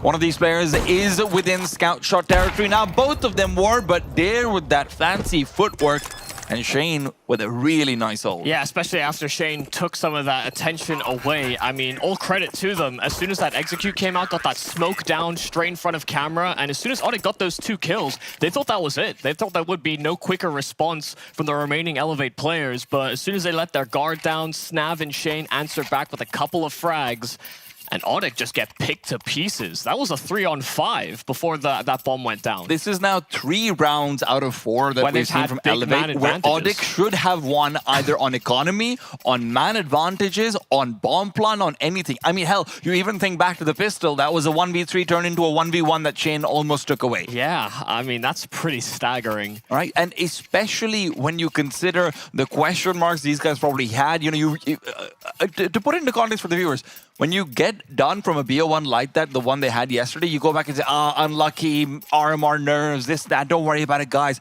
We're going to be okay for tomorrow, right? That's sort of the vibe. That vibe's gone. You've heard the term, the vibes are immaculate. They are very immaculate right now, actually. Yeah, I don't know if I've ever heard that phrase before, but I'd have to agree with it. They're so aggressive down middle. You love to see it. And indeed, he thought he could punish that pick again, but not with the AWP. Woody's AK will prevail. They're not ready for NBG. He's only good for 1. A possibility of a spray transfer will be ignored. Snav, in the meanwhile, Woody might have actually heard him dipping a toe into the water. I think that's the only reason Snav actually started moving back. Yeah. He thought he made a splash sound and they were just in middle, so he didn't want to commit to the canal's peak, but by the time he's turning around, that's when Woody decided to swing. So ODDIK just breaks them in through middle. And now, you know, even the round prior to this, I was about to praise ODDIK for going for an execute, because if this is going to be a map that Elevate don't play that much and are kind of toying with being a permaban between this and Inferno, I believe, you know, there's a real possibility that we have this conversation where they're just not going to be well prepped for a lot of these execute-heavy strategies. You know, that's where a lot of the prep work and a lot of the sort of the scrim work can actually lead you to, is that teams want to practice their executes. And it can be very hard to counteract that if you're... The nuke permaban is checked down as well. Yeah, but it can be one of those things that you're just kind of ill-prepared for in terms of the right reaction, the right timing. But Elevate have looked good so far when dealing with that. Very, very good. Natty is once again getting aggressive down the middle. They're hoping to find Dare. Now, of course, NBG is the one around the corner. But guess what? There's a couple more corners in the middle than maybe they expected. A 3-man setup from Elevate. And right now, NBG is the one taking the charge forward. Matthews will find it impossible to retreat. It is certain death, and Peeping is the one to deliver it. Meanwhile, Snav back in Dark is dodging bullets. He's doing his best Neo impression, but I don't know if he is really the chosen one. Natty's about to reveal that. Oh, Natty doesn't quite commit. Ponter would have been sprayed down with him regardless. Snav, a brilliant hold from Dark will be the undoing of this round for the ODDIK side. The Brazilians are unsure about how to proceed. Yeah, I mean, at the moment, it feels like ODDIK are struggling to find a game plan that works in these opening segments. Elevator are punishing and finding multi-kills on a number of their players. This time it's Snav. And this is where maybe this is also the easy prep to do, right? You would expect Anubis to be picked up by them if you're letting go of Nuke in that early banning phase. Maybe a bit more discussion to be had later on. Shane peeks out and he just gets the frag. Turtle's kill from beyond the grave is irrelevant. And Woody wasn't going to be in a great position to link up with this anyway. They were running low on time. But he will save this AWP. 5th round for Elevate. And it comes off the back of just being able to lock down one of those points of contest. Middle, canals, you know, those are usually where the early fights actually begin, especially if the CT's not going to be aggressive on one of the extremities. But, I mean, Elevate haven't even explored that option just yet, and ODDIK are finding some real difficulties taking map control. And the thing is that for ODDIK, this is a map very unlike what we saw from Ancient yesterday, right? On Ancient, we saw Turtle very much liking to play that mid side of the map, really liking to be involved in that way. Bonter as well on the extremities is able to get a little bit more done. Turtle and Ponta are both playing extremities in this map on Anubis, right? Which is why I did think this was going to be a little bit tricky for ODDIK to curate properly, because that mid presence, that it does feel like it's lacking a lot of the firepower that you traditionally would have in a mid hit the same way. So unfortunately, you're seeing that exploited so many times. Of course, that's not the only way they've lost rounds, don't get me wrong, but despite mid being their primary focus so far, it doesn't feel like they've been finding the same success without the firepower to back it up. Turtle, he's 4 and 5, but I feel like I've barely ever seen him involved in any fair fights in general. I mean, you look at the kills on either side of this, the scoreboard, and it's not like ODDIK aren't finding frags. You know, the money on Elevate is not by any means accelerated out of control, even though they found this 3-round gap. But everything looks contestable, like Snav to Turtle, Woody to Peeping, and you've got Shane on 12 kills. Yeah, big man Shane. And so important that one of the members of this Elevate core are able to pull the weight of missing out on Dia. Shane seems to be answering that call. Maybe a little too big for his boost this round, though. I don't think you wanted to pick up that phone. It's a good idea, what they're going for over there, but Snav over here is the one who actually finds the frag, pushing in through. He knows it's going to be a dark focus play, but he's pulled out the smoke. It is too late to pull out the AK, but Dare gives him that time to continue fighting forward. Snav's just distraction, and Dare is a real threat. Yeah, just messes with the pre-aim there for ODDIK coming out from dark. Oh my, okay, never mind. I mean, this is such a tight line for Woody to hold, even if they decide to face check it here on Elevate. Hard shot to hit. Shift walking forward might help, yeah? The bomb is on the A site. They've started to tilt back to B, and with that, NBG realizes that, hey, actually, you know what, I do have a Molotov. Let's just stick around. If there's someone planting the bomb, I can just truck that one out, try and make a play, make sure the bomb can't go down. But in the meanwhile, the flashbang reveals their intentions. Yeah, it's kind of messed with the rotation, though. It's usually peeping left as this anchor on the site, so NBG doesn't feel that confident to move on forward. They want to try and use that man advantage as ODDIK just punch in those digits. They've got a flashbang as well, and if NBG can just hold down this first duel, Matthews is gone. Fantastic trades, perfectly played. They're able to retake that site with ease, and despite the fact that they give it up because of the Woody kill, you know what? Elevate are happy with it. 6-2. They continue to extend that lead. Now, admittedly, ODDIK does have a fair bit of, ODDIK does have a pretty fair bit of money because they do continue to find these bomb plants. They do continue to find these very close rounds, but it doesn't feel like they're ever able to close. And I mean, just look at their faces as well. They don't look like particularly happy campers. Well, I mean, part of that's probably that same conversation you were having earlier. You know, the teams that they're playing are not fighting at full force. These are not their full rosters.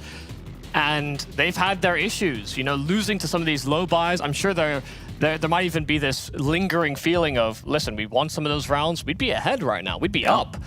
But I mean, they decided they wanted to go with a map that had very little tape for the Elevate squad, especially with, I mean, with NBG, there's basically no tape whatsoever.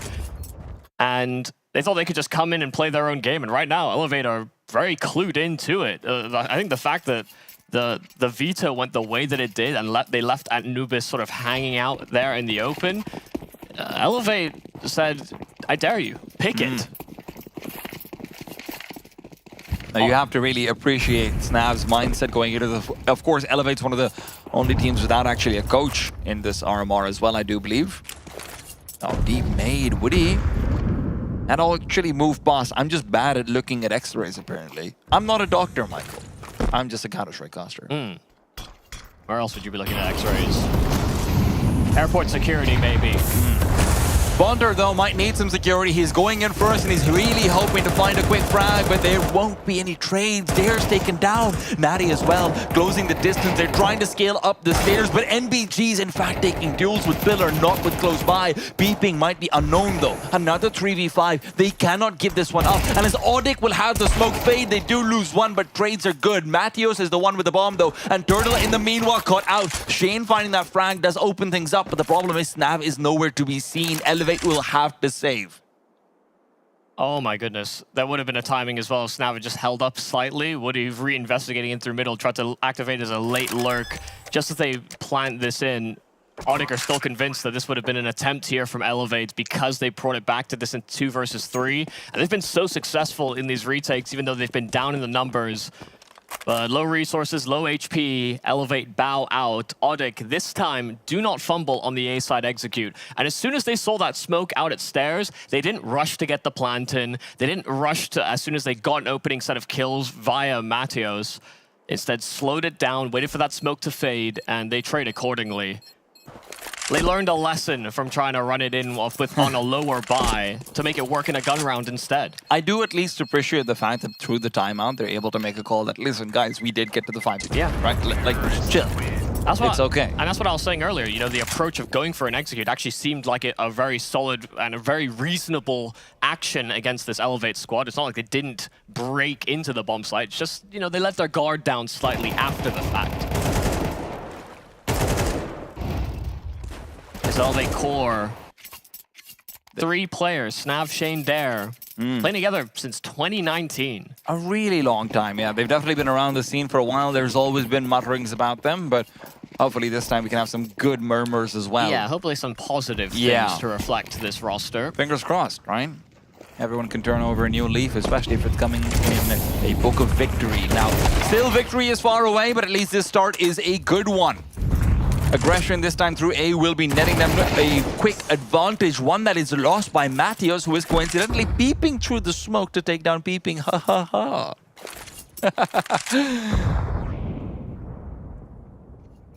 All you get is a smile from me. More than I normally do. Yeah, that's true. Matthews has looked so sharp on some of these entries, so he's really given them a lifeline back into this round. And Poncer's taking a lot of space in through A. So far, not a peep. That man's out of the round anyway. But look at the amount of space. If they get this bomb planted on A and nobody on Elevate's within earshot, I'd actually just wager that they save. This is still really risky, to be honest, because of how long they're waiting and how far forward they're going. If Elevate had been chancing that rotate over of any sort at all, you could have lost, you could have actually lost Mathios by now. Now, NBG making a fair bit of noise. Mathios should be ready for this duel coming over his way. If NBG checks his corner, he's got an MP9, he'll have the advantage, and now you're in a 3v2. This is the problem with trying to get so much space and trying to find so many flankers and lurkers in a 3v3 post plant. Advantage is lost. Turtle hasn't revealed himself. Will they be expecting a double heaven setup? Time is running low. They do have kits, and Snav's got the first and info on the second. They just gave up the round. ODDIK, I am wildly concerned. They had so much in their favor.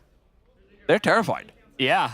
Scared to make that next move because they know Elevate are hunting. And you were right, you know, the idea of them slowing down for as long as they did, Elevate were starting to piece it all together. And as soon as they find that lingering player inside of Canals, I mean, ODDIK, basically all they can do is play forward because A-main's been compromised. Those players that came through that camera smoke and there was zero resistance on the bomb site itself. When you're at a deficit like that, someone has to face at some point. So Snav doing his due diligence and piecing it together. Once he spotted those two, it was done.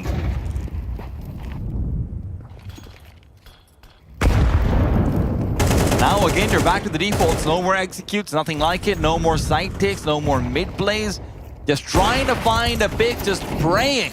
And those prayers aren't being answered. The nade is good, Turtle is low, Snav is dead. An advantage finally delivered. Not that ODDIK hasn't had these before. But the reface into dark is the plan. The reface doesn't find a frag, though. Peeping's already down. In the meanwhile, Shane taking the first fight. Will he find a second through the smoke? Yes, he does. Turtle gone. 3v3 attained. Once again, Elevate bringing back what looks like an impossible situation. The resmoke is well timed. But in the meanwhile, the reinforce is coming back to the A side as well. They've noticed, Elevate has noticed that ODDIK like to reset in the middle of the round. But this time, the destination is unchanged. One of the great difficulties was going to be recovering this bomb. Mathios was finding fights inside of middle, decided to clear out towards Canals, but they have to pick up that package even if they really wanted to accelerate towards the B site. Them slowing this roll, there are only 3 dots. Ignore that extra. ODDIK in a 3-on-3, and there are 2 men ready here on Elevate, but they weren't prepared for Mathios to creep their way out, and it distracts MBG as soon as Shane goes down. Elevate setup gets broken instantly. ODDIK slowing their roll, but finding their way into a 4th, provided Dare doesn't pull off any Shane shenanigans. He's going to go for it, though. That's the thing.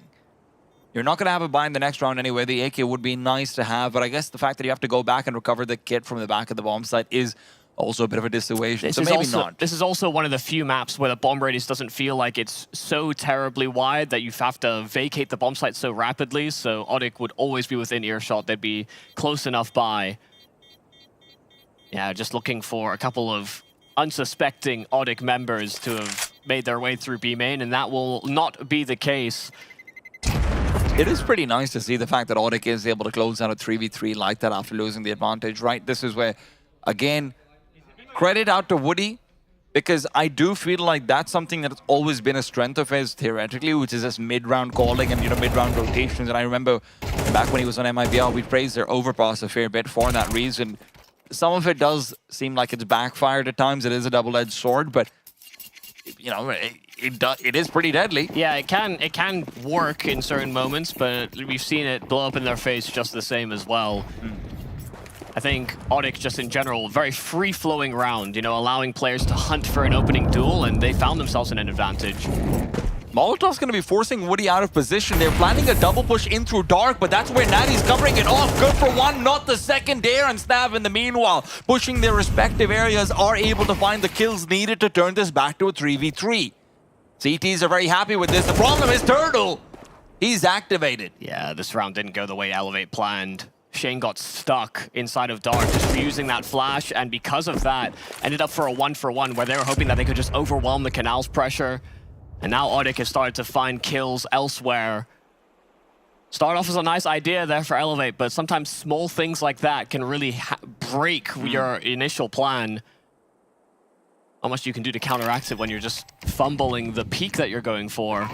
Well, listen, there, you didn't go for it the previous round. Now you've got the full belt. No kit, sure, but... And now he has to go for it. I mean, last round and a half. Problem is, Turtle's going to be able to find him easily, so the last round's already over. There you have it. Quick shout out to our observer, Chev, as well, for catching that Molotov, showing that setup for the execute. Always really cool to see. PGL's made it like a killer observer team overall. We've had like 1 million of their best names. It's so cool to see. Yeah, think about pretty much every observer you know. Yeah. And some of the ones I didn't know. There you go. Yeah. 7-5 half in a way where it feels like ODDIK should be slightly heartbroken, though.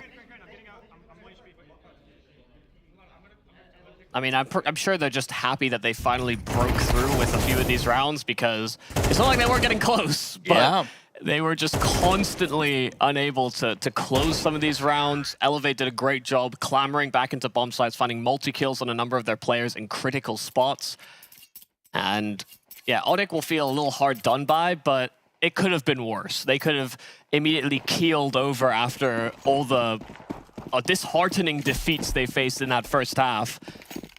Hopefully that extra boost to the morale towards the end of the first will allow for an extra level to be hit here on their CT side. They dared to pick into this. This was supposed to be a punish, yet they trail moving into this pistol. And Bonter is about to be put into some serious question mark position that'll be between him and Mathios to defend this A bomb site. Flashbang to try and peek back out for Bonter is good for one, but the trade is fantastic. Mathios continues to be sharp as a knife's edge. Just incision on incision on incision. Surgical with that USB. Leaves Snav all alone, and with the bomb beeping away in the foreground. It is a deadly background from Mathios with 4 kills to give him that round. 16 and 8 now across the entirety of this map. Yeah, really haven't been able to fault much of what Mathios is doing. I mean, a lot of sharp shooting on his fights, found entries on that T side, was actually one of these players that was going for not only opening fights, but was kind of hunting in those mid-round moments as well. And I mean, gave ODDIK a lot of chances to close rounds. Didn't mean that they always did, but he was definitely the man to look out for on the side of Elevate, because you knew if he was still alive, you were in for a rough time on your fight. Continuing to challenge that deagle is always risky.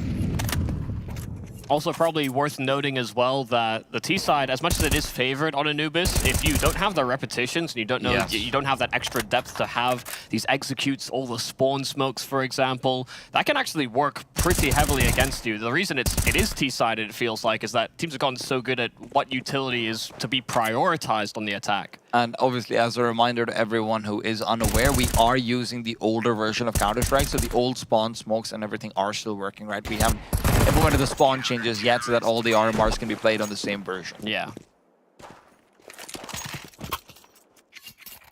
But no, you're absolutely right about that, Michael. But at the same time, you would expect that Elevate, this was the obvious map pick from ODDIK, right? If you're not coming into this with 3-4 nice, cute gun rounds that you have game planned, that's sort of on you at that point. You know what the map's going to be. So hopefully we do get to see their best, and we do get to see the best from ODDIK as well over here, now that they have calmed down and equalized. Definitely a lot tighter than maybe even ODDIK expected when they picked this map. Dare, an opener, moving into this first gun round. 90 floored, and Turtle trying to play close with the XM. Should that smoke fade, I wouldn't exactly favor this fight moving into the canals. Especially if Snav still sticks around as support. But Turtle's not prioritized picking up that M4. Okay, yeah, just making sure they know that there's a shotgun on the other side of that smoke, so nobody dares walk through it. Double push from ODDIK. They want to actually phase this smoke and take the fight to Elevate. At the same time, Bonter is trying to go for a little bit of information outside. Dare, in the meanwhile, has just picked up a big double, traded away, sure, but that's where Bonter's MP9 might be opening up the way to the A site. He will not be able to. Well, Beeping won't be able to adjust in time, actually. And Bonter continues to fight forward. He's giving it right back. A 2-on-2. And where will they go? In through camera? NPG's low. Do you want to face off versus the MP9 again over here? Give it the chance for a full triple. Bonter feels like it might have been safe, and now NBG's routed through back over to B. It's all a matter of contact. Who takes it first? Mattios is caught between two difficult angles, and with 20 seconds left, he needs to just zone in on one, trying to fight away, but the distraction is enough. NBG will recover their opportunity, and Bonter being this low means that unless he gets an instant kill, not the shotgun! Dropped over by his teammate earlier on, and Bonter with that recedes back to the A side, back to the depths. I don't even blame him. There's like 6 guns inside of Dark, and it just happened to be the XM under his feet, but he knew as soon as he gave up that sound cue, if nobody faced him, it was going to be incredibly trying. I mean, what an effort from Dare to go in with the triple kill, not only finding the entry in the round, but then that double kill towards Dark. If not for Ponter's efforts inside of A main on honestly just great timing on the MP9, because Peeping was holding for that push, and then just as he was preparing to actually clear in towards A main, that's when Ponter decided to swing. I mean, even the timing, the fact that NBG is able to walk past camera like that without being spotted, because Ponter checked that literally like half a second, maybe a second ago. So much that could have gone wrong for either side, but yeah, Dare's definitely the man wearing the cape right now, the hero of the round.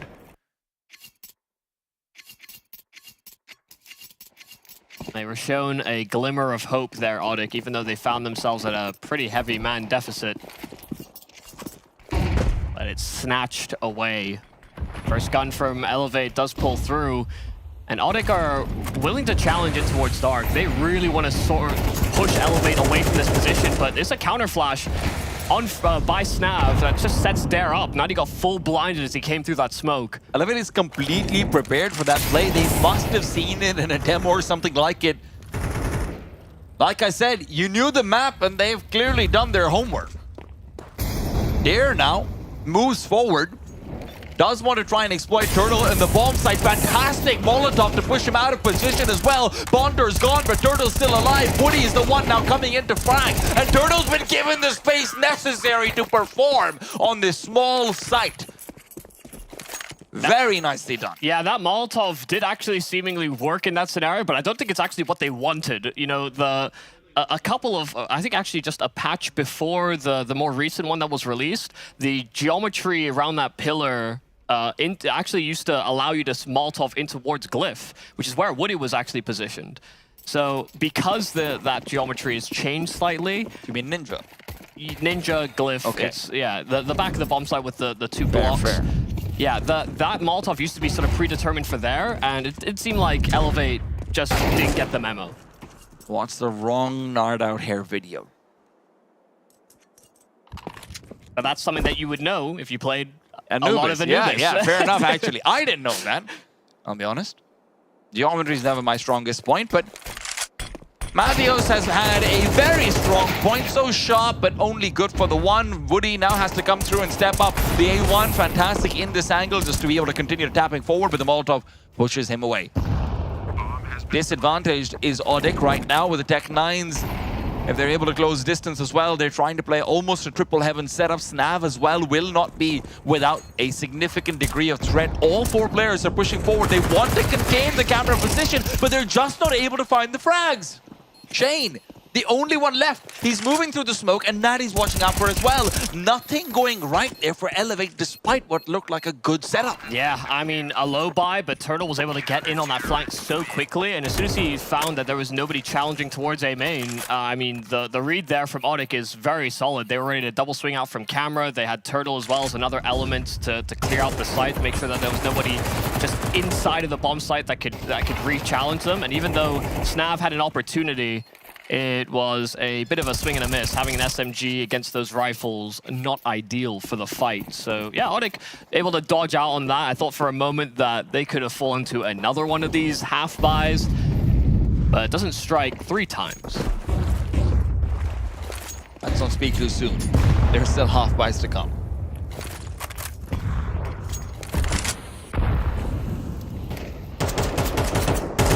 Oh no, Dare just keeps exploiting them in Dark. It feels like every single time he's the one coming out on top of that duel, be it Turtle, be it Natty, be it whoever you want to put there. That's a great little 1-2 punch between him and Snav. Snav spam the right side and Dare spam the left. Oh my god, he almost got a second as well. Dare's forced off finally. Mathios won't let him continue forward this way, but at the same time, they want to reround back into mid. Woody exposes himself. Smoked off now, but Woody's trying to catch them with a util piece out in their hands. NBG backs off. He doesn't want any of that smoke. Now listen, Woody's quite lonely here, and he won't have that fast rotation. Molotov is something they're just going to cheap off, but he's got them both! Quick little lineup, and now back to Pillar, only to be taken down. Turtle given the space to come in, but he's only gone down to a quick grave. 3v2 as the advantage regained. That second part of that 1-2. Snav, he is kicking into gear. And they're not feeling too confident about the reapproach into this A bomb site. They had a Molotov, maybe a smoke. They would have felt a little bit better about going back for this, but Elevate will succeed in taking that A bomb site. Even though Woody did a great job anchoring and finding those 2 kills, the fact that Snav was able to get a second on top of finding that trade onto Woody, I mean, that created all the space that was necessary for Elevate to get into forward positions and get comfortable to have that plant in, which is, you know, it's kind of night and day. When ODDIK were actually able to break into the A bomb site, there were a couple times we saw them just slow down so significantly. Hell, even when they were positioned outside of B, they slowed their roll. But Elevate understood immediately what it meant that they found those 2 kills, that there would be no quick response from ODDIK. Turtle just had to get a little bit more over here. Yeah, it's a little unfortunate for Woody there as well because, you know, he just didn't have the ammo really to fight that third man. Had 2 bullets left in his M4 and, you know, he could have committed to the reload, but... That's the curse of the A1, man. Yeah. You do giveth and taketh away. Of course, is Mathios all the way back, and in the meanwhile, Bonter is still maintaining a slightly forward-facing angle. I'm curious about whether they do have some A pushes planned out. That's something we saw Elevate doing to some success. The Bonter has largely been left on an island, and most of the people with boats are on the Elevate side. You know, stylistically, this versus the Ancient we saw out from ODDIK versus MAD. ODDIK are not going for those stack calls, or not going for a lot of these pushes on the extremities. They're actually just trying to challenge into these sort of high traffic areas like Canals and Dark. And they're not finding a great deal of success. There's done a great job of sort of forcing them away time in, time out. Shane, in the meanwhile, he'll have a timing, he'll have it. When Snav is able to force these players forward, they need to swing out fast. Natty does get a kill from beyond the grave, but instead of Woody being taken down, he's got reinforcements coming in. Turtle's good this time, and he's got Woody as well, but he's not able to find a frag. Woody completely whiffing that MP9 follow-up. Quick flank in from Ponter, from Canals, and Mathios is just trying to keep attentions raised on him inside of Temple. But he fires off shots and doesn't actually push forward. Ponter moving past the smoke, but Dare has an angle on it. Ponter able to floor him quick, and Peeping on low HP has to be lightning fast on both these fights. Inside the smoke, they wait for the phase, and Mathios has been crisp all game long. A 20th frag and a 10th for ODDIK. It did feel like when Woody doesn't find those frags after being given so much space and having so many teammates distracting for him, that it might be game over. But despite that, that late lurk coming in through Ponter, that's what just gives them that extra pizzazz. I have to say, rotation timings felt good from the ODDIK side. Turtle coming in felt like he might have just made the difference, but things did still start to fall apart a little bit in the middle. Yeah, Turtle's timing on his peak and just how sharp he was on that fight. Actually, I feel like that's the sort of MVP frag you needed out of ODDIK, because it just made it so much easier to draw attention instead towards Dark, where the majority of Elevate were sort of set up for the hit. And now they don't wait for it. They just fully challenge Dare out early on, take him down, but the trade is good. Beeping the one to deliver. Now, Dare not being around is a problem. Shane's been much more quiet in the T side. I actually don't know if he's gotten more than a single frag, if I'm not wrong. Yeah, a bit more struggles for him. More highlights been on Dare, but that's also maybe to do with the position, really. Of course. With how much Canals and Dark has been a focal point for both of these teams. Woody's fully facing into this smoke as it will be fading. If he starts to back off over here and they heard it, no, they don't. Nade behind the stairs, and Woody's good for one, but the trade from Beeping once again to deliver. And in the meanwhile, ODDIK had rotated resources away. The only player nearby, that's Bonter. And they've got plenty of smokes to be able to disable him from major relevance. And looking at where Bonter is rotating in from, sorry, I got the name wrong, it was Turtle in fact, but looking at where Bonter is rotating in from, this might be an early fight that Turtle tries to take, or Elevate tries to push in. Elevate aren't going to read this at all as well. Nobody's reset towards main just yet. It'll be Shane that goes out to clear it, and this time Shane finds his impact. Punter's late lurk not pulling off. And where they felt like they could have gone aggressive, Shane instead tries to find defensive positioning. He is low though, so for him to fight, it's not easy. Beeping has to take it all away, but Shane's taken that first duel and found damage. He's doing it all. Shane and Beeping are delivering them this round. He's even put through the smoke. How has he done this? A man who I just said was having a quiet time in that second half has come through roaring. Sometimes all you have to do is ask. Shane, I mean, even though he was instantly dinked on clearing out Punter on the flank, able to find so much impact, kills through smoke, and then kept on spraying as he was coming out the smoke to mask his steps. I mean, Matios did not expect him to make that play. What a ballsy play to do. He just kept thinking, where is this second guy? There has to be somebody else to challenge it. He has to be in towards dark, but Peeping never looked into that site. He knew that Shane, because he was low, was more willing to take that risk. Peeping was security. And that's really nice to see, you know, Peeping being able to get that first trade, and I felt like that might be all we see, but then immediately afterwards, Woody's taken out as well, and then fully hides away. Let Shane be the one stealing the spotlight. And this is one of the problems if you're going to be MIBR, if you're going to be ODDIK. Getting all the names wrong. If you're going to be ODDIK and you're trying to rely on a consistent lurking presence from Bonter to be what activates your retakes, eventually it's just not going to work. Aggressive play though here from ODDIK instead. They're challenging in through middle. They go in with SMGs, shotguns, and pistols. This is a full commitment around these weapons. I know it might be their last stand, but look at how they're mitigating it. Just hitting this A bomb site. It was only Punter that could be there to defend, and he's run down by a Mac. Snav knows there's flanks coming in from behind as well, but it doesn't feel like ODDIK fully want to really contest this.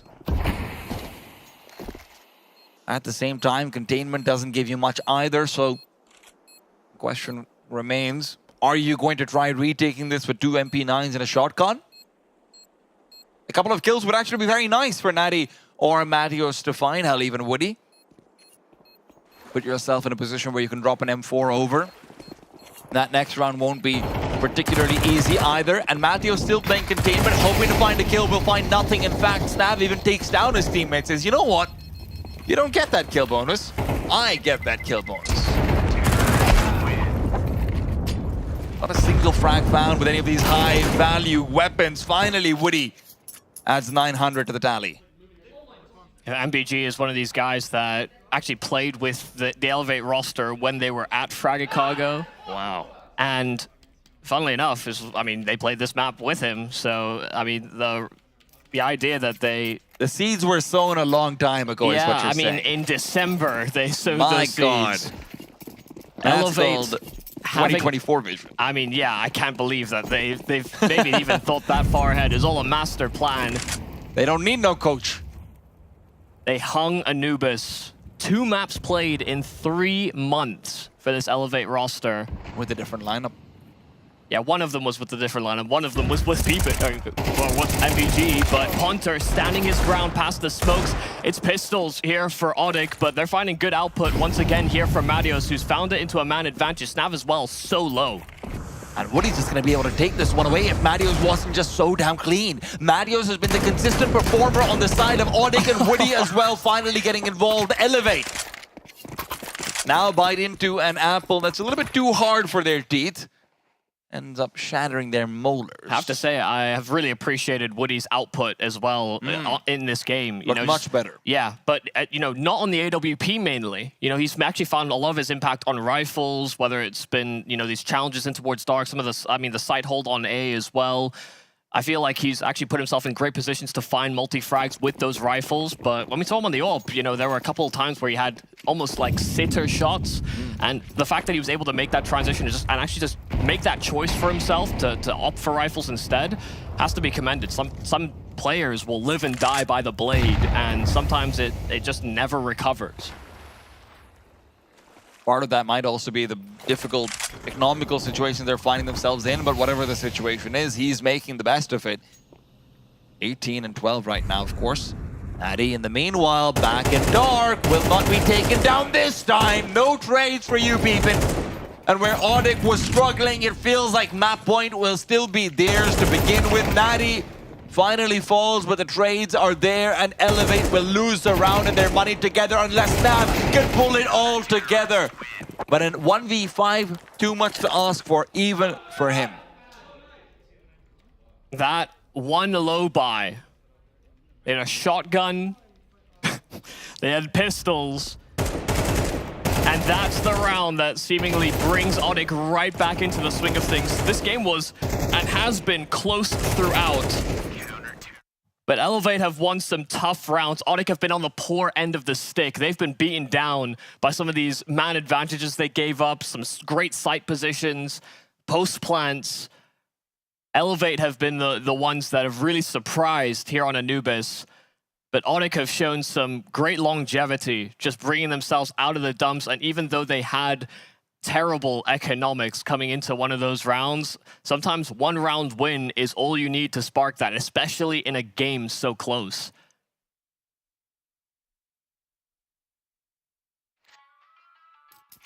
You said there won't be 3 half-by wins. Well, Elevator hoping there will. For their side, at least, there's been 3 in total otherwise. They need to pull something together. Util's low. Plan is simple. It's straightforward. It's a classic.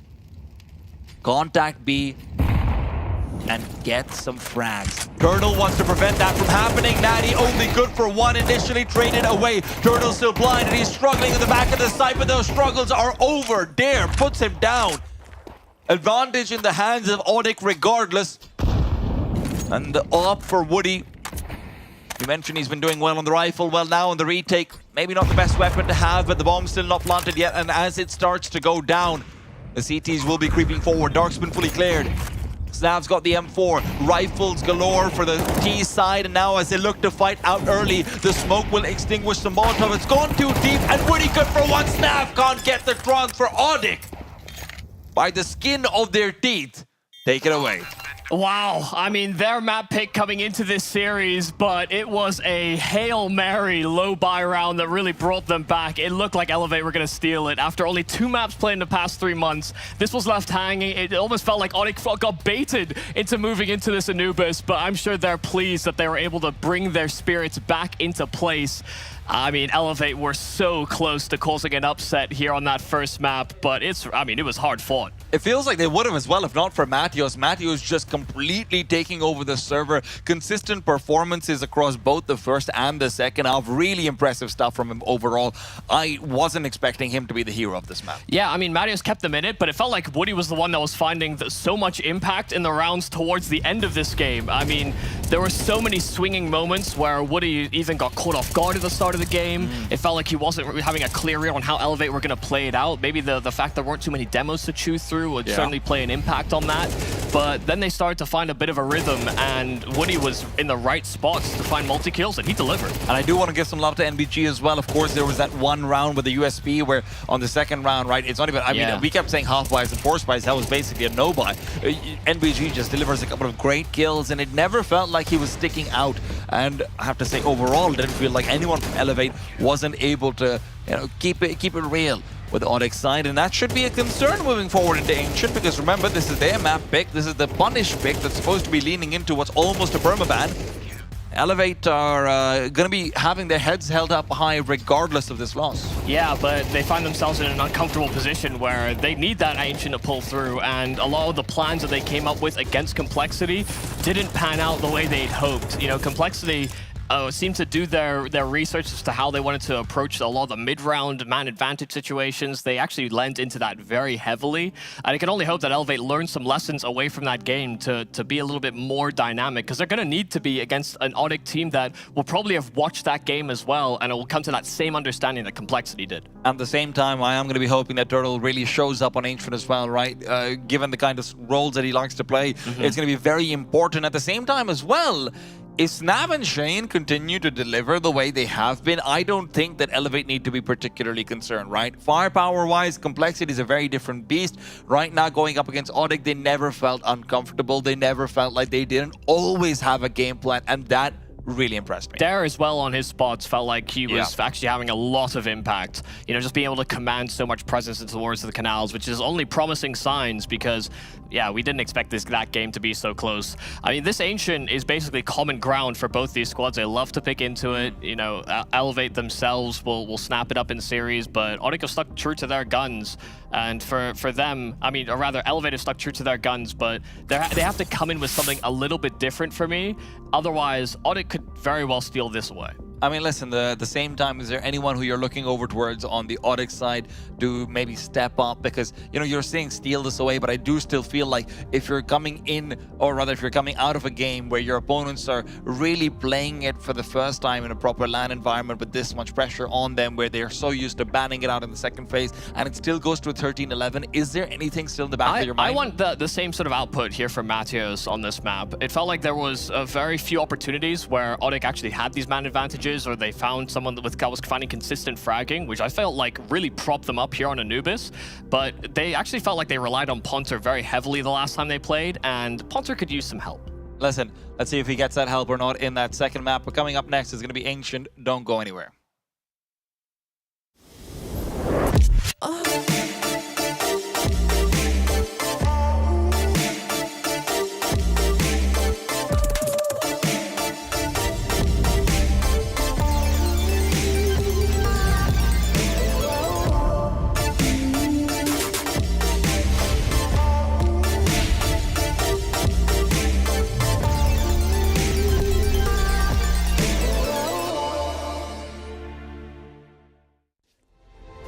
Players are changing.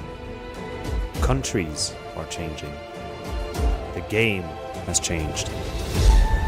Finds it to perfection and simple. It's Olaf who's been on top of the box. He's got 3 and he's looking for a 4. That is incredible. And Rain, he starts away. The best tournament, the best bookmaker, Odyssey.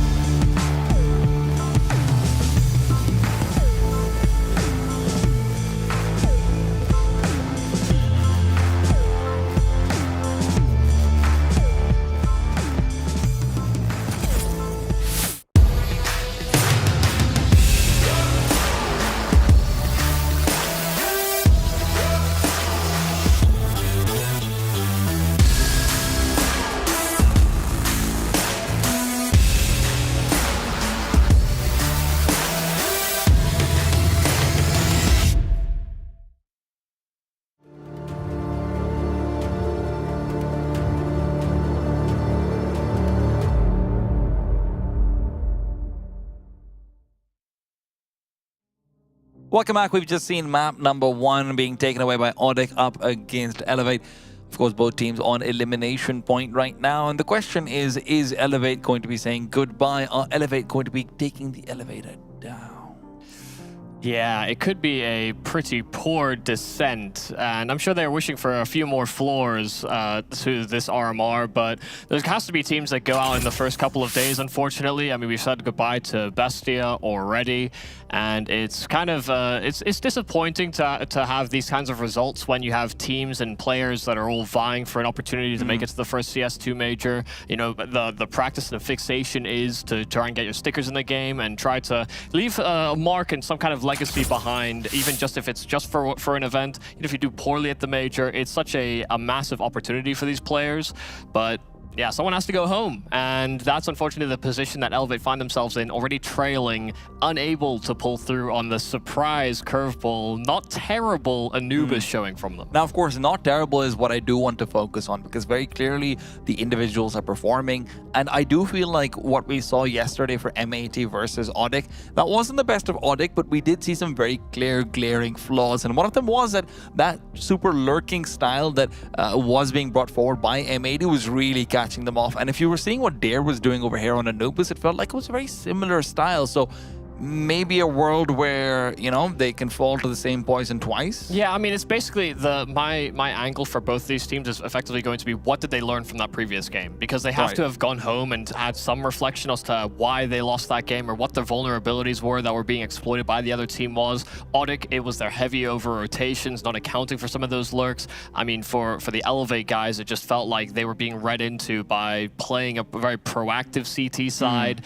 and ultimately falling victim to a very patient complexity. So, you know, there's a lot to read into if they did their homework on both their opponents' demos as well as their own as to how they restylize themselves, because there could be no mistakes. You know, this Ancient is going to be critically important for both these squads, because when we go into Overpass, that feels like kind of a weird open territory, which is almost why I thought Elevate would pick it, is that I don't think that either of these two teams are too confident in the way that they play that map in particular. I mean, clearly Elevate don't think of themselves as major underdogs, right? That's why Anubis coming into it, they're very happy to play it as well. One of the interesting things that I did find from ODDIK, which I don't expect to see changed, is in fact their willingness to fight as a pack on Ancient. It did feel like a lot of those early round CT sides were characterized by 3 players getting together and just trying to take the fight early on. And if that wasn't given to them, they did look like they struggled a little bit. And honestly, I do think they will have come in and made changes about how they're dealing with, you know, anti-half buys as well as just the anti-lurking plays and everything, but I don't think we're going to see that part change. So the 3-man pack aggression from ODDIK, or, you know, this is where I am a little bit worried actually about how it's going to do up against Elevate, because Elevate have shown some really good trade fragging. They've shown some really good individual presence. They've shown some good responses, some fast utility responses as well to being pushed into. So I'm quite curious about what this is going to look like. Yeah, I think the core players and the main identities of these rosters, those players have shown up at least, you know. I mean, coming away from that Anubis, it was nice to have Matheos kind of rear his head. It was nice that Woody was able to have so much impact as well, which was, I think, more surprising that it wasn't on an AWP.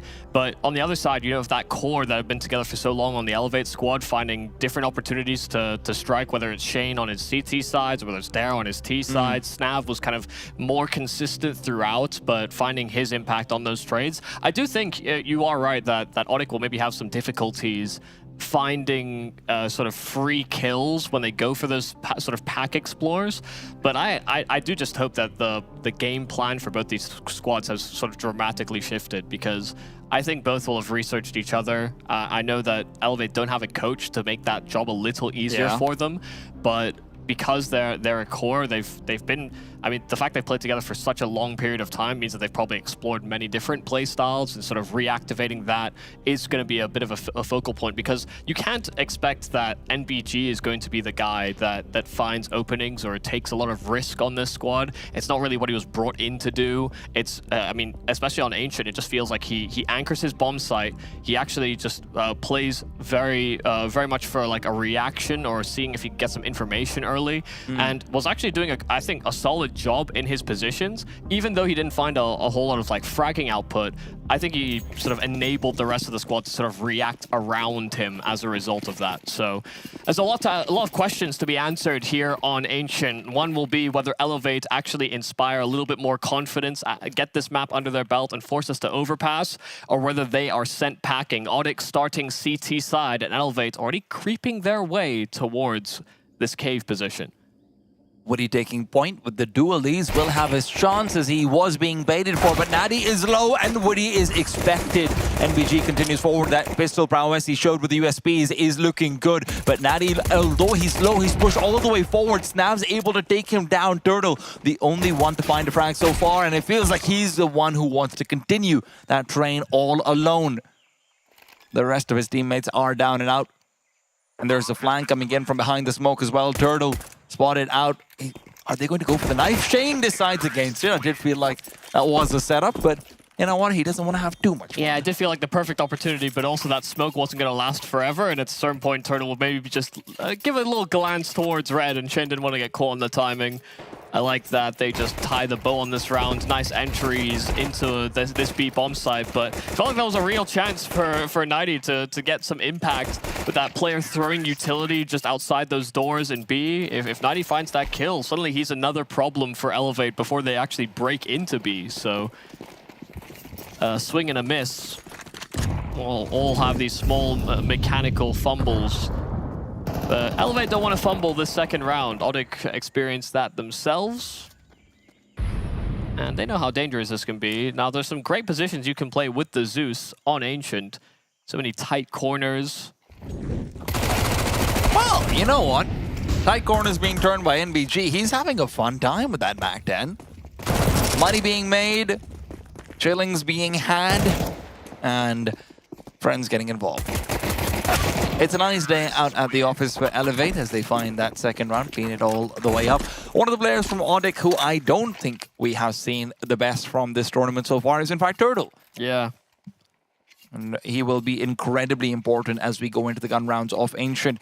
Likes to play mid, likes to get aggressive, and yesterday Mobs was getting the better of him so many times over.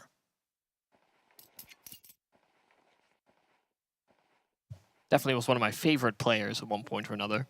You know, one of these emerging, solid rotationary, high fragging output, very exciting to watch because he was always finding himself into some nice aggressive features. And so you could still find that on this ODDIK team. I did sort of preface that in our pre-show that maybe the system doesn't quite work for the way he wants to play, because it feels like ODDIK do like circulating themselves as a pack, and so you don't actually have that freedom for somebody to break loose from the system. Yeah. And I was surprised to see Turtle playing mid as aggressively as he was. Of course, it's in the metagame and everything, but if you compare him to a player like Insani, historically, it has felt like Turtle's much better at playing rotation than he is playing just deep down aggression. But we're going to hold that point right now because it does feel like it will be a faster play out towards that A bomb site. Smoke's being deployed early in, but Woody's deploying bullets, and one of those kills. Woody continues forward, good damage being dealt, setting up Ponter for what could be another big multi-frag for himself as well, and Elevate want nothing to do with this A bomb site. They will be forced to commit, but trust me, they don't want to. Ooh, just enough of peeping shown, and Ponter will take the challenge. MBG, a nice trade. A 7th kill for him in these opening 3 rounds. But this is not looking like a round in which they should be able to fully conclude. ODDIK do not have really that much information to work off of, aside from all that presence inside of A main. It has now been cut quiet. It's only 90 that serves as a surveillance beacon.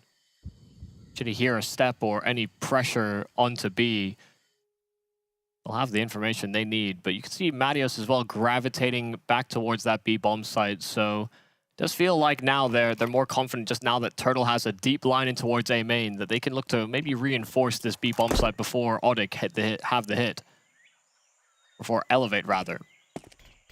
With Matios playing such a defensive angle, he'll find nothing They're going to be wary about Natty pushing forward. It's so Perhaps, fast. no, they're not checking at all. Shane can't get the adjustment in time either. He knows Mattios will be coming in from the side. Very nice adjustment. And like you mentioned, speed was something I hadn't considered. And, well, turns out neither had Elevate. Yeah, I mean, just as soon as they hear that smoke, 90 is on a mission, just immediately fast flanking. Didn't make a step while they were planting that bomb in. And so, yeah, they thought they had ramp for at least a few more seconds. You know, maybe 10 seconds is kind of the window. But 90 is there just so quick. And they had to fight to try and find a duel at some point or another. They knew that they were at a deficit and that they weren't the healthiest. But honestly, once again, Woody just doing a great job finding multi-frags in his spots. You know, his rifle work today against Elevate, seemingly a step above what is maybe expected from this Alping in-game leader. Oh, well, that shouldn't really matter about the smoke, but hey. There's a lot of give on the smoke towards B. Yeah. Natty, though, hoping to give out some pain, but instead he's realized there's a Molotov behind him. He can't retreat either. NBG to punish. And although damage is good, Turtle's the one who finds a healthy player instead. Matthews aggressing as well, not ready for a Shane nearby. Once again, 3v3. Feels like we've seen so many of these, and more often than not, ODDIK get the better of them. NBG goes down. Oh. Shane! Quick double spray down to get the trade. Woody might just end up backing off. Limp to fight another day, maybe? Molotov's not great. Woody does actually have a gap around it as he creeps through the smoke, but Shane just too damn quick. 4 kills from Shane. And even though his teammates got caught off by the aggression, Shane positioning himself perfectly to find these trades. And it was that double kill on ledge that ultimately left ODDIK in a very poor position. Fantastic work from Shane. You know, it's this kill from Mattios where he just drops his guard and sees that those two players are so concerned about Turtle because he just revealed his hand. Shane just instant headshots on all 4. Yeah. Farm continued over from the first map. Of course, was one of the major propellants for Elevate. And now Ponter all the way forward, making noise and stuck inside the smoke, but they're still not aware of him nearby. Ponter somehow managed to come through and find the frag. They should realize Mattios is nearby as well, but in the chaos of the smokes, visibility be damned, they can barely even hear anything. There's just so much happening all at once, and ODDIK are still maintaining that pressure. Woody pushing in. He does have a teammate alongside him, but Woody getting a double kill, and Mattios flushed out. 2-on-2, Turtle flanking that A main position with a Nova.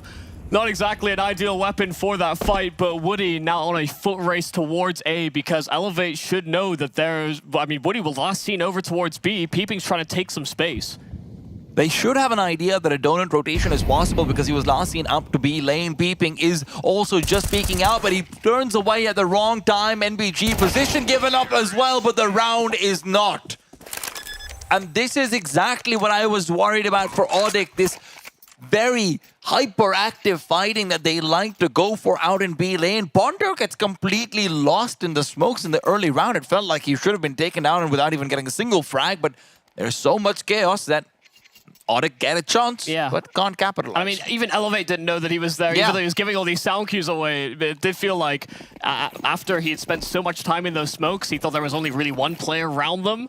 But it did seem as well that he maybe overcooked his chicken there.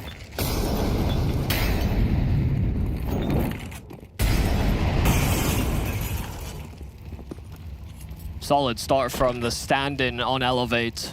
MBG finding a number of multi-frags, none more important than that last round. Snav, nice sharp shooting versus these pistols. And oh god, they've all got util out, so that's a little concerning, but they just bombard and burn these players to a crisp. Woody flushed out as well, and even a follow-up nade onto Mattios. This is a lot of great utility here from Elevate. A little worrying that they pull it out while they're all open and exposed to the position, but it all hit the mark because ODDIK were hiding and waiting for them to creep forward, and they never did. Listen, man, welcome to the cookout. That's what it is. We've got salt, pepper, and well-roasted CTs. Yeah, that round could have blown up in their faces if they all had... they're going to double nade and Molotov on top. Just get a triple swing from the pistols. That would have been heartbreaking. Fortunately, They gamble correctly, right? They're expecting the pistols to be maintaining that crossfire after you get that first kill with Snav. So yeah, all's fair in you know, fire and brimstone. I've just seen so many of those rounds end in disappointment. Yes, we get it, Michael. We cover Asian CS. Yeah. It's gotten a lot better. Honestly, it's gotten great. That has, yeah. But anti-half-buys somehow still do look tricky. Yeah, outside of the Mongols, really. I mean, everybody else has their problems. So there was probably a bit of disappointment from FURIA that the Mongols made it again. Those guys are rivals. I love that we've got intercontinental rivals. Yeah, it is pretty cool. Yeah. Right now, this is technically also an intercontinental rivalry. It's South America and North America. I mean, also just mainly the fact that neither of these teams has much left over to give. 2 losses and you're out of the tournament. ODDIK already with that 1-map win, and Elevate doing a lot better at the start of this Ancient, being very assertive now in this round as well, just capitalizing on what is a very vacant A-bomb site. I think this might be a safe call. You think so? They lost that territory so rapidly, and Elevate have met very little resistance. The fact that Ponter doesn't actually try and make a play over there with a flashbang, doesn't try and interrupt the bomb plan or anything like it, comes down to the fact that those are such distance rotations. Dare takes Ponter down. He was the only one with the kit too, so 90, that's a very important frag. The kit can be recovered and NBG will be sent down to defend, but no offense actually coming in. After Ponter isn't able to really get much done, they just back off and save out. They were really relying on Ponter to be able to find that early frag and donut and use that to propel themselves forward. But unfortunately for them, instead, Elevate just feel like they got that one for free. Yeah, I mean, very nice, fast A-take. I mean, they had the util out from outside of A main, just threw it as they were running in, and ODDIK just had nobody there, so that's about as free a round as it could really be. Well, they got really given 1 duel, and ODDIK decided to call it quits. Now, it would be daring if Elevate went for that again, but ODDIK have called their bluff as well, not adapting their setup to maybe counteract what could have been a faster A play again. But they throw a lot of the utility, they throw the presence. The bomb is simply not with them this time over, and ODDIK may just actually be flying a little blind. You see the rotate in from deep CT as well. They've got Madios pushed down B all the meanwhile. But Elevate have yet to make a peep. They've not planted on A, so there should be some real alarms ringing. Shane revealed, and Madios vacating very nicely. Maddie's going to be able to hold them off as well. In the meanwhile, they need to retake mid if ODDIK want a chance in this round. It feels like Elevate want to still get their double lurk into mid and just trace out Turtle. Weakened up early on by the nades. Felt like they were really hoping that ODDIK just over-gambled, started using all their utility on A, and were able to flush out that close player in at the B doors, but now this is more of a mid-round, and it does feel like they are gravitating back to that A bomb site. And this is where ODDIK is still well-positioned to be able to rotate very quickly. The only question mark is, when will Turtle commit? Ponter should be completely flashed out by the peep and flashbang over here, but the question is, as there are many questions, does he just duck away and not reveal? Oh my goodness, Ponter's gone for the perfect play. He might be able to get a quick double kill over here, but he needs to commit soon. They're going to be clearing him, surely. They're going to be clearing it. NBG comes in from behind. Ponter has cooked this pudding for too long, and now Turtle will watch as the bomb is planted, pushes through the smoke into certain death. Natty can trade, but Matthews is the one to bring it back to a 2v2. They're still in this round despite all the heartbreak. And Marius and Natty, they know positions as well. They fake out the bomb defuse, but no commitment so far. Elevate is playing ice cold. Marius is the one with the defuse kit. He wants to go out, and as the peak's coming forward, they're good for 1 and they're good for 2. Felt like Ponter had to do everything there, but shows up with nothing. I mean, 4 kills potentially ahead of them. Nobody cleared that position. No Molotov down, no nades, and nobody swinging close to the sign that jump up onto a tree where you can actually see the edge of a CT if he's in that spot. They didn't take that route. They didn't have that clear. Ponter had the whole round in the palm of his hands, and he waited far too long. Smiling faces all across as well. They know how close they got to being eviscerated. That could have been a round that ended in disaster for Elevate. Instead, it's the other way around. That's a freezing, crippling fear of swinging too early, but had to make that move at some point or another. And he heard that nade as well being thrown by MBG right above him. But there's so much going on. There's, I imagine, comms from his teammates as well on the rotate. He's just trying to pick his moment. He didn't pick right. I mean, ODDIK must just be spamming microphones at that point. There's no other reason why Bonter doesn't go.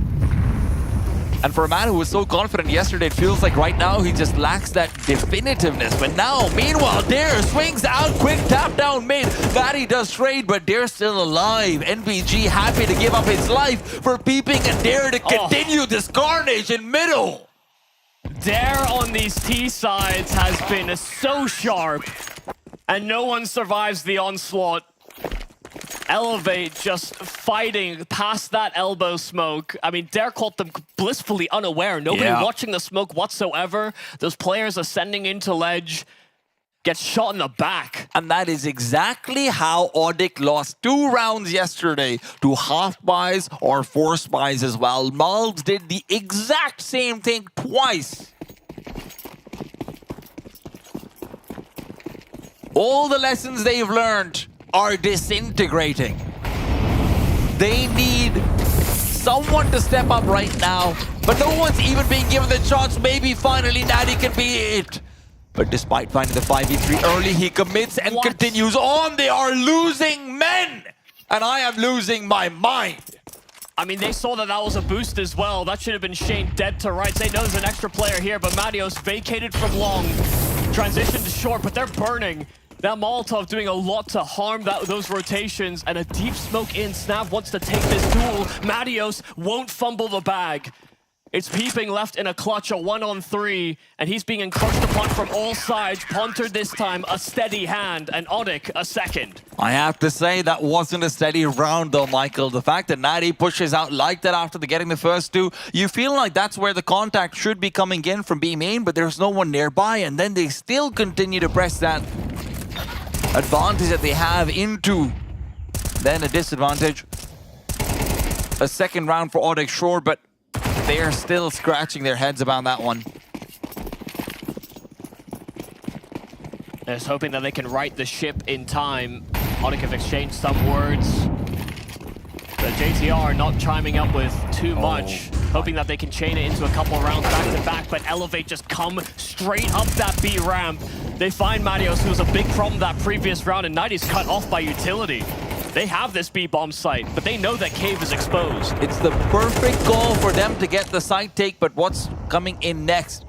Dare isn't ready for Woody's flank to come through from all the way in T-spawn. He was expecting it to be a mid-hit. Instead, Dare loses his life. Meanwhile, Snav closes the distance. Here's utility being thrown as well. Needs to take the peek, needs to take the duel, but he can't win it out. Turtle assists Woody to keep him alive. Shane as well will fall. The aim's been fumbled, and the round might have been as well. NBG burns to death. Peeping, only good for the 1. And despite what looked like a perfect setup from Elevate, it's just not the completion. Yeah, I mean, what a call there from Elevate, but also the fact that Woody basically was making that fast rotation as soon as the hit came out on that B bomb site. There was no way Dare was going to expect him in through T-spawn. They thought they caught them off guard with how quick they went in for the B play.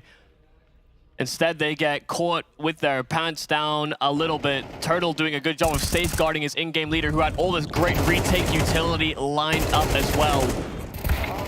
Some early practice for a T side to come for ODDIK. As they execute back into B, looks sound. No smoke down mid this time, but regardless, Turtle's able to get aggressive. The double Molotov gave them advantages before as well, and now it's Turtle and Natty. They come into play. Woody, please don't pull a Ponter.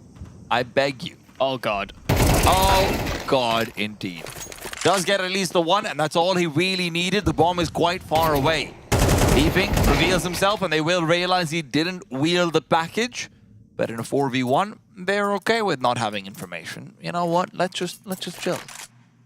Yeah, they still hold on to middle. Still got some presence over towards B, and there's a smoke down deep CT on this A bomb site, but not something that they have to worry about too heavily. They know that there's likely a player lurking around, but so long as they don't give him an opportunity to whittle it down to a 1-on-3 where nobody can make that fast rotation back in, then this round becomes more and more impossible. Looking like ODDIK should be able to seal in a 4th round, but they're now starting to reveal his position. Smoke, a Molotov as well. It baits Turtle out into the open, but that was the wounded player on this ODDIK team. Now they know that the AWP is in play. They can just pair up together and hopefully, if timing doesn't work against them, no. Temple covered off by both. They realized that Smoke was not going to do them any favors. ODDIK get to 4 after it was honestly a lights out start from Elevate. If not for the one hero round from Turtle where they're able to get the retake onto Elevate's perfect call, this would have been maybe even a 10-2. Elevate can feel very happy about this, but the map is obviously not over. We saw them front-running in Anubis as well, and when they did feel like they were running out of leaves in the notebook, that's where they struggled. And it felt like Elevate came in with a proper plan as well. You know, when we saw them on the T side against Complexity, it felt like they were still sort of operating around a default. Maybe because they were in a deficit, they felt more... they felt like they couldn't take the risk of just angling for straight-up calls out of spawn or... It's also like the biggest match of their life they've ever played, right? Certainly. Yeah. And now you've got... One of the things you have to keep in mind is the first time you actually kill someone like a Legion server and you realize the humanity, the next matchup against ODDIK is very different. Still, ODDIK, they've been on these stages before, and they'd really like to transition through to the major or at least put up a showing here. Not go out last place would be a priority, I'm sure of it. Well, it's a little awkward. I think the plan was for Turtle to ascend ledge and they'd re-clear in Cave together, but he's having to reroute instead. So Cave's actually not even going to be something that's explored by ODDIK on this hit. Molotov forces Dare forward. Beeping is gone as well. Dare fully blind. The late commit from the Glocks is perfectly played, and Stav as well caught out, forced backwards. There is Shane ready and waiting, but he's not finding the frag. Shane, perfect angle for the dualies, but just doesn't deliver. BG better pull out a miracle. Well, you know what? Let's maybe transfer that responsibility onto Snav. His shoulders, however, feel too heavy, and he doesn't want to really get involved. Yeah, he's got quite a lot of value on his waist as well. $700, a kit and a smoke. So it's not... I would argue the kit might not be that valuable unless there's a magical ninja. We have seen those. And also, you know, if they go and force into that second round, it means that they have a 5-second defuse. We can definitely catch teams off guard. Yeah. You might not be able to save that. That's a separate story. Yeah, that's I'll forget everything we just said. It doesn't matter anymore. But now if he buys a kit and a smoke, now they're certainly going to be confused. The play. It's like, oh my god, he surely can't have a kit. Now, what? 5-second defuse? If ODDIK lose like that, honestly, just go next. I mean, that's Overpass. That's fair dues. But a lot of conversation probably in the Elevate camp about whether or not it's worth it. They currently hold a lead. ODDIK just simply winning the pistol round. And even though with this USP round for Elevate, likely to be a 6th for ODDIK, we did see a pretty terrifying USP round from Elevate on Anubis as well. Nothing to be discredited. A lot of utility over on B, and so here come the cavalry on Elevate. The question is, how deep will ODDIK want to commit? Bomb should basically be guaranteed, right? And they have information about where these USBs are coming in from. I'm surprised that Peeping is still back at the A-bomb side. It feels a little bit unnecessary when you are stacking like this, but hey, all's fair if you're trying to find maybe a Red Room lurk or something like it, I guess. Push forward from Woody, he's lining them up, money to be made, but NBG removes that possibility. And in the meanwhile, Although they do find a frag onto Woody, there isn't much achieved from Elevate in that round. Yeah, much more convincing, very confident take of that B-bomb site. Still using a lot of utility, still doing their due diligence, making sure that there wasn't a stack on that side of the map, but once they realized that it was empty, able to tie the bow on top as well, forming some extra cash on that SMG all along the road. Now Elevate call a pause. They want to make sure everyone's head is screwed on straight, because should they concede this rifle round, ODDIK would be right in it. They'd be able to tie things up pretty rapidly. And they know that this, honestly, the CT side could be where they have a lot of their problems. And it did feel like that is where both of these teams actually had problems, I think, on their CT sides. Elevate did exploit that when they were on the attack. But ODDIK could do the same. They have 3 flashes and no kit. Well, they've gone an MP9 as well, so I think the plan will probably be to fight somewhere. NBG is the one with the MP9, though. Yeah. He likes to play that A site. I know. So I don't know if you're going to see that fight come through unless it's a fight down middle. Or unless they just swap everyone around and we just see where it ends up. Fight down mid is the plan. Nades are good. Turtle and Bonding are low. Turtle is gone. Bonder has traded.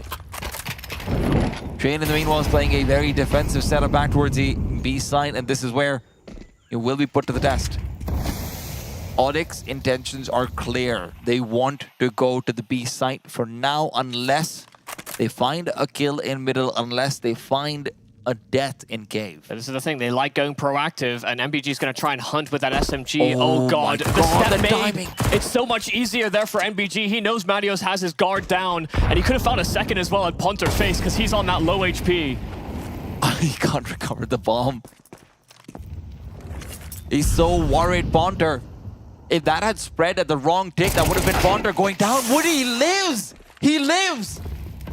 The second bullet just not connecting, and now Natty is the one peeked into. NBG can't find the second kill. Woody and Ponter are so low, but in the meanwhile, the T's have still split up. Natty's the only one on the B-bomb side. The T's are hoping that this will leave an unoccupied A, but Elevate isn't biting down on that.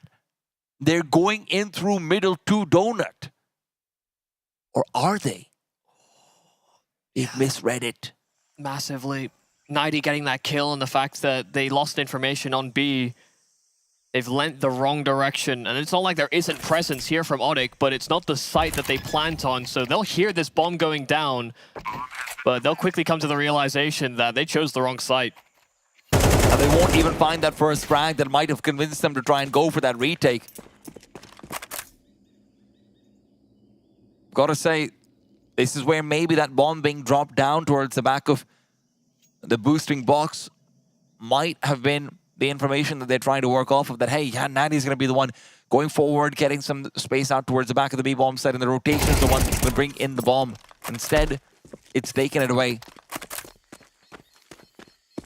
Everybody is just so low. Yeah. Next bullet does it for everybody, and even just vacating away from that bomb will be a big priority, but Ponter, a nice little off angle.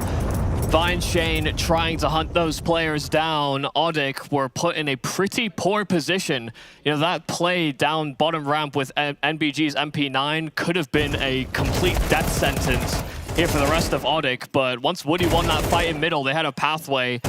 They realized that an A-bomb site was going to be weakened, and Elevate simply chose incorrectly. They reaggressed, they hunted for info, and they found a whole lot of nothing.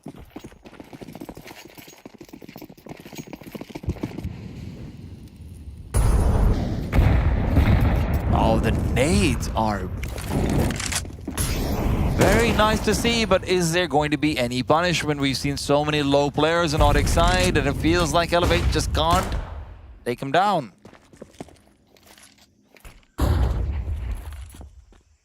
Trying their best to bait them in. Audible steps running away, but they still maintain this crossfire. For one, they've got the ball off as well. Get it three together. Dear. ODDIK just continue to face in. I don't think they realized how big of a presence was there inside cave. I don't think they realized that they took the bait. Well, that bait is still there. They are still taking it. Ponter looking to punish, looking to avenge rather. And And with Matthews being this low, this round is effectively gone unless he pulls out the biggest round of his life. Dare doesn't even take the duel. A 5-7 ace on a low buy. I mean, that's a setup that actually teased Dare up, but he hit some blinder shots. Saw how fast those players on ODDIK were falling. And that 5-7 can be such a nuisance to deal with. Instant headshots. I mean, Dare was boxed in a corner on this last frag, so a massive surprise. But, I mean, Elevate are elated with that one. ODDIK took the bait, hook, line, and sinker, and it's Dare that aces them through it. This could be what breaks ODDIK completely as well, especially when you consider their buy. Elevate walk out of that with a couple of rifles taken home, and in the meanwhile, ODDIK walk into the next with a Deagle on Turtle, 2 Gleals. Op out for Woody also feels like it's a luxury they can't afford. We weren't seeing that op impact on Anubis. We were seeing a lot of impact, but not that op impact. Yeah. And listen, man, it's D-side Ancient. I'm not going to see it here either. It's as well, you know, Elevate love to go for these proactive plays. They like taking fights early. They like fighting in the mid-round as well. You know, this AWP, they've got to read it right. Otherwise, you could just get overwhelmed with all the players that are just suddenly sent your way with Elevate serving as that mid-round pack. Woody is going to really have to call well with this AWP in hand if we're going to see impact. Oh, Marius just comes in. And he doesn't realize there's still 2 players available on this bomb site, but it doesn't matter. Shane is down. Dare had revealed himself.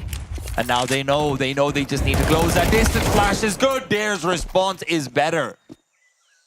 The T's have reset, though. In the meanwhile, oh my goodness, the slow Turtle inches forward.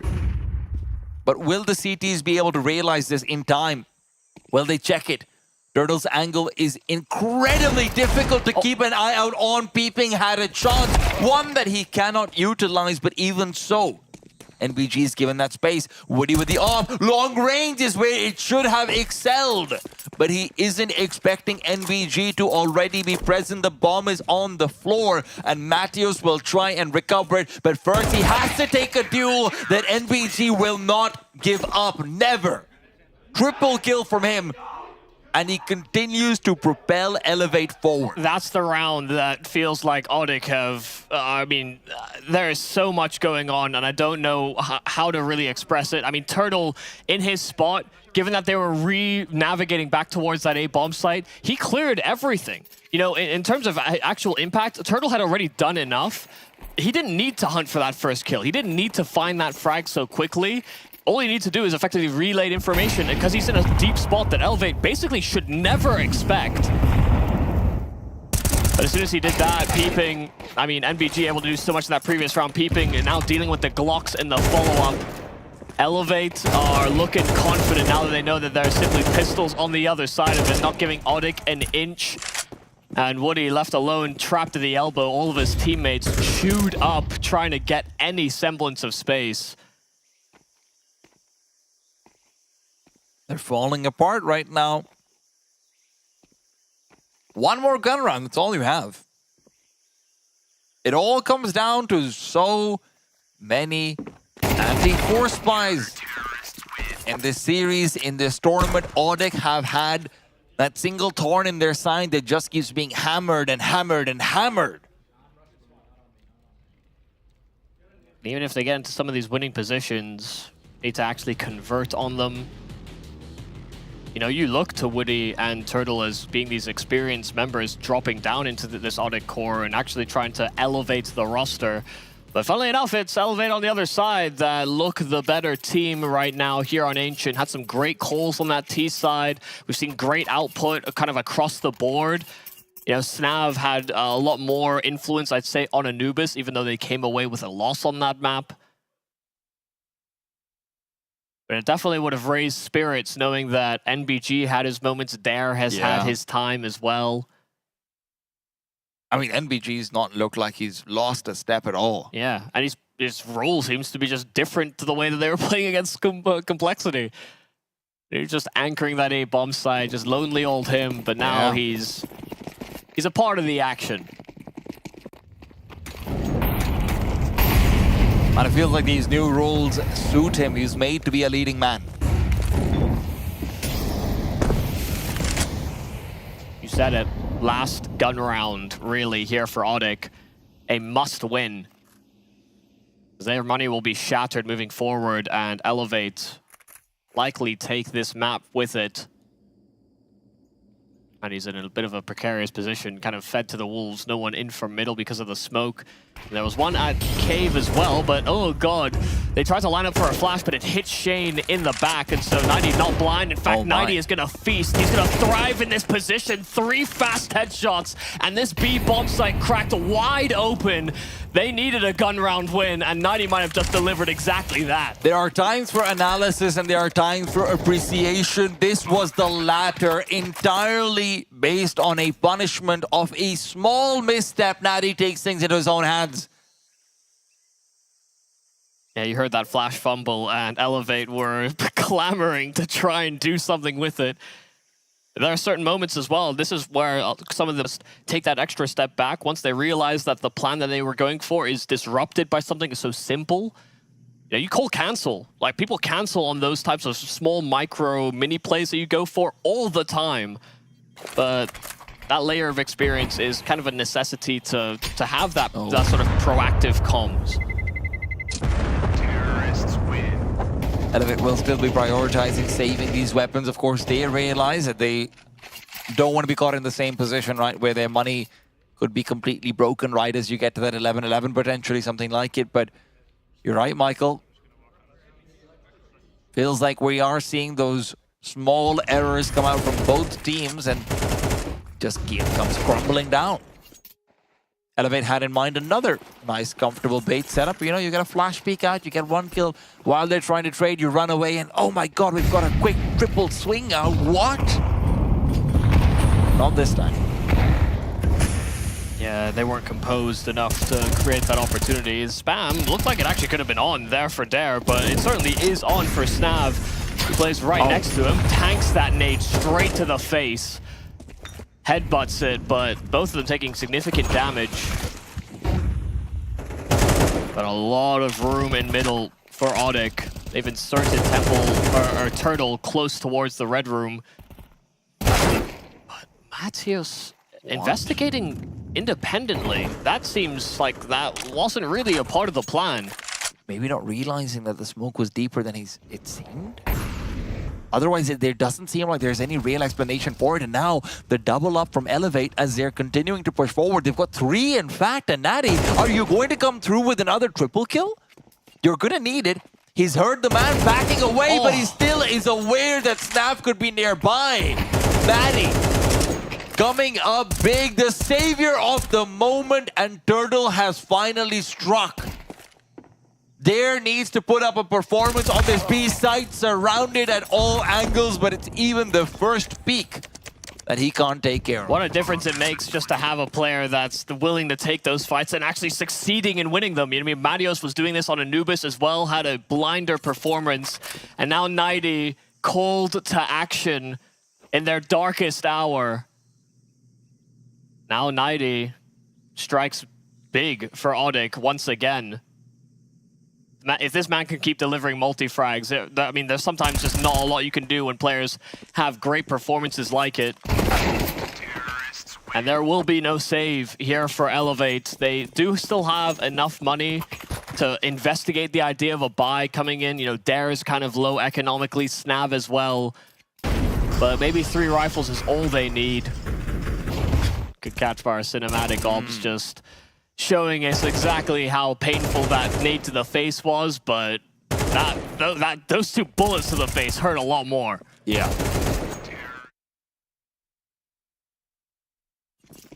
The big man on the team, Natty, firing up everyone else around him as well. Okay, so they go for a couple of rifles, but 3 full saves. Interesting.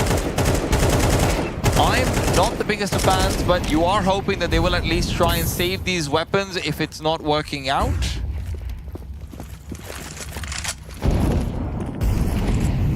The stack is correctly placed. And There has been some damage dealt early to Woody, but Beeping's now been taken down as well. This would really be high time to start to retreat back if you're Shane. And he has realized that as well as Snap. They will both try and save the M4. Try being the key word, because Natty has been on a mission to tear down Elevate.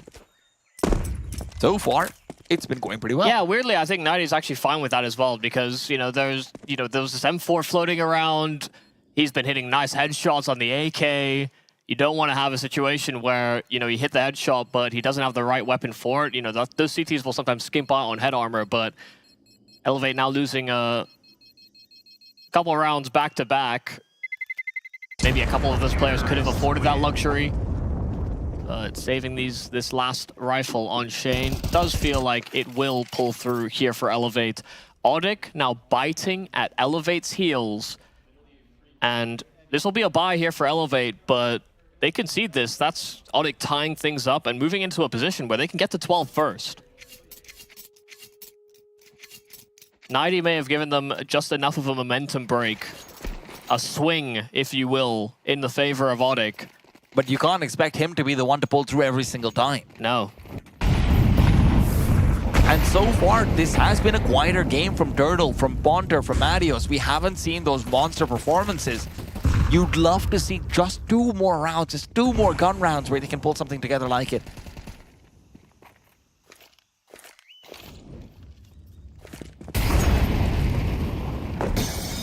The tension for Elevate, it's palpable.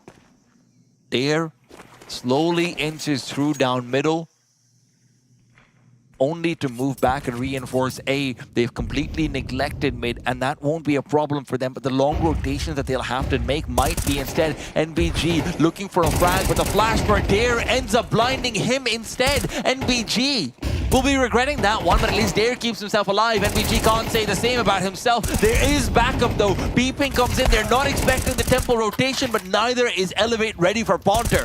The fight continues on the side. Snap now the one to take point, and Beeping from Tempo is just a menace. Woody left all alone, now a 1-on-2. AK, rather, M4s recovered and tossed around, but Shane completes it. 12 for Elevate. I mean, that was a brawl, just trades on that A-side aggression, and Woody is nowhere to be seen. So far detached from the action, trying to re-navigate, and gets caught trading weapons at the end of it. They were in this bit of weird sort of stalemate. They knew where players were positioned. They knew that they had to take a fight at some point or another, and then eventually Elevate stabilize. ODDIK try and go in for one of those more, honestly, faster A plays than what we've really seen out of this ODDIK T side. But Elevate don't get caught out the same way ODDIK did a number of times on their CT.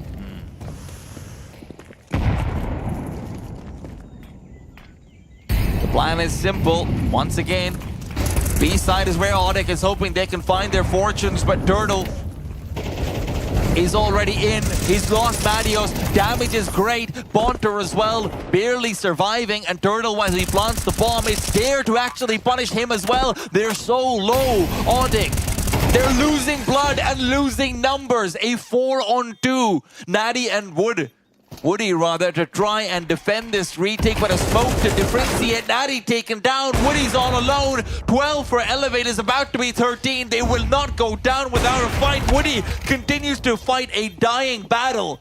A duel he simply could not win, and Elevate will take it away on their map pick. Yeah, kept true to the Ancient. They played this earlier on and struggled versus Complexity, but clearly taken away some great lessons from that game. They were still proactive, but they were hitting better timings. They were facilitating with better utility, and that T side from them as well was a lot more dynamic than anything we saw when they played against a North American team.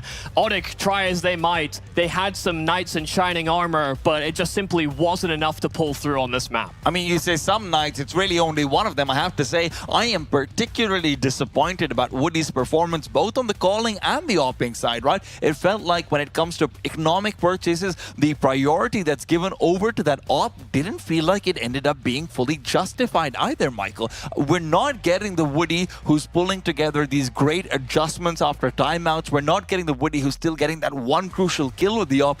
we're getting the complete opposite of it. And it just felt like he wasn't really going for a lot of those opening fights anyway. So to sort of justify that AWP, usually we see people going for boosts on the B side, but they're taking fights in towards middle. You know, there are ways in which you can sort of activate that op on the T side in particular. But yeah, none of it felt really like there was a whole lot of impact. And you know, I was praising him for maybe stepping away from the AWP on Anubis and actually just sticking to rifling, but I kind of wished he'd done it here as well. And this ODDIK team did feel like they were still finding impact on their rifling core.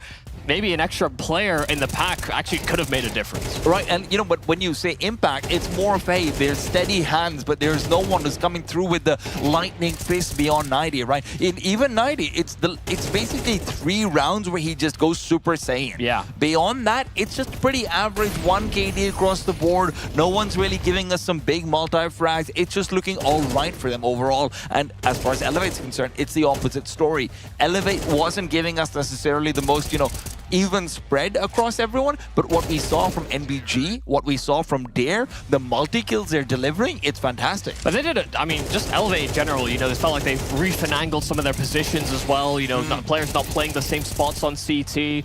I mean, we said it, the positions and the comfort of the players actually just felt a lot more apparent even when they were on that CT side, and sure, ODDIK started to come back into it, but, you know, the fact they had an 8-4 lead coming out of that T side half, I mean, there were a few rounds that they could afford to concede, but there was even that one round with Dare acing on the 5-7 on a low buy that I'm sure will haunt ODDIK, because they could have sent Elevate packing. Absolutely, this could have been it, and instead now we're going to be going over to the 3rd map. But before we discuss that, I do want to give some love out to Snav as well. I feel like despite situations getting very chaotic, he really was able to control the team very effectively. Like you mentioned, roles being reassigned as well after yesterday. There has to be some love to the calling in that regards. Oh yeah, no, absolutely. I mean, I do feel like just Elevate in general, I don't really think there's a real critical weak spot on this team. I mean, just when we saw them on that Ancient, it felt like it was a lot more cohesive. Overpass for me is a bit more concerning when I think about the prospect for ODDIK or Elevate, really. Both of them have had very sort of mixed bag results. Some very one-sided showings as well, unfortunately, not for themselves. And I did think that if there was going to be Overpass, it wouldn't be in a decider. I thought somebody would pick it and they'd have more of a plan going forward, but this might just be a brawl on the final map. Especially when you consider the players who are activating. It's not really necessarily an off-v-off duel that we might be expecting, despite the fact that I feel like Woody and Turtle have made their name very often on this map. Turtle in particular, he better show up big. Oh, I mean, when he was on Bravos before joining MIBR, I felt like Turtle was probably one of the best and most exciting players on Overpass at one point or another. But, I mean, this is kind of a far cry role-wise within this team from that old Bravos up-and-coming Turtle talent. Well, listen, it's up-and-coming, but now they might be going down. Both teams, this is the map to decide whether they have a longer lifeline in the RMRs. We're going to be going to a break. Stay tuned to find out who is eliminated in the next map. Level up your gaming space with metal posters from Displate. Hang your displates in seconds. Swap them whenever you like. Get official art from your favorite games on a uniquely designed metal canvas and choose from thousands of posters. Join over 3 million collectors now. Your wall upgrade is here. Shop now at Displate.com. Players are changing. Countries are changing. The game has changed. Times it to perfection and simple. It's Olaf who's on top of the box. He's got 3 and he's looking for a 4. That is incredible. And Rain, he starts away. The best tournament, the best bookmaker are the same.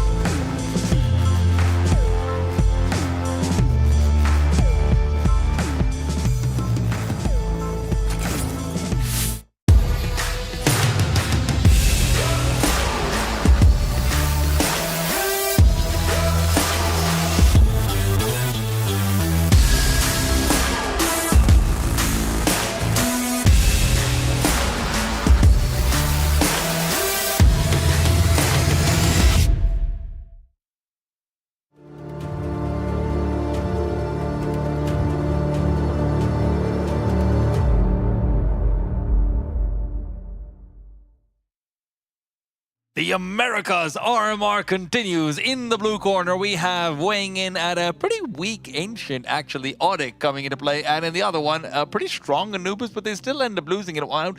Elevate 1-1, but I have to say the North American side looking like the better one overall. I'm T-Time, and Michael Yumi Cassidy is the one I'm going to be asking about what the world is like now. Well, we move on to Anubis as our final map in the pool. Sorry, Overpass. Anubis already played at the start of this series, but it has been tight between these two teams throughout both of these maps. I mean, some critical rounds being lost both ways. And we go to an Overpass that just doesn't see a lot of play for basically either of these teams. You know, it's kind of floated as a decider if it's going to see the play for either of them. ODDIK have like 2 repetitions in the past 3 months, and they were the only game that they were able to win. Well, I think it was against W7M, but that was a really tight game. And they lost to the Red Canids ahead of that. After that, and that wasn't really a close showing. Whereas for the timbermen, you know, their losses are against, you know, NRG. Yeah. I think they were able to beat Wildcard and Party Astronauts in their recent history. But the fact that there isn't more like relevant recent performances, especially when we're thinking about, you know, NBG sticking around with this this Elevate team, or just even, you know, confident showings from the ODDIK side, I'm really worried about what this Overpass could actually just bring us on both sides of the coin. Look, the first question that I have to ask you, Michael, is about Turtle. Right, because I feel like if ODDIK wants to take this one home, we're not going to see a Woody Hopping performance, that's clear. I don't even think that's in the cards, to be perfectly frank. So I want to see the old Turtle. Why has Turtle not been able to perform so far? I mean, a number of times we've seen Turtle on different rosters. It's just been he's not been allowed to be this sort of rotationary player. On Anubis, it actually felt like he was getting some of that influence. He was allowed to be that guy sort of circulating between bomb sites. And I think on this ODDIK team, he doesn't really have the same level of space to do so, at least when we look at Ancient.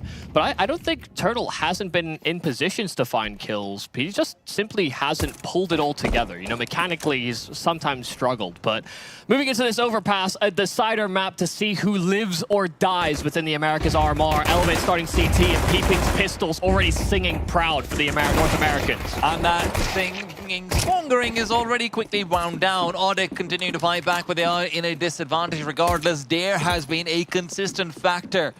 Unlike Elevate, rather unlike ODDIK, who have seen now 2 different players coming through and shining. Bright Matheos in the first, and then Natty in the second. We have had a consistent performance from Dare and company. However, they still need to close out on this pistol. The response skill is there. Matheos low, Turtle as well, not feeling too healthy. And as fights not being taken, Snav recovering that Glock. We'll just continue forward. ODDIK know that they can't cross back safely, and Turtle's demise has now been guaranteed. Matheos on 2 HP, 2 kills, and I'm sure soon to be 1 death. This would be just a ridiculous round to pull together. The bomb's been recovered. You can dream of a rotation, but not really actually commit to one inside the server, and at the end of the day, it is what it is, and Elevate will just take that pistol round away. Yeah, I mean, it was quite a brave late peek there from Snav when it was a 2-on-2, but if he instantly rips the head clean off, can't really be faulted. Some nice kills coming out from Dare after Peeping took this initial contact. It was these back and forth trades, but Dare was the one that sort of re-stabilized back on the play on this pistol. Some nice shooting from Snav along the way as well. Elevate are going to be really pleased with how that pistol panned out, considering how quickly Peeping got flushed, or rather traded in that close wood position. Full save here from ODDIK. Only one that ventures into a buy is Matheos and Nighty, in fact, on the Deagle. And both of them have had solid performances to each of their own maps. Let's see if they can both activate for ODDIK. That would be something. That would be a hell of a way to keep yourself alive in the tournament. Matheos and Nighty. I've got a report actually from on-site. This is a lie. I feel like I should clarify beforehand. But Matheos and Nighty took each other to the side and they talked to themselves like, you know what, bro? It's all us. Okay? It's on us. It's you and I. Forget everyone else. We just have to make this work. But will that be the case? There! Oh, what? Buddy! That's not your friend in Divider, and Bonter there's the man with the Glock in his hand. M4 recovered. NBG now has to save the day. Even ODDIK didn't think they'd get away with frags like that. The bomb is still T-steps. And they've got Woody. Oh my goodness, not like this. Peeping floored. Thank goodness MBG finds 2 kills on the MP9, and Shane as well has flushed out Woody. All that space for ODDIK. Maybe some normalcy can be restored, but this could still get weird. He's got a deagle, he's got that package, and not a great angle for Shane to stop the plant either. Well, the bomb plant is guaranteed, so the money's already been delivered. If Matios can find the first duel out close range, he does! NBG is low! He can't drop down! Matios has every advantage, but the shot goes through the wood. NBG thought he saved the round, but he needed one more shot, the USP to close! Oh my goodness. A sigh of relief for any supporters of Elevate, or just Elevate themselves, to be honest. Dare had, I mean, it looked like he got caught. First off, he peeked into Divider and basically saw this player to his right, but then also saw a player ahead of him that just tucked himself away and just didn't know what to do. ODDIK could have absolutely stolen this round away, and the fact that Matios was so damn close. NBG's a godsend. Yeah, I mean, he's been playing so good this series. Didn't have a great debut. You know, played his role and his spots fine, but didn't have the same sort of output. But he has been a lifesaver in some of these rounds. Yeah. Jesus. That's actually absurd. And, you know, we had a USP weird round from ODDIK in the first map on Anubis, where it felt like, you know, they got caught off guard by Elevate having a stack on the A play and all the that USPs. Was also MBG. Yeah, but it's also just a different scenario because Elevate had numbers in the right position. They were finding the kills, and ODDIK just had overly committed to one idea. You know, they fell into the stack. Yeah. This was like a way more spread out. Things were happening. Elevate just couldn't hit their shots really as well against pistols. Dude, if that's not a wallbang from Matios, he gets the kill. Yeah, it's really sad to see.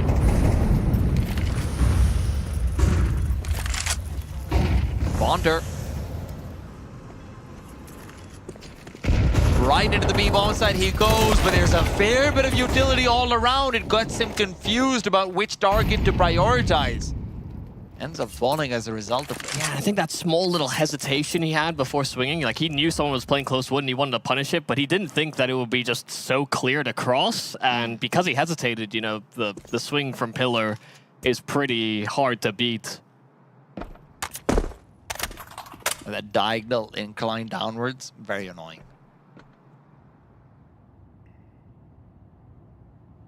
Well, a 3-on-4 that ODDIK are going to try and weasel their way out of. Woody with the bomb and investigating Monster now fully clears it out for himself, but Shane still tucked in those barrels and did spot a little bit of something, but it was exchanged both ways. The Molotov down. Woody does get the kill with the flames, but his teammates are getting chewed up on poor timing. NBG catches Matios with his pants down, and 90 looking the wrong way. Elevates, keeping it clean. About as clean as could be, really, given the re-aggression back to B with 3 straight. This is one of the things to consider about Overpass as well, that we don't need to see Elevate pulling out something overly aggressive. We don't need to see them making a big play with the way ODDIK's been struggling in a lot of these executes, even when you look back towards Anubis, when their finish has been very, very rough, quite often. Yeah, it feels like they get like most of the way there and they just need that extra 20, 30% at the end, and that's the part they're struggling with. This has not been smooth here for ODDIK. And I do hope that if, you know, some of these rounds continue to fall the way of Elevate, that we see these proper timeouts from ODDIK just discussing it, because JTR as a coach, you know, is someone that sort of gravitated from the female scene weirdly, and it was actually with the Enigma Galaxy squad when they had their little era. I think they still are one of the top teams within the female scene. But JTR, I imagine, was a big part of the reason that they were successful. And moving into this ODDIK roster, you're hoping that experience travels over, but So far, ODDIK have had a bit of a turbulent time. I mean, they find themselves backs against the wall versus an Elevate that aren't even fighting at really full power. This is not the full roster that you would have imagined them to play with, but they've been doing a good job at recovering and pulling together these rounds. This does get a little awkward for Elevate against the low buy. Into a 3-on-3, but Shane should have a very real power position. Yeah, spam right on the money, so plant not guaranteed, and that smoke's not going to last forever either. So Shane should be the one that really ties the bow on this one. Turtle does get a counter kill, but there's there as well to trade things out, and Shane does indeed clean the round out for Elevate. We're seeing Woody put himself into some very high resource positions. In terms of just, for example, over here, he has the hero AK trying to lurk back over towards the A-bomb side. Of course, Turtle is there to recover it. But you then think back to, I mean, he's got the AWP now as well for himself. Considering the output that he's having, this is one of those moments where, you know, having a theoretical fragging IGL, but I don't really think he ever was one, to be honest. It does feel like it is coming back to bite them just a little bit. Now, he searches for a shot in, but there's a double push being planned. This is such a strong angle held by Snav as well. And where he is traded, that's where Beeping can go forward, but he's missed the spray. Second man unexpected, and NBG again. A savior. They were lining up for that crunch, and ODDIK oblige. Still, this 3-on-3 is difficult to re-navigate out from. Elevate committed a lot of resources to the A play. They peel that back over towards B, but do ODDIK feel brave enough to re-investigate? Because if Elevate maintain the setup, they could be walking into complete death when they get to those bathrooms. Are they reading that one step ahead that Elevate have reset to more conventional site positions? And the answer seems to be yes. Creeping their way up towards Banana, NBG certainly feeling that there should be some pressure soon towards the A-bomb site, but there is another Molotov as well that can help buy them some time. They have made the right call here on Elevate. Timings are pretty good as well over here. Funnel forward. They know there's no one who can come in through toilets. A double truck setup as well with the shadow being spotted. Here's good for one. NBG expected though. Bonter able to get the pre-fire, but the bomb's nowhere nearby. They can't commit to the site just yet. Bonter's the one who had to win the duel, and that's exactly what comes through. No rotations from Connector. They know it. Sound's been given out by Shane. Full aggressive forward. If he can find the first kill, then maybe a shot miss from Woody would be conducive. But instead, it's just Bonter to do it all. The full delivery from him and him alone. Nice heads up. I mean, they had the flash there to layer in as soon as they knew that there was some presence over towards Truck. And even though that ult found that first shot, they hard cleared for NBG as well.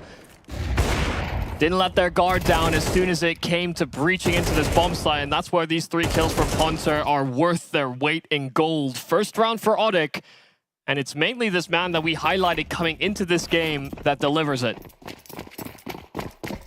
He hasn't had those same kind of pop-offs in the late round for ODDIK so far this series, but now's as good a time as any to show up. Miss Molotov here from ODDIK to clear out the connector, and it would have been very well placed. There are 3 players in position. Yeah. Would have been quite a meal to roast and toast. This would be upsetting if there was going to be anybody actually pushing in towards connector, but Matios has his job, and it's just to keep that rotation at bay. ODDIK are creeping instead through the monster pipe.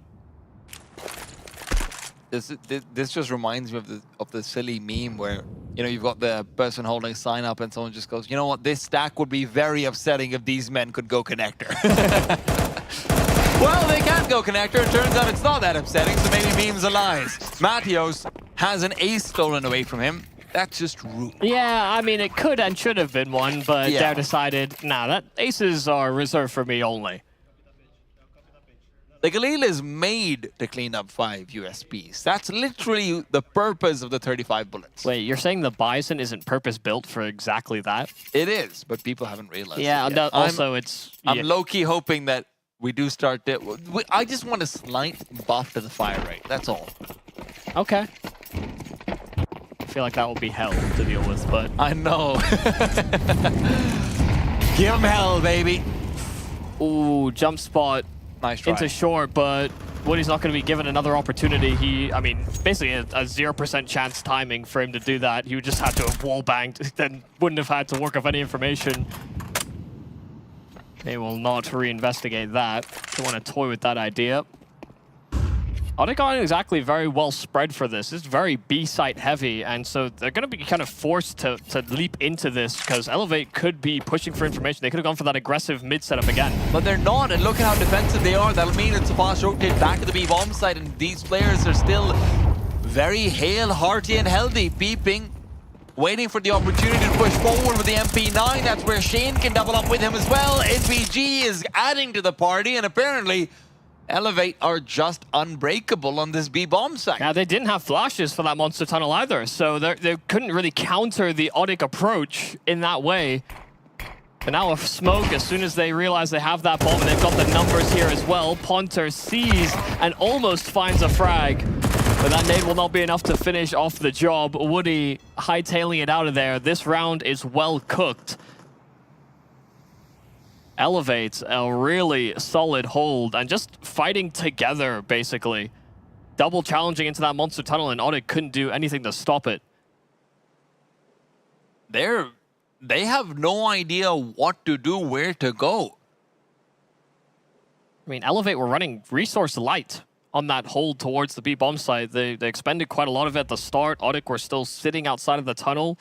And by the time the hit actually happens, I mean, there was basically no counter util the site players could throw to alleviate the pressure. It's just one Molotov from the CT side, right? You've got the Molotovs out, all of the util being deployed. They're fully ready for this execute, and the one Molotov that's been put in front of Monster just fully stops ODDIK from moving forward. And by the time they're ready to commit, then you've got 3 players who are going to be swinging in again and again to the Monster Tunnel. How are you going to make that work? Yeah. I didn't actually realize MBG was one of those players with the flash, but because they were double swinging and you just decided you wanted to be... You know what? I want to fight. Yeah. And he's been winning most of those fights, so I can't really blame him, and I don't want to blame him. I mean, it helps when you have 2 players fighting shoulder to shoulder with you, basically, as well. Got 300 HP between you. Good wherewithal from Beeping as well to actually go back to wood after he's been mollied away from it. A lot of times players might just want to try and fight in with your teammates there as well, but you need that close player if you want to continue getting those successful swings out. It's such a threat to have an MP9 playing close wood. Some clean setups from Elevate. Again, I really feel as though they were fully prepared for this veto in a way where they have a clear game plan on every single map so far.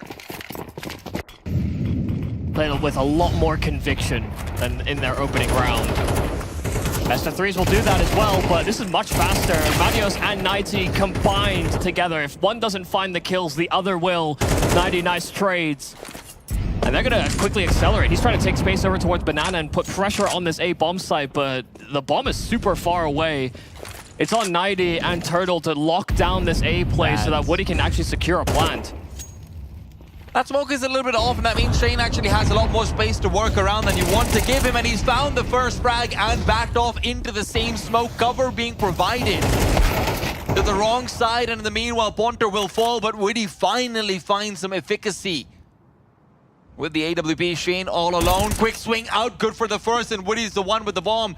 Shane knows he also has the op, but does he realize he's back and long? It feels like they've got no idea about Woody's presence. Pistol pulled. Woody going for that quick tap in. Shane knows it's a fake, and Woody's trying to close the distance. Shane swings out with a shadow in his favor. Woody has fumbled every opportunity that he had in that round, be it the smoke or the close. I mean, he gets these 2 kills coming up from long. You know, punishes these players continuing to fight around the smokes, in at the stairs. But he pulled his pistol out. He was hunting for this frag, and that is, I mean, basically a straight 50-50 duel in terms of just quick reactions. And I mean, Shane was just more prepared for that to happen. That's why he was tucked in the corner. He would have only been fixated on that corner of his screen. Woody had more to look at. Yeah, that was a missed opportunity for sure. ODDIK trapped at 2 rounds. And it's not like money has been healthy here for Elevate. You know, breakthrough with one of these buys, and suddenly Elevate would maybe be on a back foot. It would open up more of an opportunity for this Brazilian squad to break through. Right now, this T-side overpass is having some issues. And that was my fear for both of these teams coming into this game, is that Overpass is just not really one of the maps that they're playing all too much. And there could be some... I mean, we see teams that play it a lot have troubles on T-side Overpass. We see teams that play it a lot sometimes have really worrying CT setups. It's very easy to get lost and not be able to figure out, hey, what do I even do here? And now, swings forward, and Snav is ready. That is not an easy double swing to go for. It was a very clean first kill. Yeah. It certainly helps. Snav's had generally a pretty clean series overall. Matthews finally takes him down, but is it too little too late? I have a feeling it might be. 25 seconds left on the clock, and a Molotov that's going to do absolutely nothing. Peeping very comfortably behind the smoke, and Shane's got a fantastic angle, only taken down by Ponter. And this is where, do they even realize Peeping's around the corner? By the time they do, the reload's coming in. Matthews 1v3, only the first round, and Elevate on 7. ODDIK feel elimination breathing down their throat.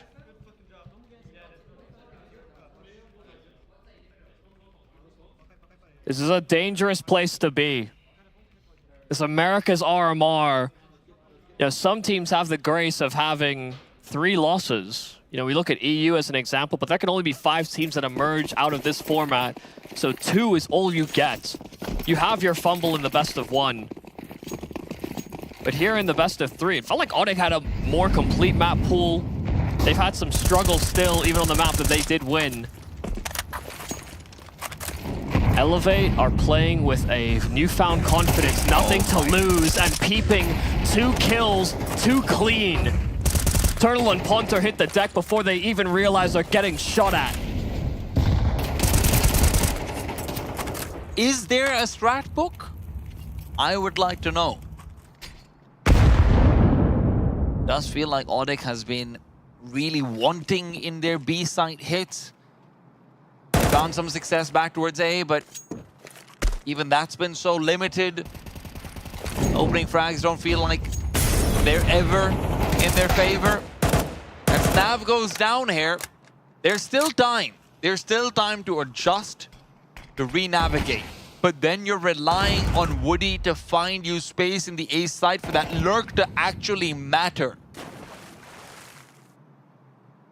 That's not ideal for Peeping, but it didn't seem to matter. He made a splash, so Marius was aware when he was last located. Now he's trying to lock him in and will succeed. Peeping getting a little too confident, perhaps. Bit of an overextension for sure, but Dare now up.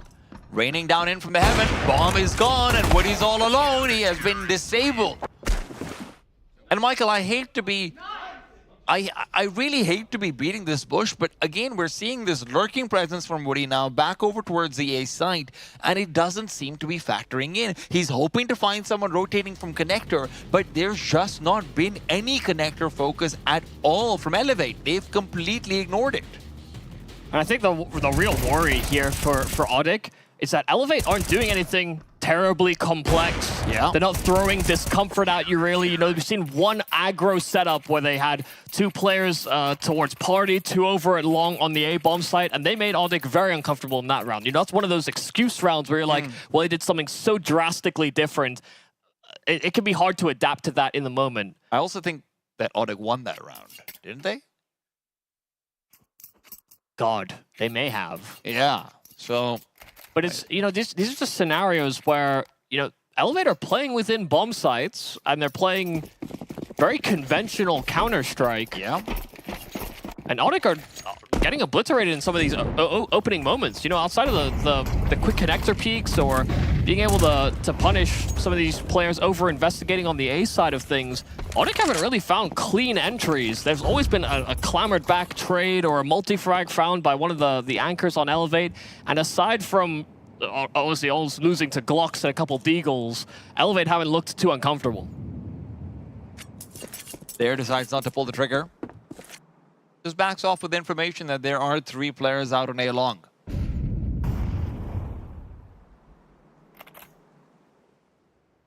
Refocuses back to toilets, but no, 90 this time. He's the one taking point, and he has been a very solid point man in general. Snap. Can he provide a double kill? Does he have any support coming in? No, not at all. Finally, the opening's working out, but maybe not for long. NBG, the savior, comes in. Big frag, still alive. Once more, not noticed in the corner. 90 has to do it all. ODDIK look like an absolute mess, even when they keep 4 players alive. It did seem like there was just a miscommunication. Like, he's inside the smoke, he's outside of it, the players passing by. I don't think I've really seen it be more chaotic than that, but ODDIK able to pull it together in all of that chaos. That entry from 90 and Punter, it was just a complete heaven send. ODDIK just swarming that site after they found a little vulnerability, and I do wonder whether that was a discussion that the coach was having with these ODDIK guys, is that you think about just the amount of times they found kills over on the A and the mid side of things. That was the weakness this time over, and now ODDIK have to really just deal with a very low and clamored buy on the elevate side to push for a 4th. Just a force buy. 90, oh no. Might be caught out with an 8 in his hands. NBG playing that longer angle with the M4. Doesn't quite have the sidelines there. Just swings out wide.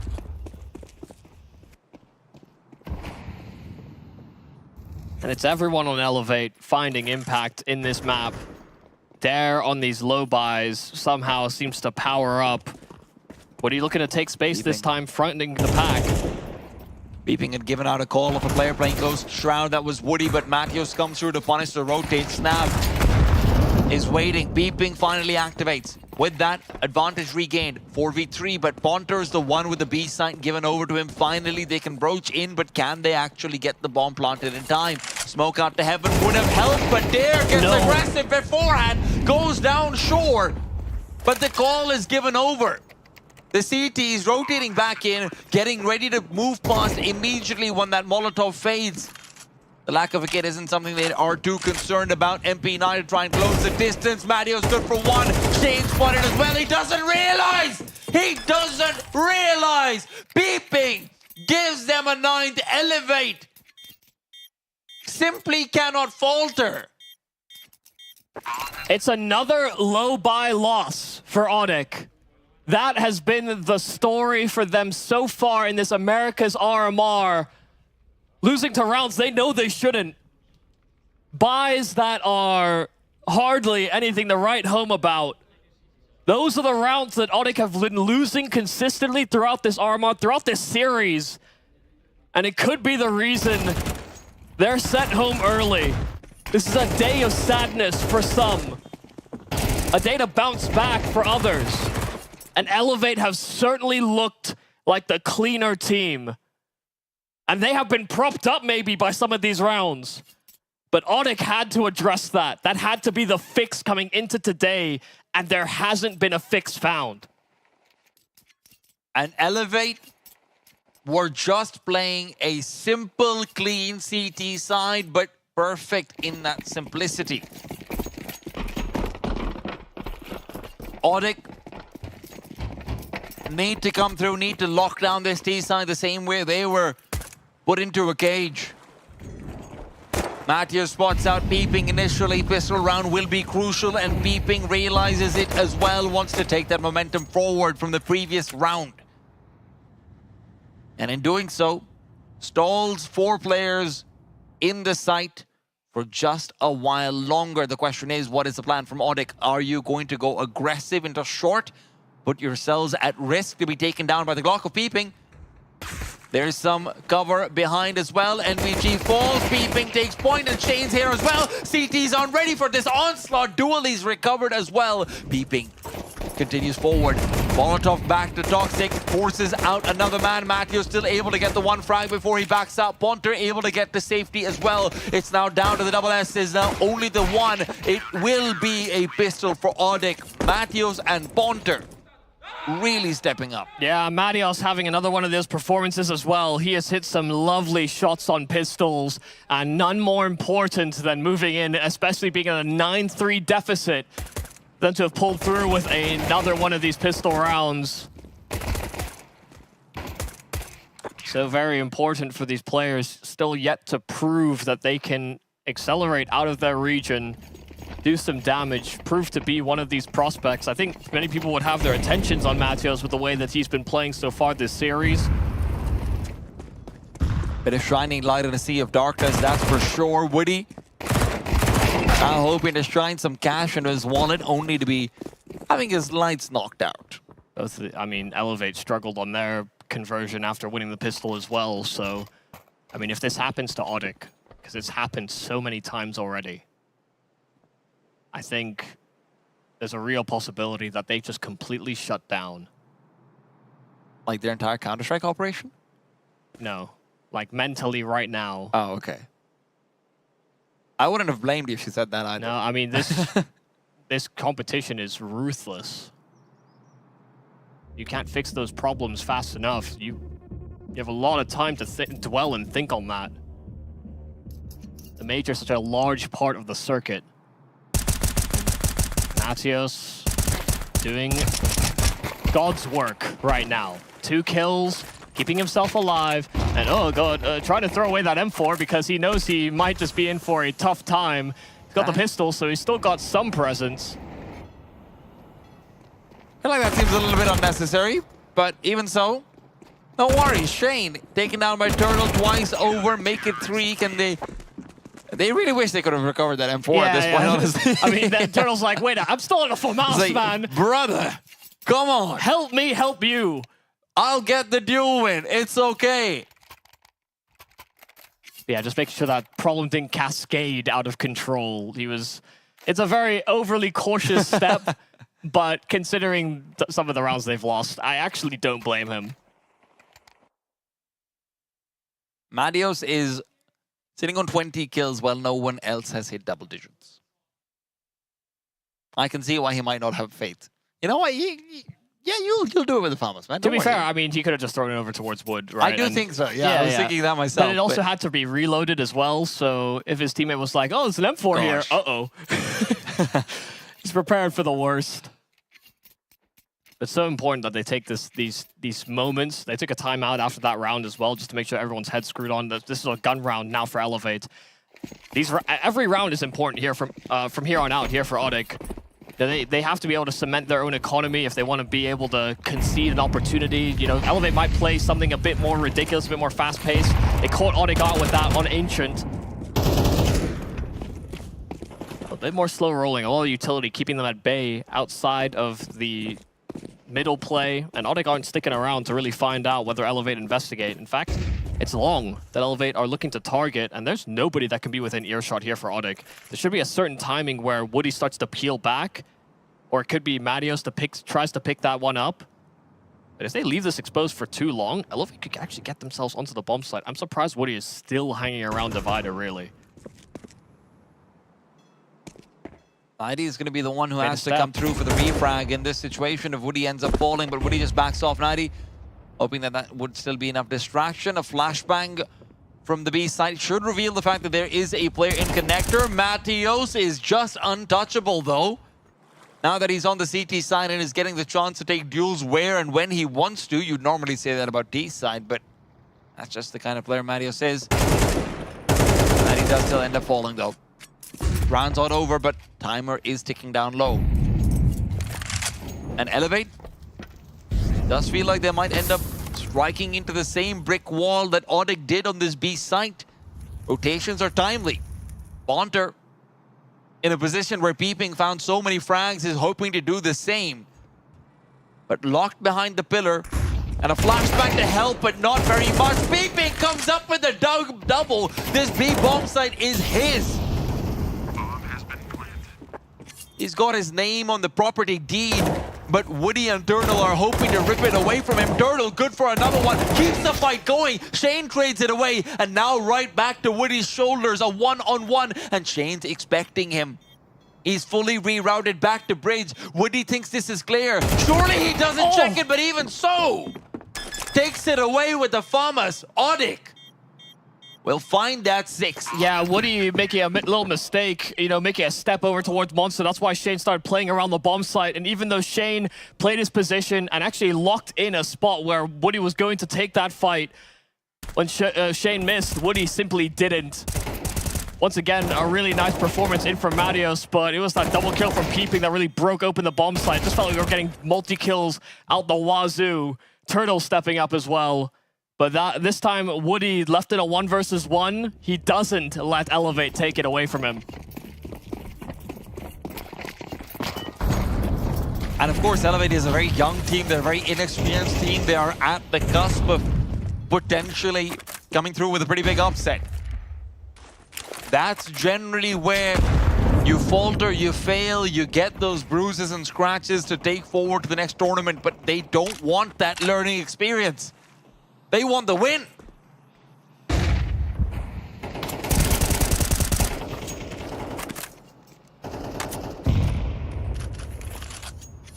It's a very committed idea here from Elevate. Enough utility for a very basic execute, but that's about all it will be. One smoke, one flash, and a Molotov. They are running on low resources to try and catch ODDIK out, but Punter spots them, drops that molly, and immediately Elevate are left in a pretty trying position. I think a number of players would have been spotted, at least from presence, and Nighty as well, confirming that there is additional players here from Elevate outside of Monster. The fact they have this deep control on ODDIK is basically a reason to count out this round here for Elevate as well. They're completely boxed in.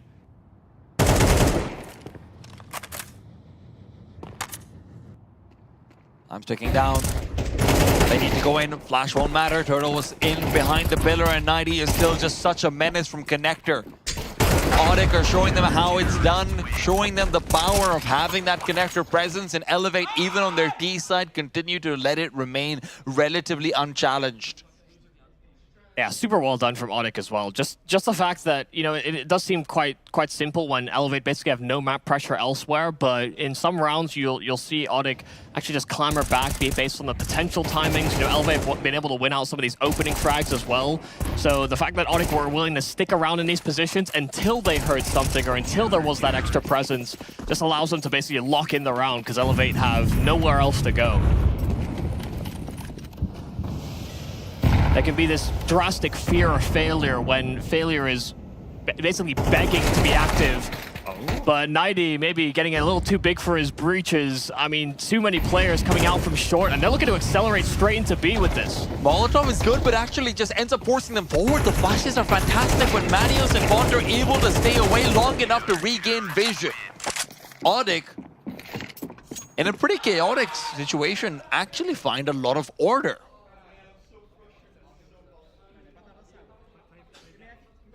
What a tournament this will have been for Marios, even if this might end in heartbreak.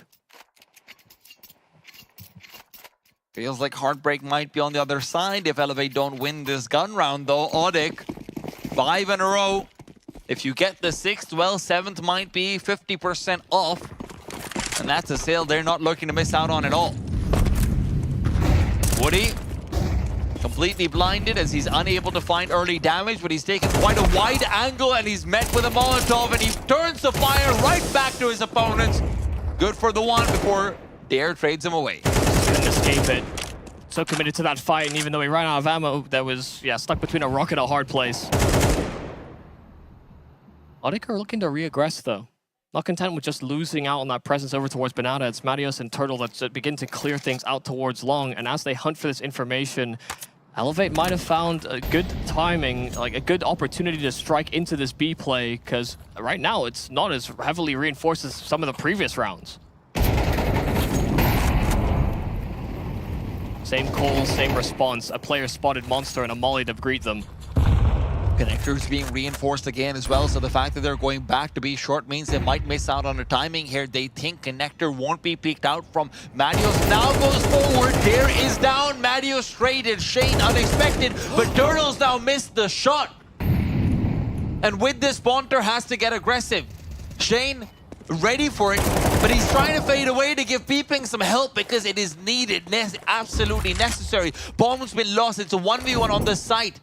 Shane needs to close the distance and find the duel fast, but he doesn't realize Ponter will take the fight to him first. ODDIK equalize. being proactive, not simply sitting. They piece it all together, and once again, it's basically an identical round to the round in which Elevate had basically no map pressure. Even though this time they implement some of that map pressure, ODDIK suss it all out and have the same double connector setup that really trumped Elevate last time they tried to go for a B play. So it feels like if they're going to go for a B-side commitment, they need to have somebody inside the connector to basically prevent plays like that from happening. That is the bane of their existence. Came into this 9-3 up for Elevate, and ODDIK have still yet to concede a round moving into CT. Didn't expect strong performances from really either of these teams. It's a bit of a odd map to finish this series on. Neither really has confident showings. This T side from Elevate right now having their struggles. Really nice setup here for ODDIK to trade effectively, especially as Elevate start to creep forward on what is a low buy.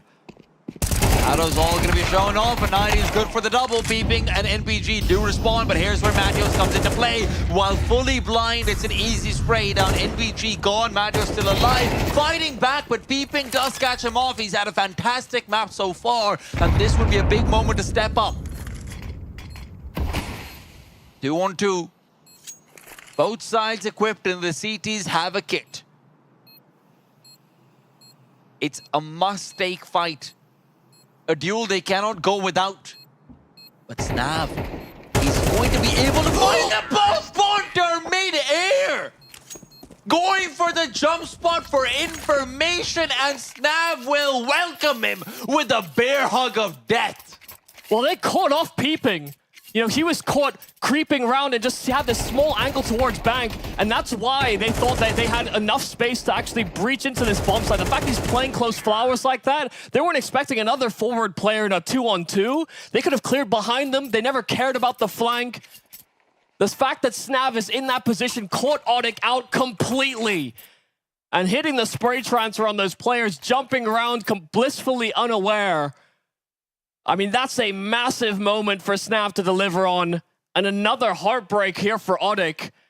They hadn't conceded a round until that point, and as soon as they feel like they've got an inch on that bomb site, back for that retake, there's Snav to break some hearts.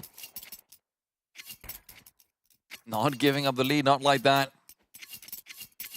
And where I was discussing the possibility of a wind down in the money of the T side, I have forgotten that the CT economy is as fickle as ever. One gun round. That's really all you have if you're ODDIK. At this point, every round's going to be pretty much a swing round.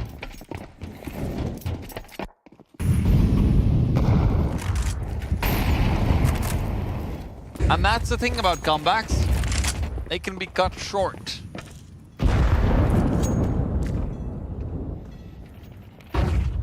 Question is, how will this one be sliced and diced? 90 can't find that first duel.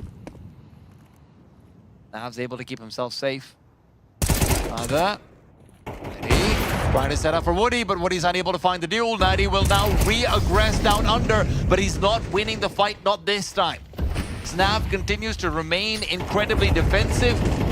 The smoke gives 90 a little bit of cover. He's trying to back off, and he almost falls to his teammate, if I'm not wrong. Yeah, Turtle was spamming. He was spamming frontside connector, and 90 take a bullet to the head, straight through that wood wall, but he was always in an uncomfortable position. Already low and finally finished off. Peeping deals with that connector presence.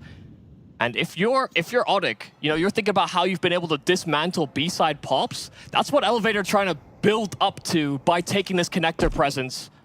They know it's been a problem for them when they've hit the B play, and now they actually have the space to go for that play, but they have to do it quick, 30 seconds before they actually get in position. Wanderer's got that Molotov as well to buy him that extra 8 seconds. They're going to be moving right past it. The smoke is late, and in fact, it leads into his friends, but he's run out of ammo. Turtle is low as well. Taken down. Peeping on the bomb site. Can't win the round. Marios continues to deliver 29 and 14 right now. Oh, I mean, he has just been such a Hail Mary. He has been a saving grace for this ODDIK squad. Had a masterclass on Anubis, and now he's surpassing that by a mile here on Overpass as well. He's been the deliverer of so many multi-kills. This 22-year-old with coming from lower level teams than really the expectations of this ODDIK roster. They have plucked a diamond out the rough. And he's stepping up in their biggest moment, their darkest hour. Elevate looked to be in total control here on Overpass, but here goes Matios. Another low buy here for Elevate, but this time it's 90 in position once again to greet them in frontside bathrooms, and he is as sharp as ever as well. A peeping trade. The 90's job is done. It's a 90 Matios show. Woody, unfortunately, is more of a bystander in it. But you know what? Regardless, he's a part of it all. The credits will mention, absolutely. Leadership, absolutely very, very important at a time like this, just to make sure you can rally your entire team together, make sure they are on the same page, make sure you know which guns to use, you know which guns are blazing.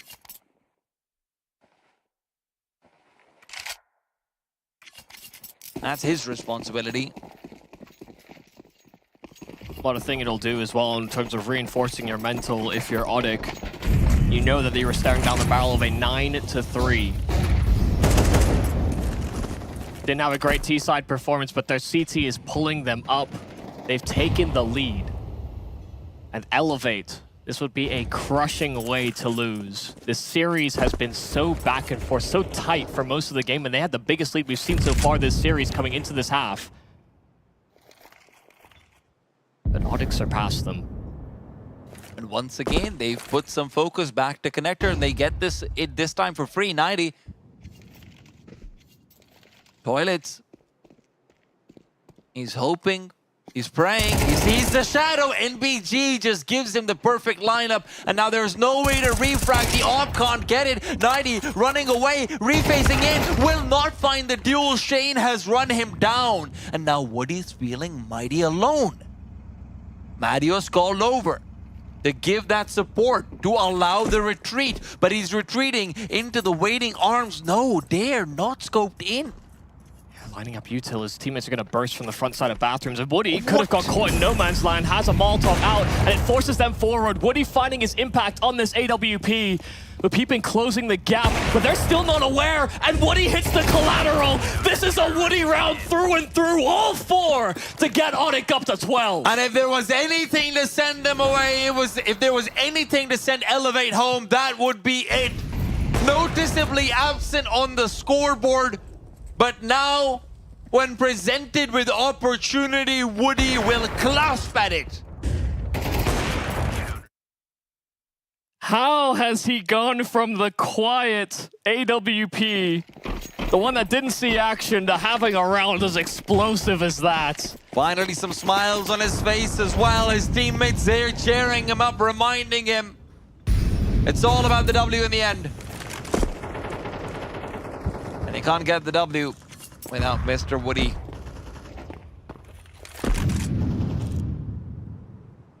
We've seen the Hail Marys from ODDIK.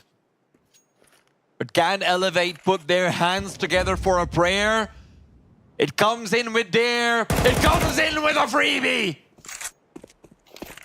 ODDIK, do not count your chickens. But this might be an omelet being made right now. Matios late to the party, and they're already scaling in onto the bomb site. He gets the burst, makes it 2. Matios will get 3.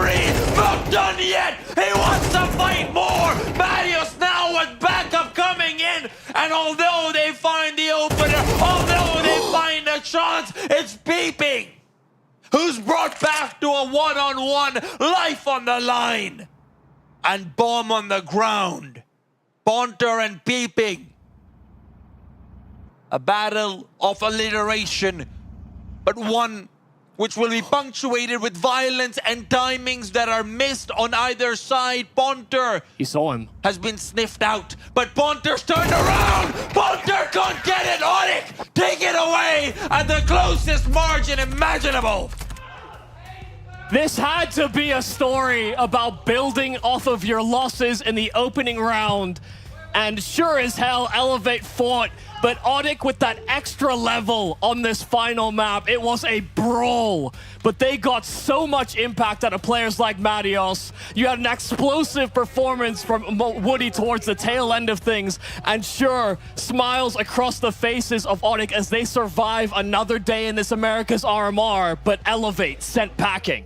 And they, I mean, you have to have your hearts out for them, right? From the idea that Anubis is something they've game planned for, to Ancient then being where they've completely turned it all around. They're looking so good. And now this Overpass where you've still got NBG performing, where you start off front running, where it feels like the table is set. All you have to do is dig in. But unfortunately, they can't quite swallow their food. Yeah, I mean, it even felt like in that one of those last few rounds, I mean, the very last round we had, it felt like there was a fumble from ODDIK in a certain way.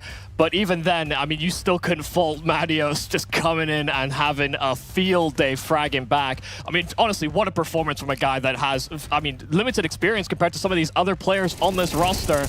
I mean, this ODDIK team definitely have components that we can be excited about. Turtle as a player, Woody as an AWPer, Nighty and Marios as high fragging players. Like, and then Punter is like this late round finisher for this ODDIK squad. It feels like they've got the right components. It felt like they were maybe missing out on some of those elements in the middle of this series.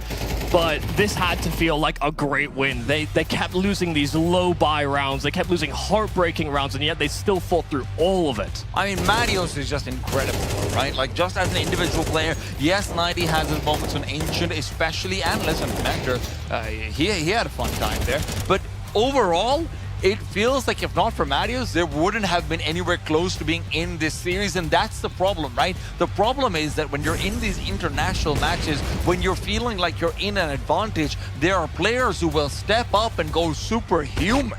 And Marios has that happen. At no point is he jarred by the fact that the map has changed. At no point is he jarred by the fact that the sides have changed. How often is it that you see a player be able to put up a performance like that in a full BO3 series while his team is having mentality-crushing events going on around them, right? You're losing to Force Buys, you're losing to clutches, you're completely running into a brick wall. Marios still just performs. Yeah, I mean, you see it there, the final map, 32 kills. 32 kills, and his next teammate is at 16. Ponter and Nighty combined make up Marios' impact on that map. It was, I mean, it was a hell of a performance from what is a rising player, maybe, from this ODDIK roster. I mean, he stepped up in a critical moment. This format is ruthless. And listen, Elevate, you have to have heart. Like, whether or not you like this team or you like the players on it, they definitely felt like they were a team that came in with a lot of lessons learned, and they played it to a level that I didn't expect them to really see play. And I think ODDIK were honestly caught off guard with the amount of composure that their opponents faced in the server. But hell, there can only be one winner, and the fact that things are so ruthless here. This man on your screen fought tooth and nail to deliver wins for this ODDIK roster. Oh no, absolutely, just completely incredible. And of course, I do want to give some love out to Peeping as well. That D-Sign was really given some life in through Peeping's performances. It felt like outside of him, no one else was really able to get involved. And like you said, Elevate, they show us a real diversity and talent, and that's great to see. But also at the same time, we didn't see, maybe 2 or 3 of those players consistently performing across the series. It was map to map to map. And unlike ODDIK, when you don't have that 1 or 2 players who will be just constant factors, X factors come afterwards. You need those constants first. Yeah, it did feel like Ancient and Anubis were very heavily prepped by Elevate, whereas Overpass, I do think, was just like a bit of an oddball for it to see play in the series, because I don't think they had anything that they could look back on ODDIK that they said would be a completely cemented ideal. So yeah, I mean, this is a really, I mean, it would have been heartbreaking for either team. If you see how close all of these maps were. And Elevate had a massive lead on Overpass, but Hell, that comeback wasn't stopped. In fact, it was, I mean, shout out Woody. Like, we've been a little critical of him and, you know, some of his output on the AWP. You know, his rifling work was great so far this series. Absolutely. But he finally had a round on that AWP that, I think, made up for some of the absences on other maps. Like, he can at least feel good about it. There were obviously certain things that were going wrong for him as well. I think even just from his expressions, what we were seeing over there, his teammates trying to lean over and comfort him. Hopefully he can get it together for tomorrow because it's still elimination on the line. The thing is, like, there were moments in that overpass where it looked like ODDIK had just quieted down completely. So when we started to see them get back on that comeback and we started to see them yell, that's when you knew that the engine was starting to turn a little bit, because if that team remains quiet, they lose one round, then suddenly it's, oh no, we're gonna lose. There were serious moments that you could be concerned that the ODDIK team might have shut down, and I really was at a certain point, because I didn't know what kind of depths they'd be able to dive into, but there goes Marios. I'm not going to stop saying that man's name. He honestly played lights out. And hopefully he can continue that performance forward as well. And of course, we do have the results over from the other stream as well, and I do believe that that's the end of the matches for today. Legacy winning out versus Nouns. Nouns eliminated as well. All of the matchups can be found on the PGL social medias very soon as well. Make sure you're checking those out on twitter.com/PGL Esports, Instagram, all of the good old social media handles. Make sure you guys are tuning into those and finding out about the next matches. It's going to be exciting stuff. Elimination on the line for pretty much every match onwards. It's either elimination or quad. You don't want to miss it. Stay tuned. The action will just continue for the RMRs. We'll be back tomorrow with more and more and more hearts broken and dreams made. Level up your gaming space with metal posters from Displate. Hang your displates in seconds. Swap them whenever you like.